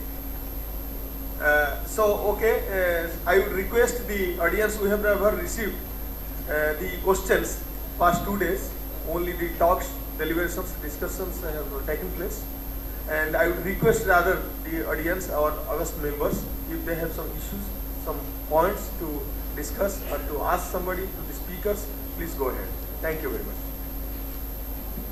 Lots of reference are that funding, faculty and freedom, which was the Vice-Chancellor's terms of reference of 2 days conference. There are many other issues for which probably we will not be able to deliberate on that, but we have some kind of thing that you can give as an input. We'll be most welcome, and we'll see that how best we can take as an input for our deliberations on it, or a document to be submitted to the statutory bodies and the ministry. One of the issues which Professor Furkan Kamar and I discussed during the deliberations was maybe that it must have struck many, but it was not deliberated. Government of India has been collecting cess, educational cess, for now 6 years, and both of us did also look into the facts and figures. As on date, it is 1.4 lakhs of crores of rupees. Where it has gone, where it has been used, we are not aware. It must have been used in the various sectors of education, but how much fraction of it has gone to the higher education sector is the one which probably need to be pondered at. I open up with this kind of statement, and I leave the forum for having inputs from every one of you. Yes, sir. Professor Mahendra Reddy.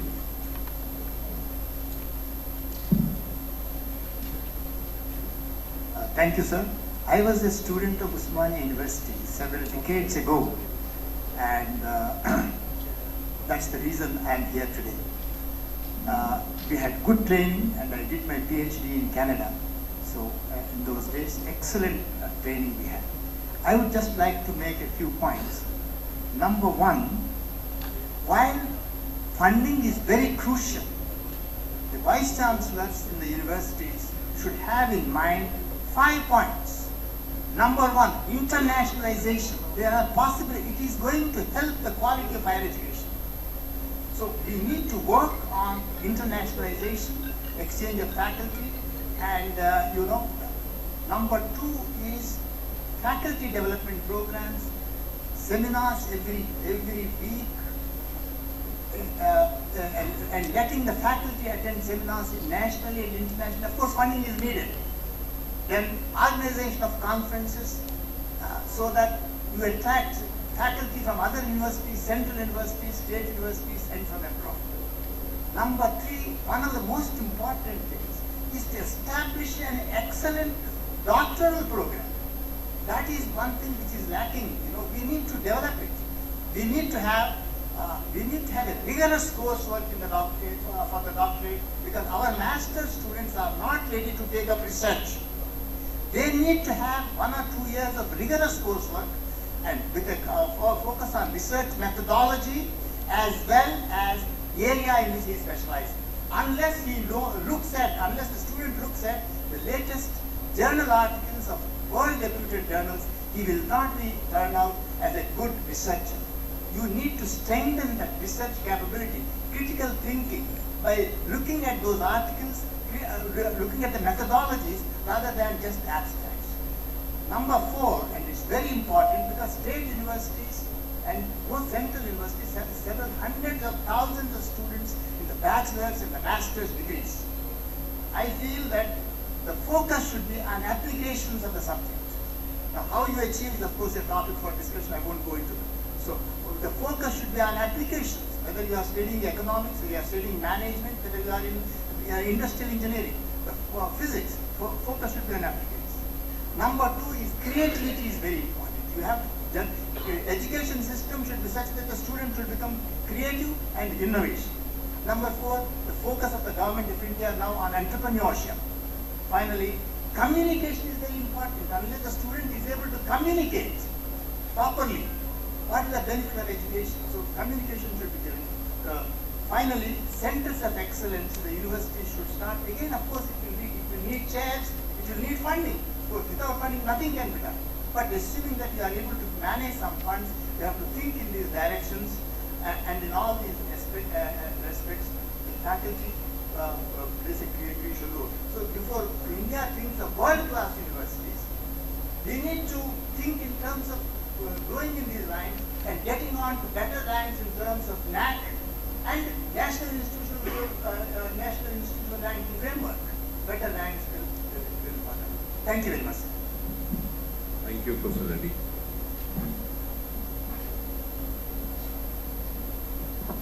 So, good suggestions you would like to get it through either email or something, to capture it and to get something consolidation in the form of recommendations report. Please. Yes, we discussed faculty funding and freedoms. A few points I think must go as a recommendation from this conference. And one of these is that faculty in the higher education has to be well equipped to carry on the basic responsibilities in the higher education. And among various responsibilities, that is publication and research work, that must go side by side. So it must be the basic conditions of employment, that at least one paper and one research project every time every faculty must have. Similarly, the standardization, that when we say that 86% of the total grant goes to central universities and only 14%, some standard we fix for the state government, that how much they have to give to the higher education. And third, that we just discussed the ODL. Now ODL, of course, it comes, digitalization comes after the preparation of the study material.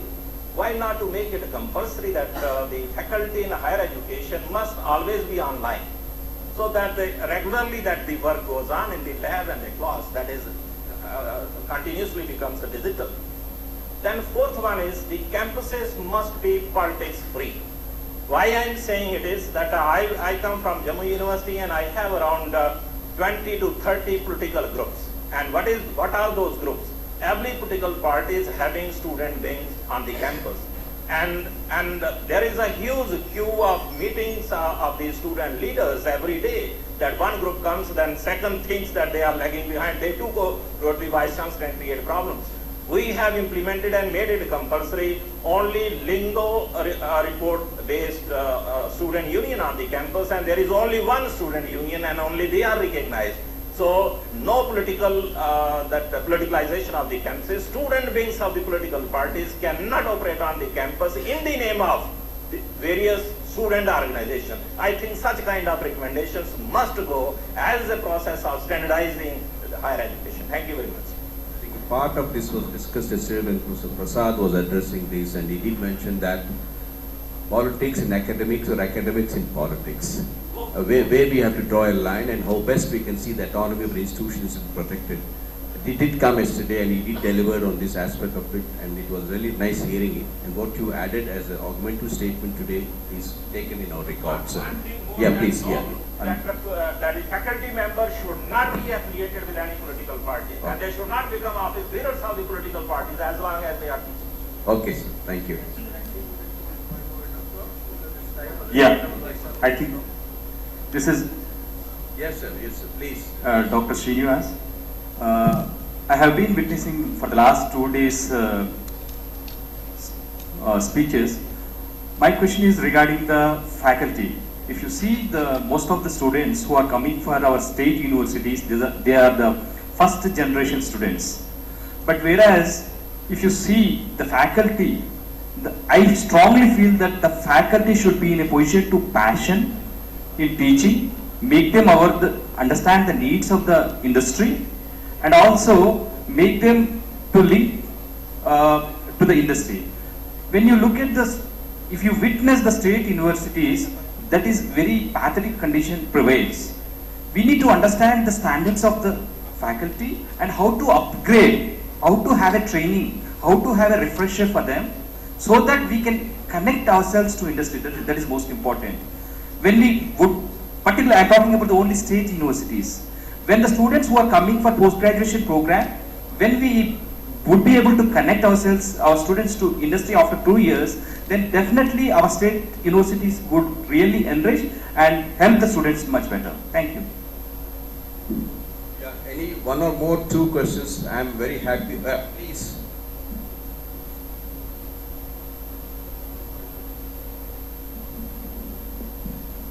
Good afternoon, everybody. My name is Dr. Vijay Kumar. I have just one observation and one input that I would like to recommend. Primarily is coming from a behavioral background, the mindset of the head of the university, okay, in terms of wearing the hat of a chief executive officer. Okay, it's very critical and important because I've also been working with Professor T.V. Rao of IIM Ahmedabad in this space. Okay, it's very critical, and we've done workshops at the UGC level. It's very critical for us to understand this, that unfortunately what we have observed is the state-based universities, the hat of a CEO is missing. Most of them are academicians, and looking at finance on one side, looking at raising funds. It's an art, it's sales, it's marketing. So I think this is where I would put across, or my recommendation or my suggestion, okay, to include would be the heads of the universities should be in a position to think differently. Okay, this is what my suggestion is, one. Second is, as we don't have control on the recruitment of faculty because it's mostly state driven and as for the policies, I support Dr. Srinivas. We need to take everybody into our arms and ensure that they reach the basic minimum levels, okay, which I think is not happening as far as my observation goes when I'm going across universities. So I think these are the two recommendations that I would propose to deliberate and discuss and take it forward. Thank you. Thank you to the panel. Yeah. Thank you very much for the inputs. Yeah, there is one. This is the last one. Please excuse us. We are running out of time, and due to paucity of time, we have to wrap up. Good afternoon, all. I have been there last 2 days, and I want to stress on a line which was said by one of the speakers, R.K. Mishra, when he said that every professor should be able to earn his own salary. And my direct question to the Vice-Chancellors here: what is the practical problem in creating competition within the faculty, and what stops the universities to create that healthy competition between the faculty, where each subject can be taught by 2 faculty or 3 faculty, and the best faculty, the students go to the best faculty? So the direct question is, why are we not able to implement this? Thank you. Thank you very much. We had the converging points on various aspects of funding, faculty and freedom, or democracy and diversity, to see how best we can protect the merits of higher academics. And we look forward for the inputs that everybody has given. I do know that some of you wanted to raise and also voice your views, but then due to paucity of time, we couldn't do that. You can email to us and we'll see that it's documented for the authorities to look at it. Thanks a lot, and once again, a great applause for Usman City and the glorious 100 years that they are celebrating, and the Honorable Vice-Chancellor and the entire team of Usman City under Dr. Parsadi, Dr. Venkatesh. Less better. I have seen many Usmanians here who have contributed brick by brick, and the mortar that they put in terms of the efforts for the academic endeavors, which has culminated to celebrate 100 years of its existence and looking forward for even celebrating its 200 years to 1000 years. And I want every alumnus to contribute for the growth and development of Usmania City, which has spread its tentacles over 1 crore alumni and across the world. Thanks a lot, and once again, I congratulate Usmania City for celebrating its glorious 100 years. And with this, we hand over the microphone to the coordinator, please. Thank you. Thanks all the speakers here on the days, the dignitaries, and also everybody who has participated in this interactive session. With that, we come to the end of this interactive session. In a few minutes' time, we will begin the valedictory session, and after that, we'll break for lunch. So, just give us a few minutes' time before the valedictory proceedings are set about. Thank you.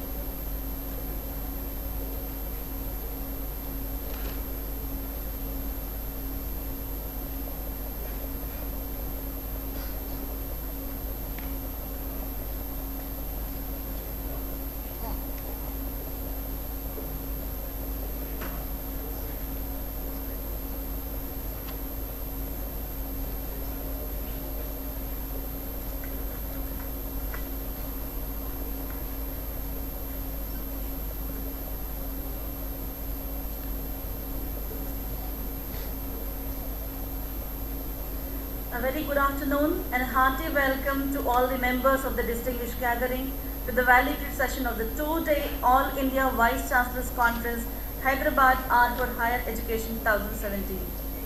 Ladies and gentlemen, this conference is held as part of the centenary celebrations of Usmania University. The time has come to draw a curtain to our program as we come to the close of it. Over the last 2 days, we have had deep insights into several issues on higher education.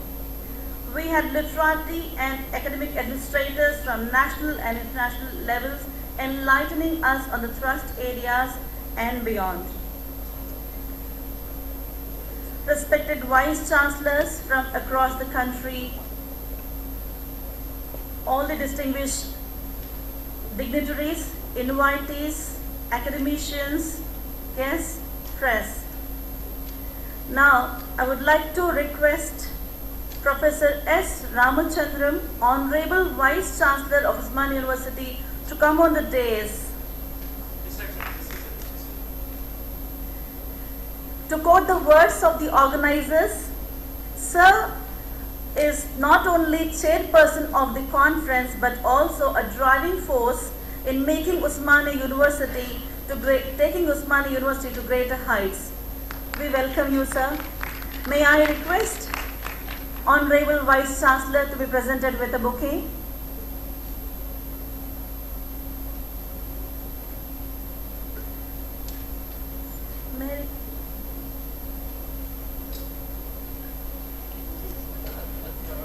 May I request Professor Pardasardi, convener, to present a bouquet to the Vice-Chancellor.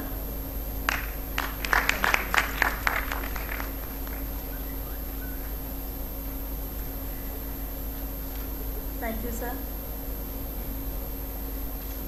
May I request Professor Chandrasekhar, Director, IICT, to grace the dais. IICT is a very premier university of the country that has produced many eminent scientists, and we are very happy to have the Director of IICT, Professor Chandrasekhar, sir, among us on the dais. We welcome you, sir. May I request, sir, to be presented with a bouquet?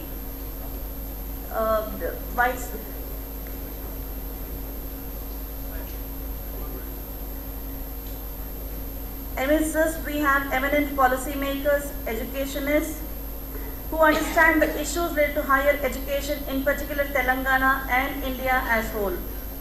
May I take the honor of inviting Professor S. Malesh.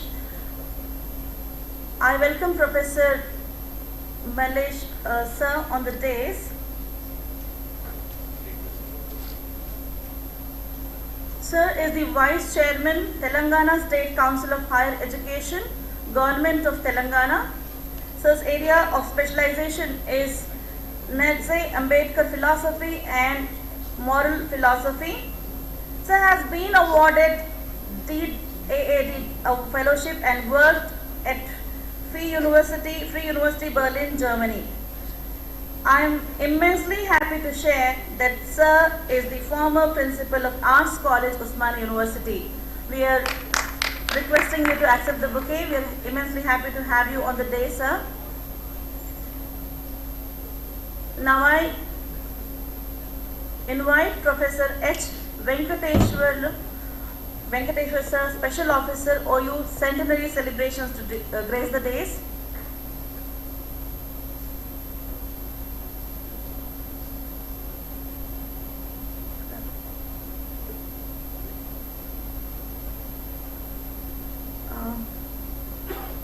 Welcome, sir.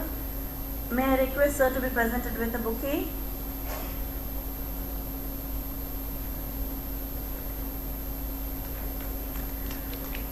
May I take the honor of inviting Professor R. Limbadri, OSD, Usmania University, onto the dais.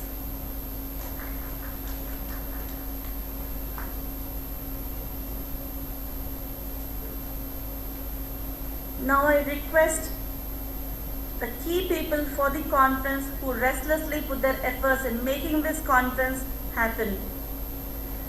May I take the honor of inviting the conveners of the conference, Professor Y. Pardasarathi, to grace the dais.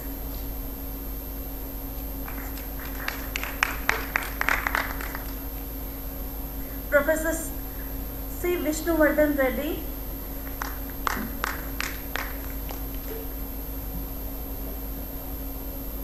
Dr. Amrendra Pani,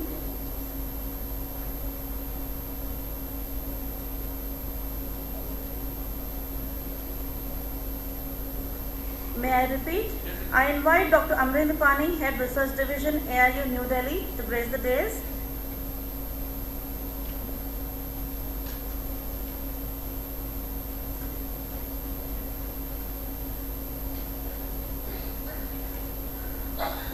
Till the time we had successfully completed opening ceremony, inaugural function, and 5 technical sessions on higher education in India. The second technical session was on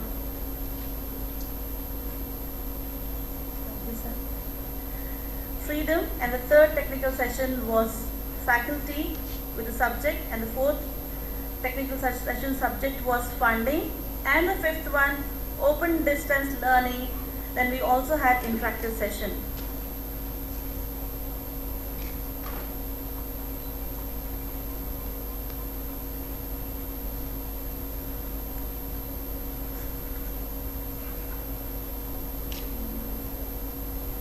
May I request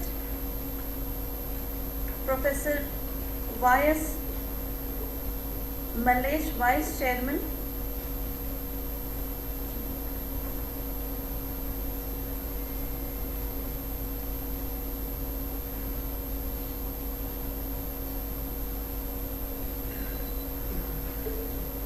we'll have rapporteur's report later.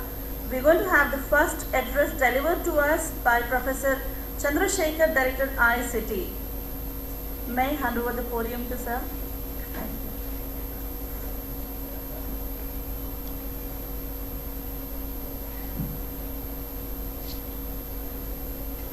Respected Vice-Chancellors of various universities, on behalf of the Indian Institute of Chemical Technology, while we are going out, I heartily welcome to our campus.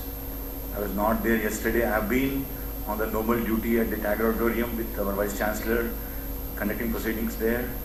I do hope that your stay at our institute and our campus has been this auditorium was visited way back in 1949 by Pandit Jawaharlal Nehru.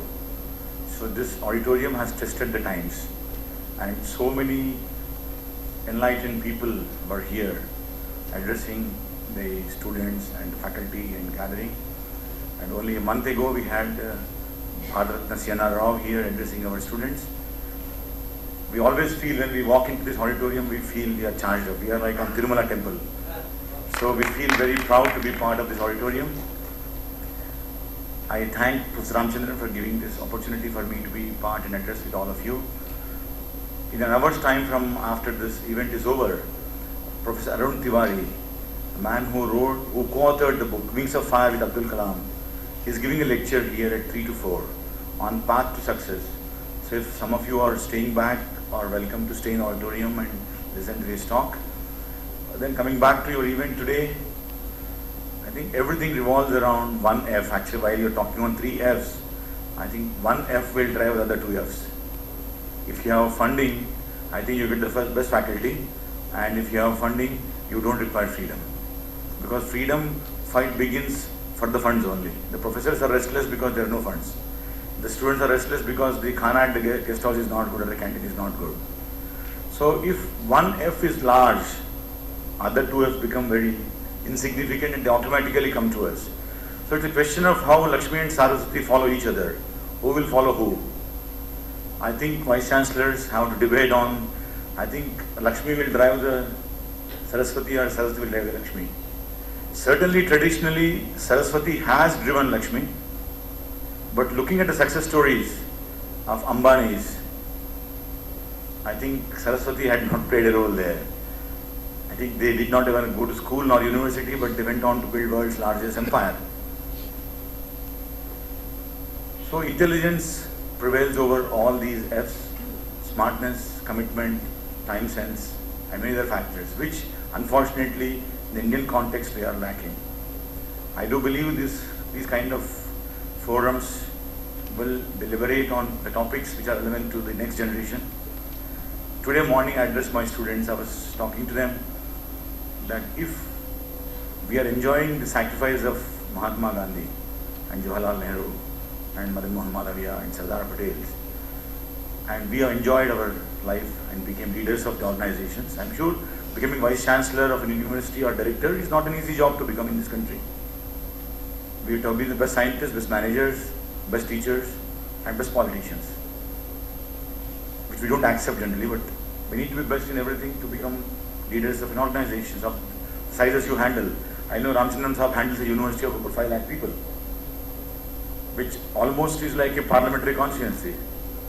So if all 5 lakh support, he can become member of the parliament. So these are the kind of challenges we have. While we enjoy the freedom created to us, given to us by Mahatma Gandhi, Jawaharlal Nehru and all these leaders, what are the sacrifices we, after becoming leaders, are doing, will do to make our next generation more productive and more prudent than what we are? I think that's the debate we need to do, and all others will follow. Today, university system is in the best domain. When universities began, sir, I'm sure there was no furniture. When IITs were started, they were given 500-acre campus and IITs were began.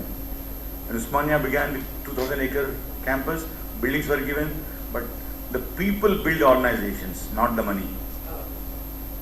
I think once you have the best people, Raman did not have the best of the facilities to do the research what he has done. He did not require the best equipment in the world, but still he went on to win a Nobel Prize. So I think the commitment from all of us, the leaders of the academic system, and the motivation what we give to our students will bring all the 3 Fs, and more Fs will come. More Fs are first in the world, and more Fs will be the finest people we produce to the country. And all these things will happen only with the commitment of all of us who are sitting in this auditorium. And I wish all of you, when you go back, certainly the sweet memories and the good memories of Hyderabad, the Pearl City, and the hot weather. I'm sure some professors, some Vice-Chancellors from Jammu and Kashmir or Himachal, they did not bring us the pleasantness from there, but we assure you that you can take back the warmth from us. The warmth of not the heatness, but the warmth of Hyderabad, Hyderabad biryani smell, you can carry with all of you. With these words, I wish all of you a great journey back home, safe journeys back home. Wish you all the best. Thank you. Jai Hind.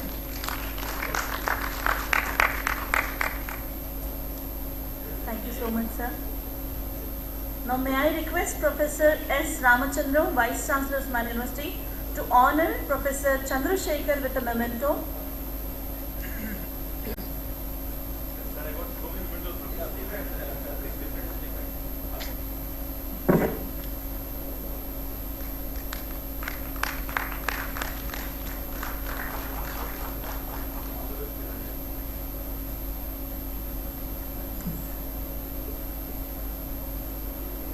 Now we have the rapporteur's report. For this, may I take the honor of inviting Professor J.L. Narasimha Rao, Professor of Political Science and Additional Controller of Examinations, Osmania University, to present a report on the proceedings of the technical sessions.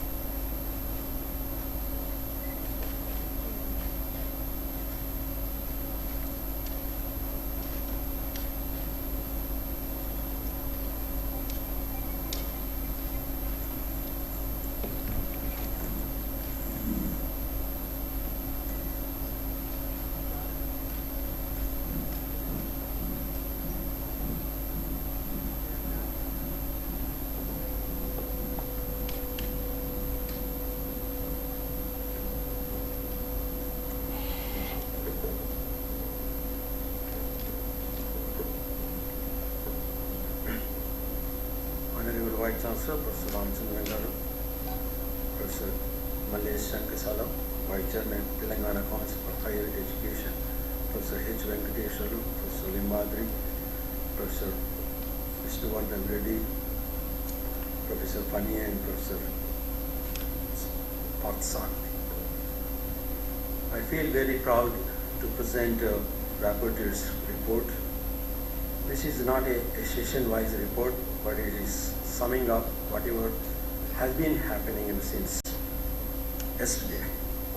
All India Vice-Chancellor Conference is organized by the Osmania University on April 27th and 28th, 2017 as part of its centenary celebrations.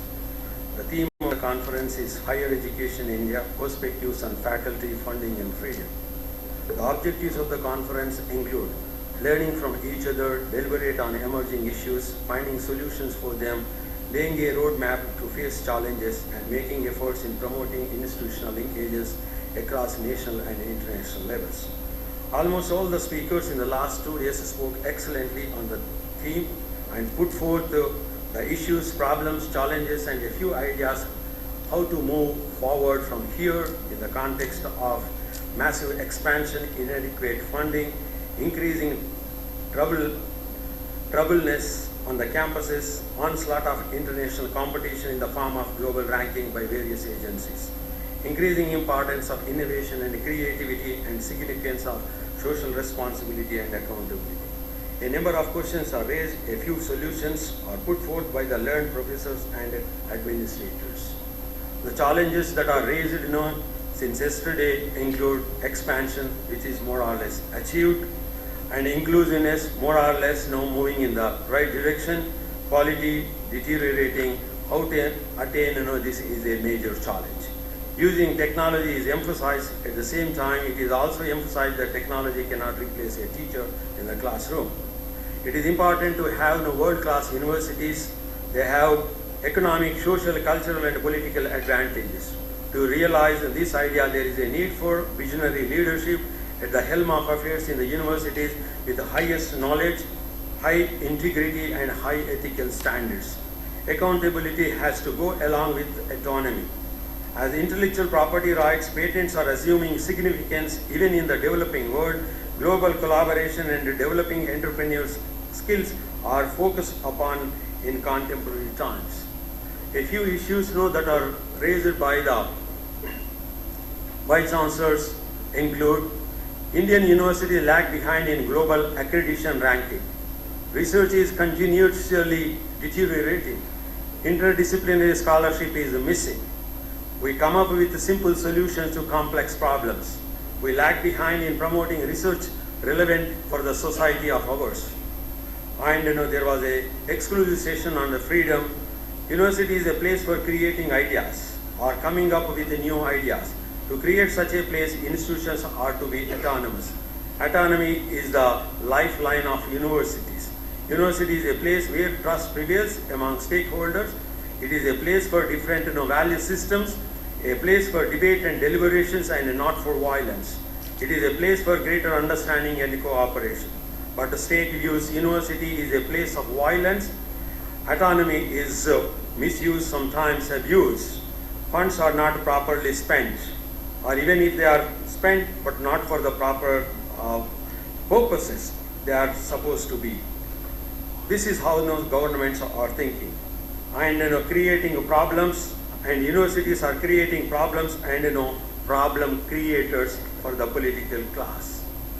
The second session dealt with the problem related to the faculty. In the last 2 decades, there is unprecedented proliferation of private institutions, phenomenal increase in students, especially from the underprivileged sections. However, faculty number is getting reduced. Quality of faculty is a major issue in public as well as in private institutions. Inadequate number of faculty is also an issue that is cropping up as the time moves on. Reasons are many for this state of affairs. A few could be government apathy in the form of not recruiting teachers. Even if teachers are recruited, a good number of them lack competent skills to deliver the goods in the classroom as well as in the laboratories. Here, teacher training is emphasized by a few scholars. It is getting difficult to attract the best to teaching area, as corporate companies are paying fat salaries in courses such as computer science and management education. Institutions are witnessing a deterioration in certain institutional practices are also emphasized. How to overcome them is a major issue for the universities and especially for the administrator now onwards. While coping with this, how can universities move towards innovation and creativity is also an issue that is assuming significance. Probably creation of different kinds of institutions may address the problem, as part of the higher education was also suggested by one or two speakers. To address these issues, it is suggested by the learned scholars, non-performers are to be weeded out. I doubt whether this can be ever done by any university in the prevailing situation. Performers are to be provided incentives for teaching as well as the research. I think a few universities started implementing this one. Some initiatives in curbing proliferation of the journals floated by the individuals are also suggested. Just now, I'll take a minute. A scholar who was working with me, he published more than 120 articles before he finished his PhD. But when I was asking to write down a sentence, sir, what is the spelling of this, that, there, there? So this is also the story. But no, if one can see some of his articles, outstanding. Even I can't write some of those pieces. Yeah. So, but these articles are now published by the journals that are floated by the individuals. Courses are to be reviewed from time to time. Only relevant courses are to be sustained. This is also one of the suggestions that came from one of the members. And others may be sustained in small numbers. As the law of average is low with the student, teachers, resources, finances, we have to come out of it by changing the mindset, bringing in a sense of belonging and responsibility among all the stakeholders. Teaching and research have to go together, they can't be separated. Division of teachers into permanent, academic consultant, non-permanent, temporary should be done away at the earliest by the university as well as the governments. Different standards are adopted by the accreditation agencies, which are creating a lot of confusion. And they are coming in the way of the set goals by the universities. Greater quality was prevailing in the absence of regulatory bodies. Quality is inversely proportional to regulatory agencies. This was also emphasized by one of the speakers. to transform the universities into centers of knowledge, centers of excellence, centers of activity, centers of innovation and creativity, to be competitive, to meet the social and national and global requirements. Funding is an important aspect. Without funding, nothing can be created from vacuum. Funding sources are public as well as the private, and it is also emphasized the universities that are existing in the present form are not utilizing, not even taking the steps in exploring into this aspect. Here the debate is revolving around whether individual or his or her family has to pay or the state. Public funding is getting stagnated or declining in India. What is the way out when massification of higher education is taking place? Private higher education institutions is being emphasized by a few scholars. The idea of a university is to be a larger one. Different possibilities are explored. Changing the functioning of universities is the need of the hour. A case study was presented taking the knowledge created by the university to the rural areas as part of the social responsibility of the universities. Coming to the last session, it was titled as open distance education, but it was suggested that it has to be changed to open digital learning. It is not a project, but it is a visualization, the way it was presented. It focused upon revolutionary changes happening in digital technological world, and universities using them in taking the higher education to the doorsteps of those who want to access to higher education and want to acquire skills and employment also. The visualization emphasized on integrating the revolutionary changes in the digital and communication technologies with higher education, and it need not be offered by the universities. The paradigm questions very foundations of conventional education system. It is left to us how to utilize it, as it is a visualization. And it is also emphasized that the efforts that were made in that direction is going to empower the student as well as the teachers. I close by borrowing two words from Professor Gurmeet Singh, Vice-Chancellor of Innova University, Haryana. He used two terms, hell and heaven. How to transform the hell into heaven. It is a challenge for students, teachers, administrators, bureaucrats, political class also. It is everybody's problem, issue, as well as a challenge. It may be difficult, but not impossible in transforming the hell into heaven. Thank you very much. Thank you so much, sir. Presenting the gist of the two-day Vice-Chancellor's technical sessions.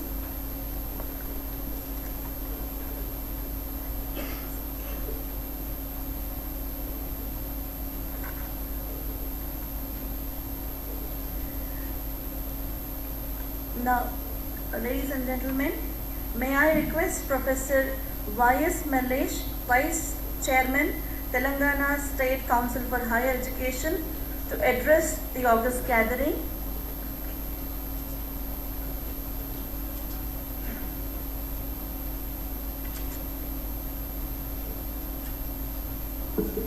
Thank you. Professor Ramchandram, Vice-Chancellor of a great university and also Chairman of the session, Professor Venkateshwarlu, Special Officer, especially for these celebrations, Professor Limbadi Garu, OSD, Professor Vishnuvardhan Reddy, Professor Batsadi, the convener of this Vice Chancellor's Conference, and Amarinder from AIU, Vice Chancellor sitting over there, registrars, administrators, and also teachers union, professors, scholars. Indeed, it's a great opportunity. I must thank organizers for giving me this great opportunity to be part of this celebration. I'm also proud to be a part of this celebration. I'm proud because of two reasons. One is today, whatever I am, as a professor, as a vice chairman of council or whatever, is just because of this Osmania University. If there was no Osmania University, Mallesh అనేవాడు ఇక్కడ ఉన్నాడు. That's the first reason. And the second reason why I am so proud, I was a student of this arts college, MA, MPhil, PhD, and another issue which I proudly claim. Of course, there are many teachers. I was principal of arts college during the movement and also after the formation of the state. These are the two reasons I always, not only me, like me, there are many teachers, proud to claim I'm a part of this celebration, I'm a part of Osmania University. Now, well, these celebrations, these 3 days, whole world is looking. People are calling from different parts of the world. We want to be part of the celebration. How? We want to be part of the celebration. How? On their own level, they are doing something else. Some activities in the name of centenary celebrations of Osmania University. Their level, they are doing it. And even in Osmania, I must thank organizers who have taken a responsibility of organizing this. It has become a big event, showcasing Osmania's glorious past. The way Osmania is celebrating, whole world is looking, and everybody feels proud of it. Of course, there are certain discontents, but they can be resolved later. But still, these 3 days, Professor Vice-Chancellor was telling, it's not a festival, it's something else. We have to name it in a different form. At a cultural level, yes, it's happening like a festival. But at an academic level, it's seriously, trying to bring back the glory of this university, trying to bring back the glory of this university and inspiring the future. And this is most appropriate. I don't know, organizers can, and I must thank them for attaching this caption, glory of the past, inspiring the future.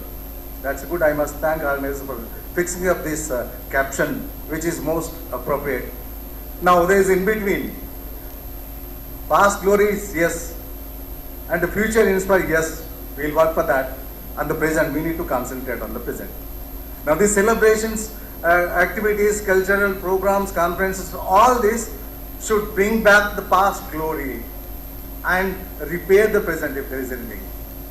The very purpose of any, this kind of a thing is, celebrating is one aspect of it.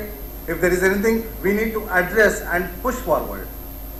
Inspiring the present with the past glory. Now we should push. That is a point, and one of the important aspect in any celebrations institution like Osmania University. I am also part of that. I am very happy, since there is no time. I am very happy to be part of this celebration. I must once again thank organizers for giving me this great opportunity for the great event. Thank you.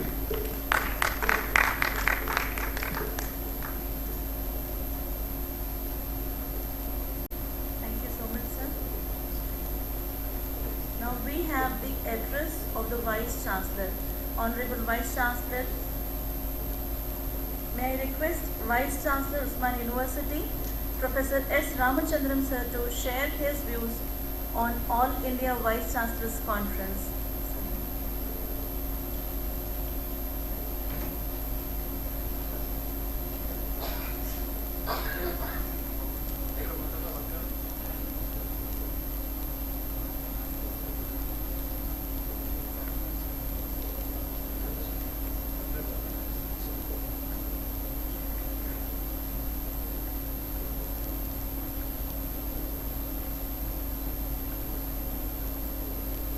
Professor S. Mallesh, Vice Chairman, Telangana State Council for Higher Education. Professor H. Venkateshwarlu, Special Officer, Centenary Celebrations. Professor Limbadri, OSD 2VC. Professor Vishnuvardhan Reddy, Professor Parthasarathi,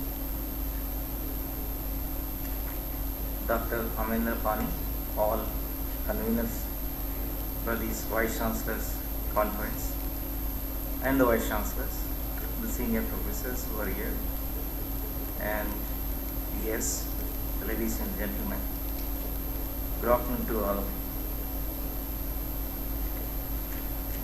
First of all, I should thank all of you for coming over here on our request and sparing your valuable thoughts and time. You should excuse me that I could not be here with you because the number of programs are going on in parallel. Sometimes I have to be there with the guests whom we have invited.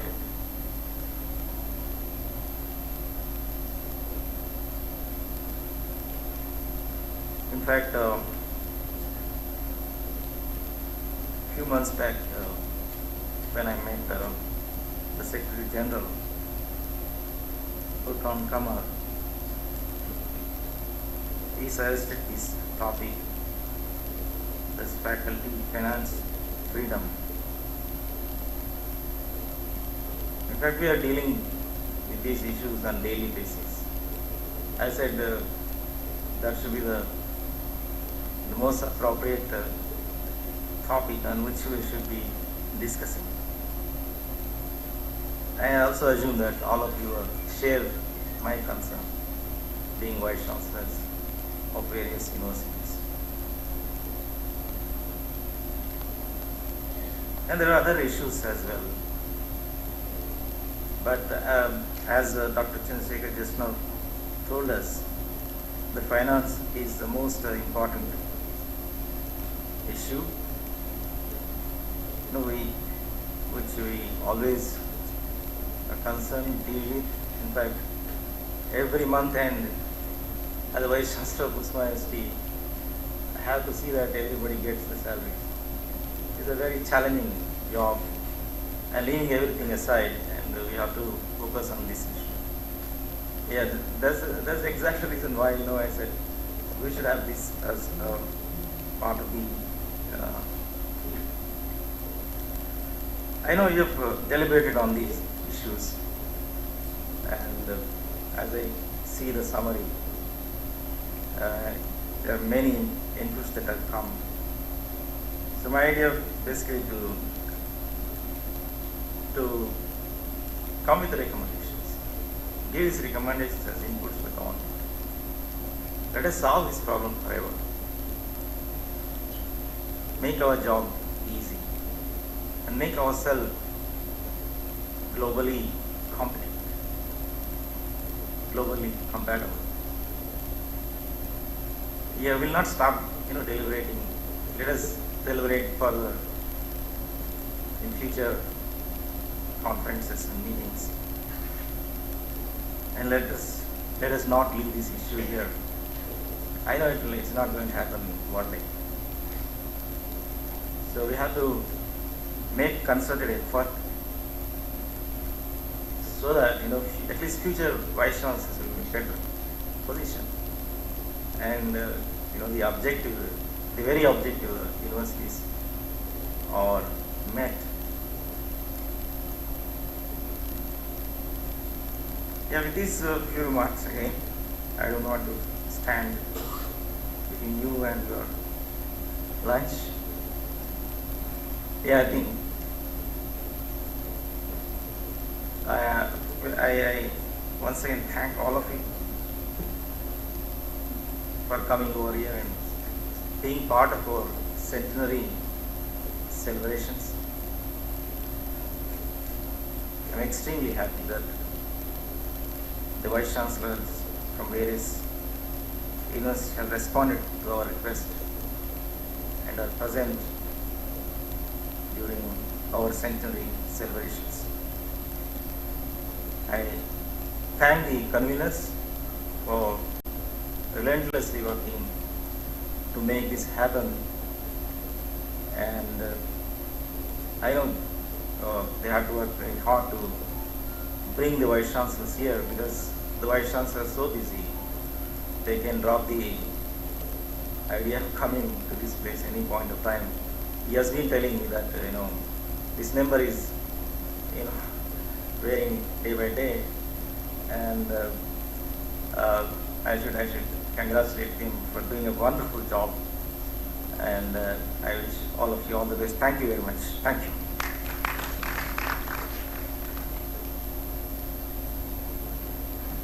Thank you, sir. Now may I request Professor S. Ramachandran, Honorable Vice Chancellor, Usmania University, to present Professor Y.S. Mallesh, Vice Chairman, TSCHE. Yes, TS. S, yeah. YS, I'm sorry. Y.S. Mallesh, Vice Chairman, Telangana State Council for Higher Education, as a token of appreciation with a memento. I apologize the dignitaries if there is any problem with the names, because a few names are included just now. So my humble apologies.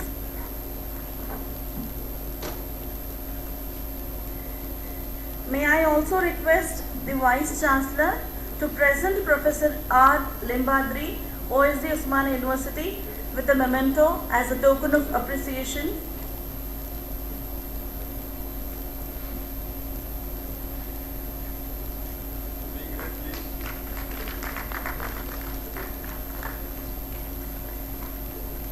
Thank you, sir.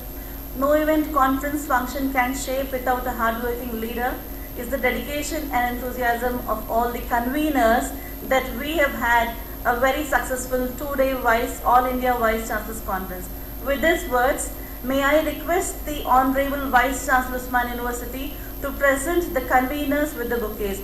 First, I would like to request the Vice Chancellor to present a memento to Professor Y. Parthasarathi, Professor of Public Administration and Director, RCUAC OU.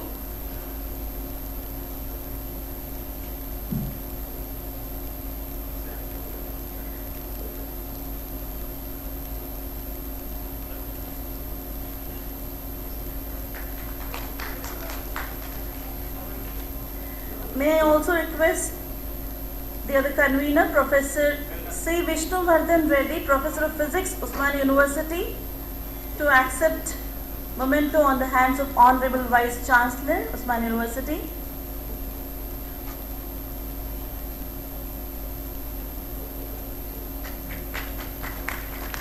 Now thank you, sir. Now I invite Dr. Amrendra Pani, Head Research Division, AIU, New Delhi, to be honored with a memento. Honorable Vice Chancellor, Usmania University, will do the honors.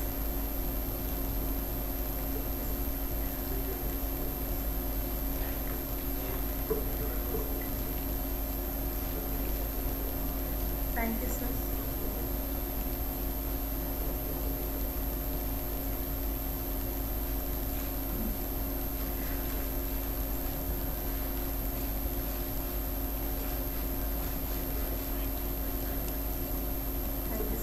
May I also request Professor M. Venkateshwar to be presented with a memento on the hands of Honorable Vice Chancellor of Usmania University.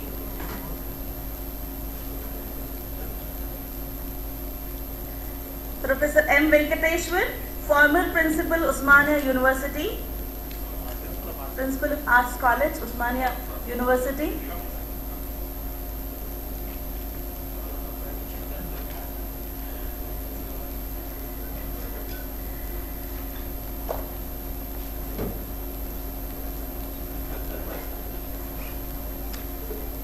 So much, sir. Oh, thank you. Thank you, sir. Now, I invite the convener of the conference, Professor Y. Parthasarathi, to present vote of thanks.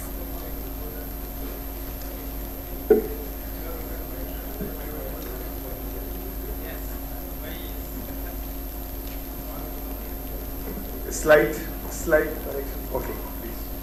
Before the vote of thanks is being conveyed by Professor Parthasarathi, I think everyone in the audience here will give a standing ovation to Professor Ramachandran and his entire team for giving a grand success for the glorious 100 years of existence of Usmania University. Please eat your breakfast and give a loud applause. Thank you.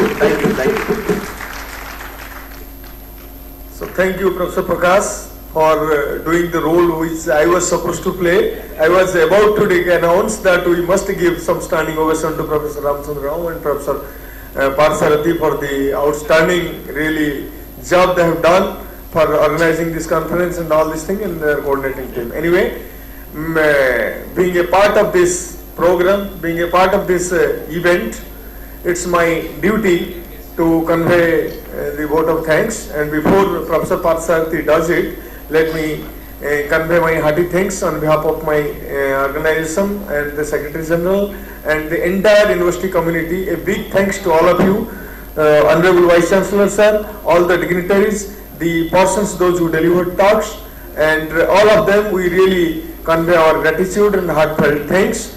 And at the end only, let me share one of Sanskrit Vedic hymn, Vedic slok before you. I belong to Sanskrit Gharana. It's such a nice gathering. Nalini dalagata jalamapi taralam, Nalini dalagata jalamapi taralam, Tabata janmati atisaya chapalam. Nalini dalagata jalamapi taralam, Tabata janmati atisaya chapalam. Kshano prasangati sajanne reka, bhavati bhavatave tarani nauka. Do I need to translate it? कमल की पत्ता नलिनी दलगतः, कमल की पत्ता पानी के ऊपर, it's floating on the water. A drop of water is there on the leaf. At any given point of time, it may fall into the water. The life is so fragile, it ends there. Likewise, human mind, human body and intellect, so fragile.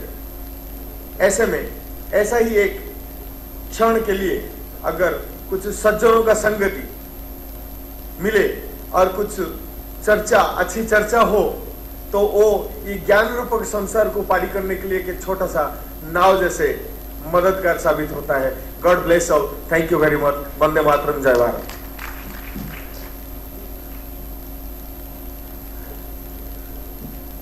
Thank you, Dr. Pani. So, this is now we are at the end of the valedictory session and of the 2 days of Vice-Chancellors Conference. Respected Chairperson S. Ramachandran, Vice-Chancellors representing various parts of the country, Professors of Small University, colleagues, scholars and students. So it's my proud privilege to present the vote of thanks at the valedictory session of All India Vice-Chancellors Conference. Yeah, it is actually 2 months past just like that. We started working at the end of the February. The first time we contacted AIU. And the first week of the March we started working really on the paper. That is about 45 days in full swing. Last 10 days, we didn't even know that which day is coming, which day is going. This is the way that we worked for the last 10 days. Because each Vice Chancellor is an ABI.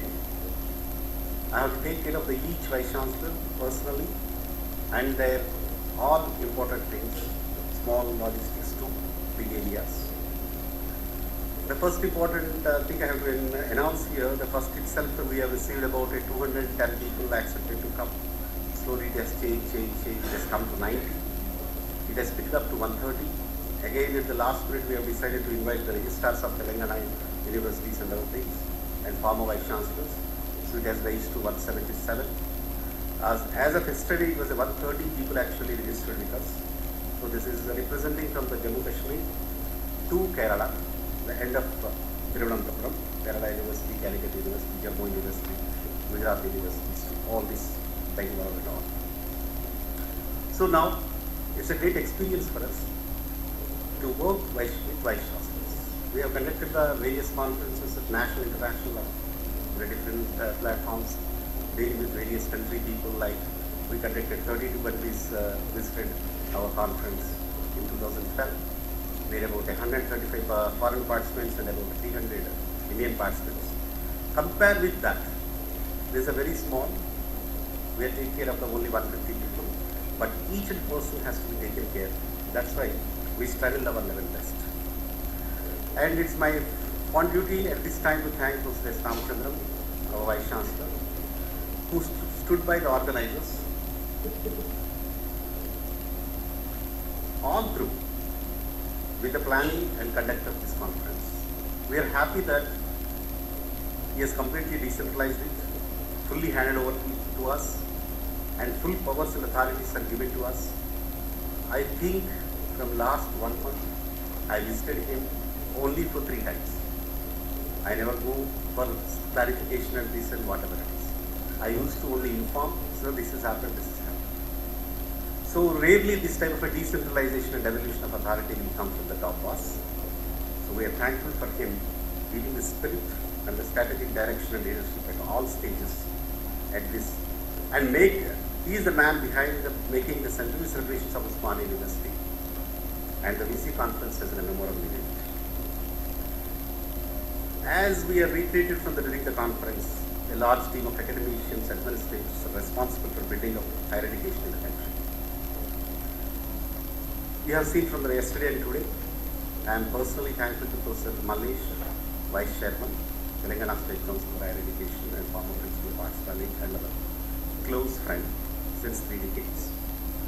And their support and facilitating the conduct this conference in a manner, whatever we did. Events of this nature are the result of meticulous planning and ensure smooth organization from day one to finish. Minute to minute we have changed our plan. All the time we announced, we 3 conveners we announced in the first meeting of organizing committee and the advisory committee. We are going to give a international look for each and everything. This hall was very much bad shape, full of dust. 8 people, 3 days, cleaned this hall at each every point. Seat, dust, and the whole dais, we have changed it. We have made a new carpet, new place. And we created a digital screen with the support of the group. And each and every point, mic system, audio, we have taken care of each and everything. We are thankful for IICT providing for all these things. But this team, nearly, I counted it about 24 people worked from last 1 month behind me. I am only standing in front of you. But the people I especially place on record my thanks to Professor Sriram Venkatesh. He was a coordinator of the NAC and IQAC. But still, morning to evening to be with me. Professor Arjun Rao used to come and stay with me for the dinner at my house till 1 o'clock.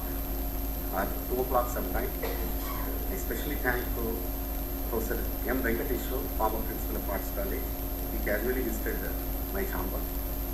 And he has seen the way things are happening. Without asking the date, he started coming and he used to stay with us till night 11 o'clock and taken care of the dais, taken care of the each and everything. Our colleague Professor Ravindra Rao has taken care of the important aspects. Dr. Jansi from the AMS College, who have been part of this working team in the conference.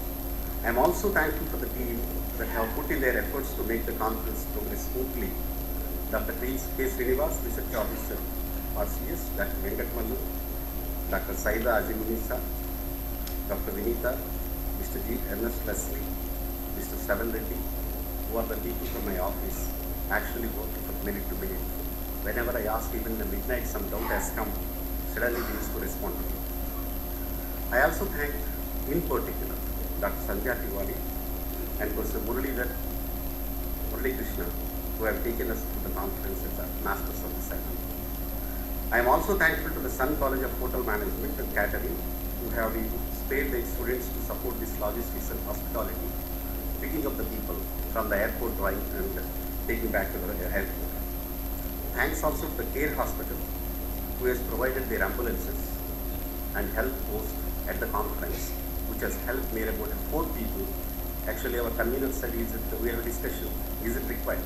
I said, wherever you see an international conference, without a health post, nothing is going to be there. So I put in a health post and it's not a happy, I said, something happened, I have to take care of a VIP. It should not be a single word has not put on to Osmania University that a Vice-Chancellor sick or something happened. So 108 ambulances were kept at the hotels, and the Care Hospital ambulances are kept at a hotel, and also one Care Hospital post was here. We are thankful for the Care Hospital providing the support. And thankful director and staff of the Security Department of IICT that have gone the extra mile to ensure necessary facilities here.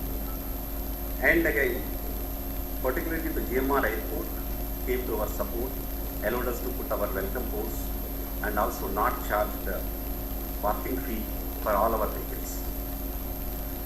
It's not an end. I mean, I might have missed many names or whatever it is. Please excuse me for that part. But the sponsors of this conference, it is not proud enough that definitely we conveners announced that this conference event has not sponsored by the Usmania University. It is sponsored by the different people. We have not taken the money from centenary celebrations with the permission of the Vice-Chancellor. We have started with this. Telangana State Council for Higher Education has taken about the pink shade of the event, lion shade of everything.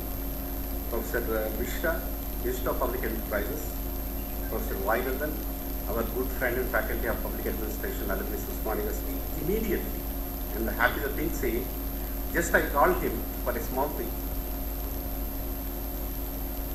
Immediately he has responded that within 2 days, the money, whatever he has announced about the 10 lakhs has come to our account. So, Association of Indian Universities, even with the Professor Mishra, the same thing. Professor Papireti Garu also, the day we discussed with him, one of our friends who was present here, you won't get even 5 lakhs or something because something. Then we got 50 lakhs from the State Council of Higher Education. And Professor Mishra, I think he has given about 10 lakhs to conduct of this conference. So, Association of Indian Universities has given about 5 lakhs for this conference. So, I am thankful for each and every sponsors, supporters, and everyone. And I am proudly saying, Usmania University at the time of centenary celebrations, we are conducted successfully this, and we are ready to conduct. If Vice-Chancellor orders, if it is a Commonwealth or a South Vice-Chancellor's meet, before completing the Vice-Chancellor, the centenary celebrations. Thank you. Thank you, one. I also acknowledge particularly about AAU, Dr. Usha Rai, the support her whenever we visit the AAU and other things. Madam, we are very thankful for you. Thank you. Now we have National Anthem.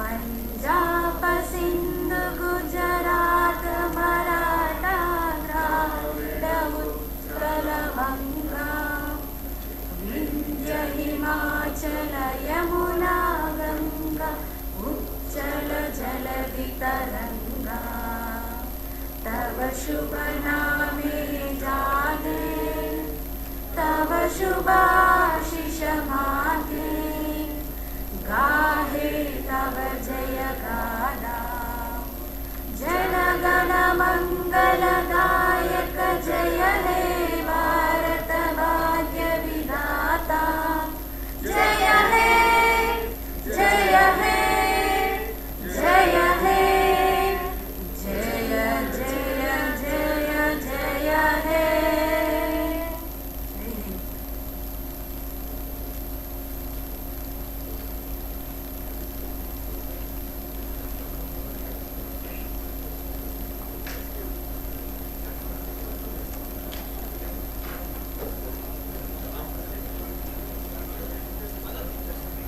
Distinguished gathering, with this we close the conference and we are going to have lunch in the same place like yesterday. Thank you.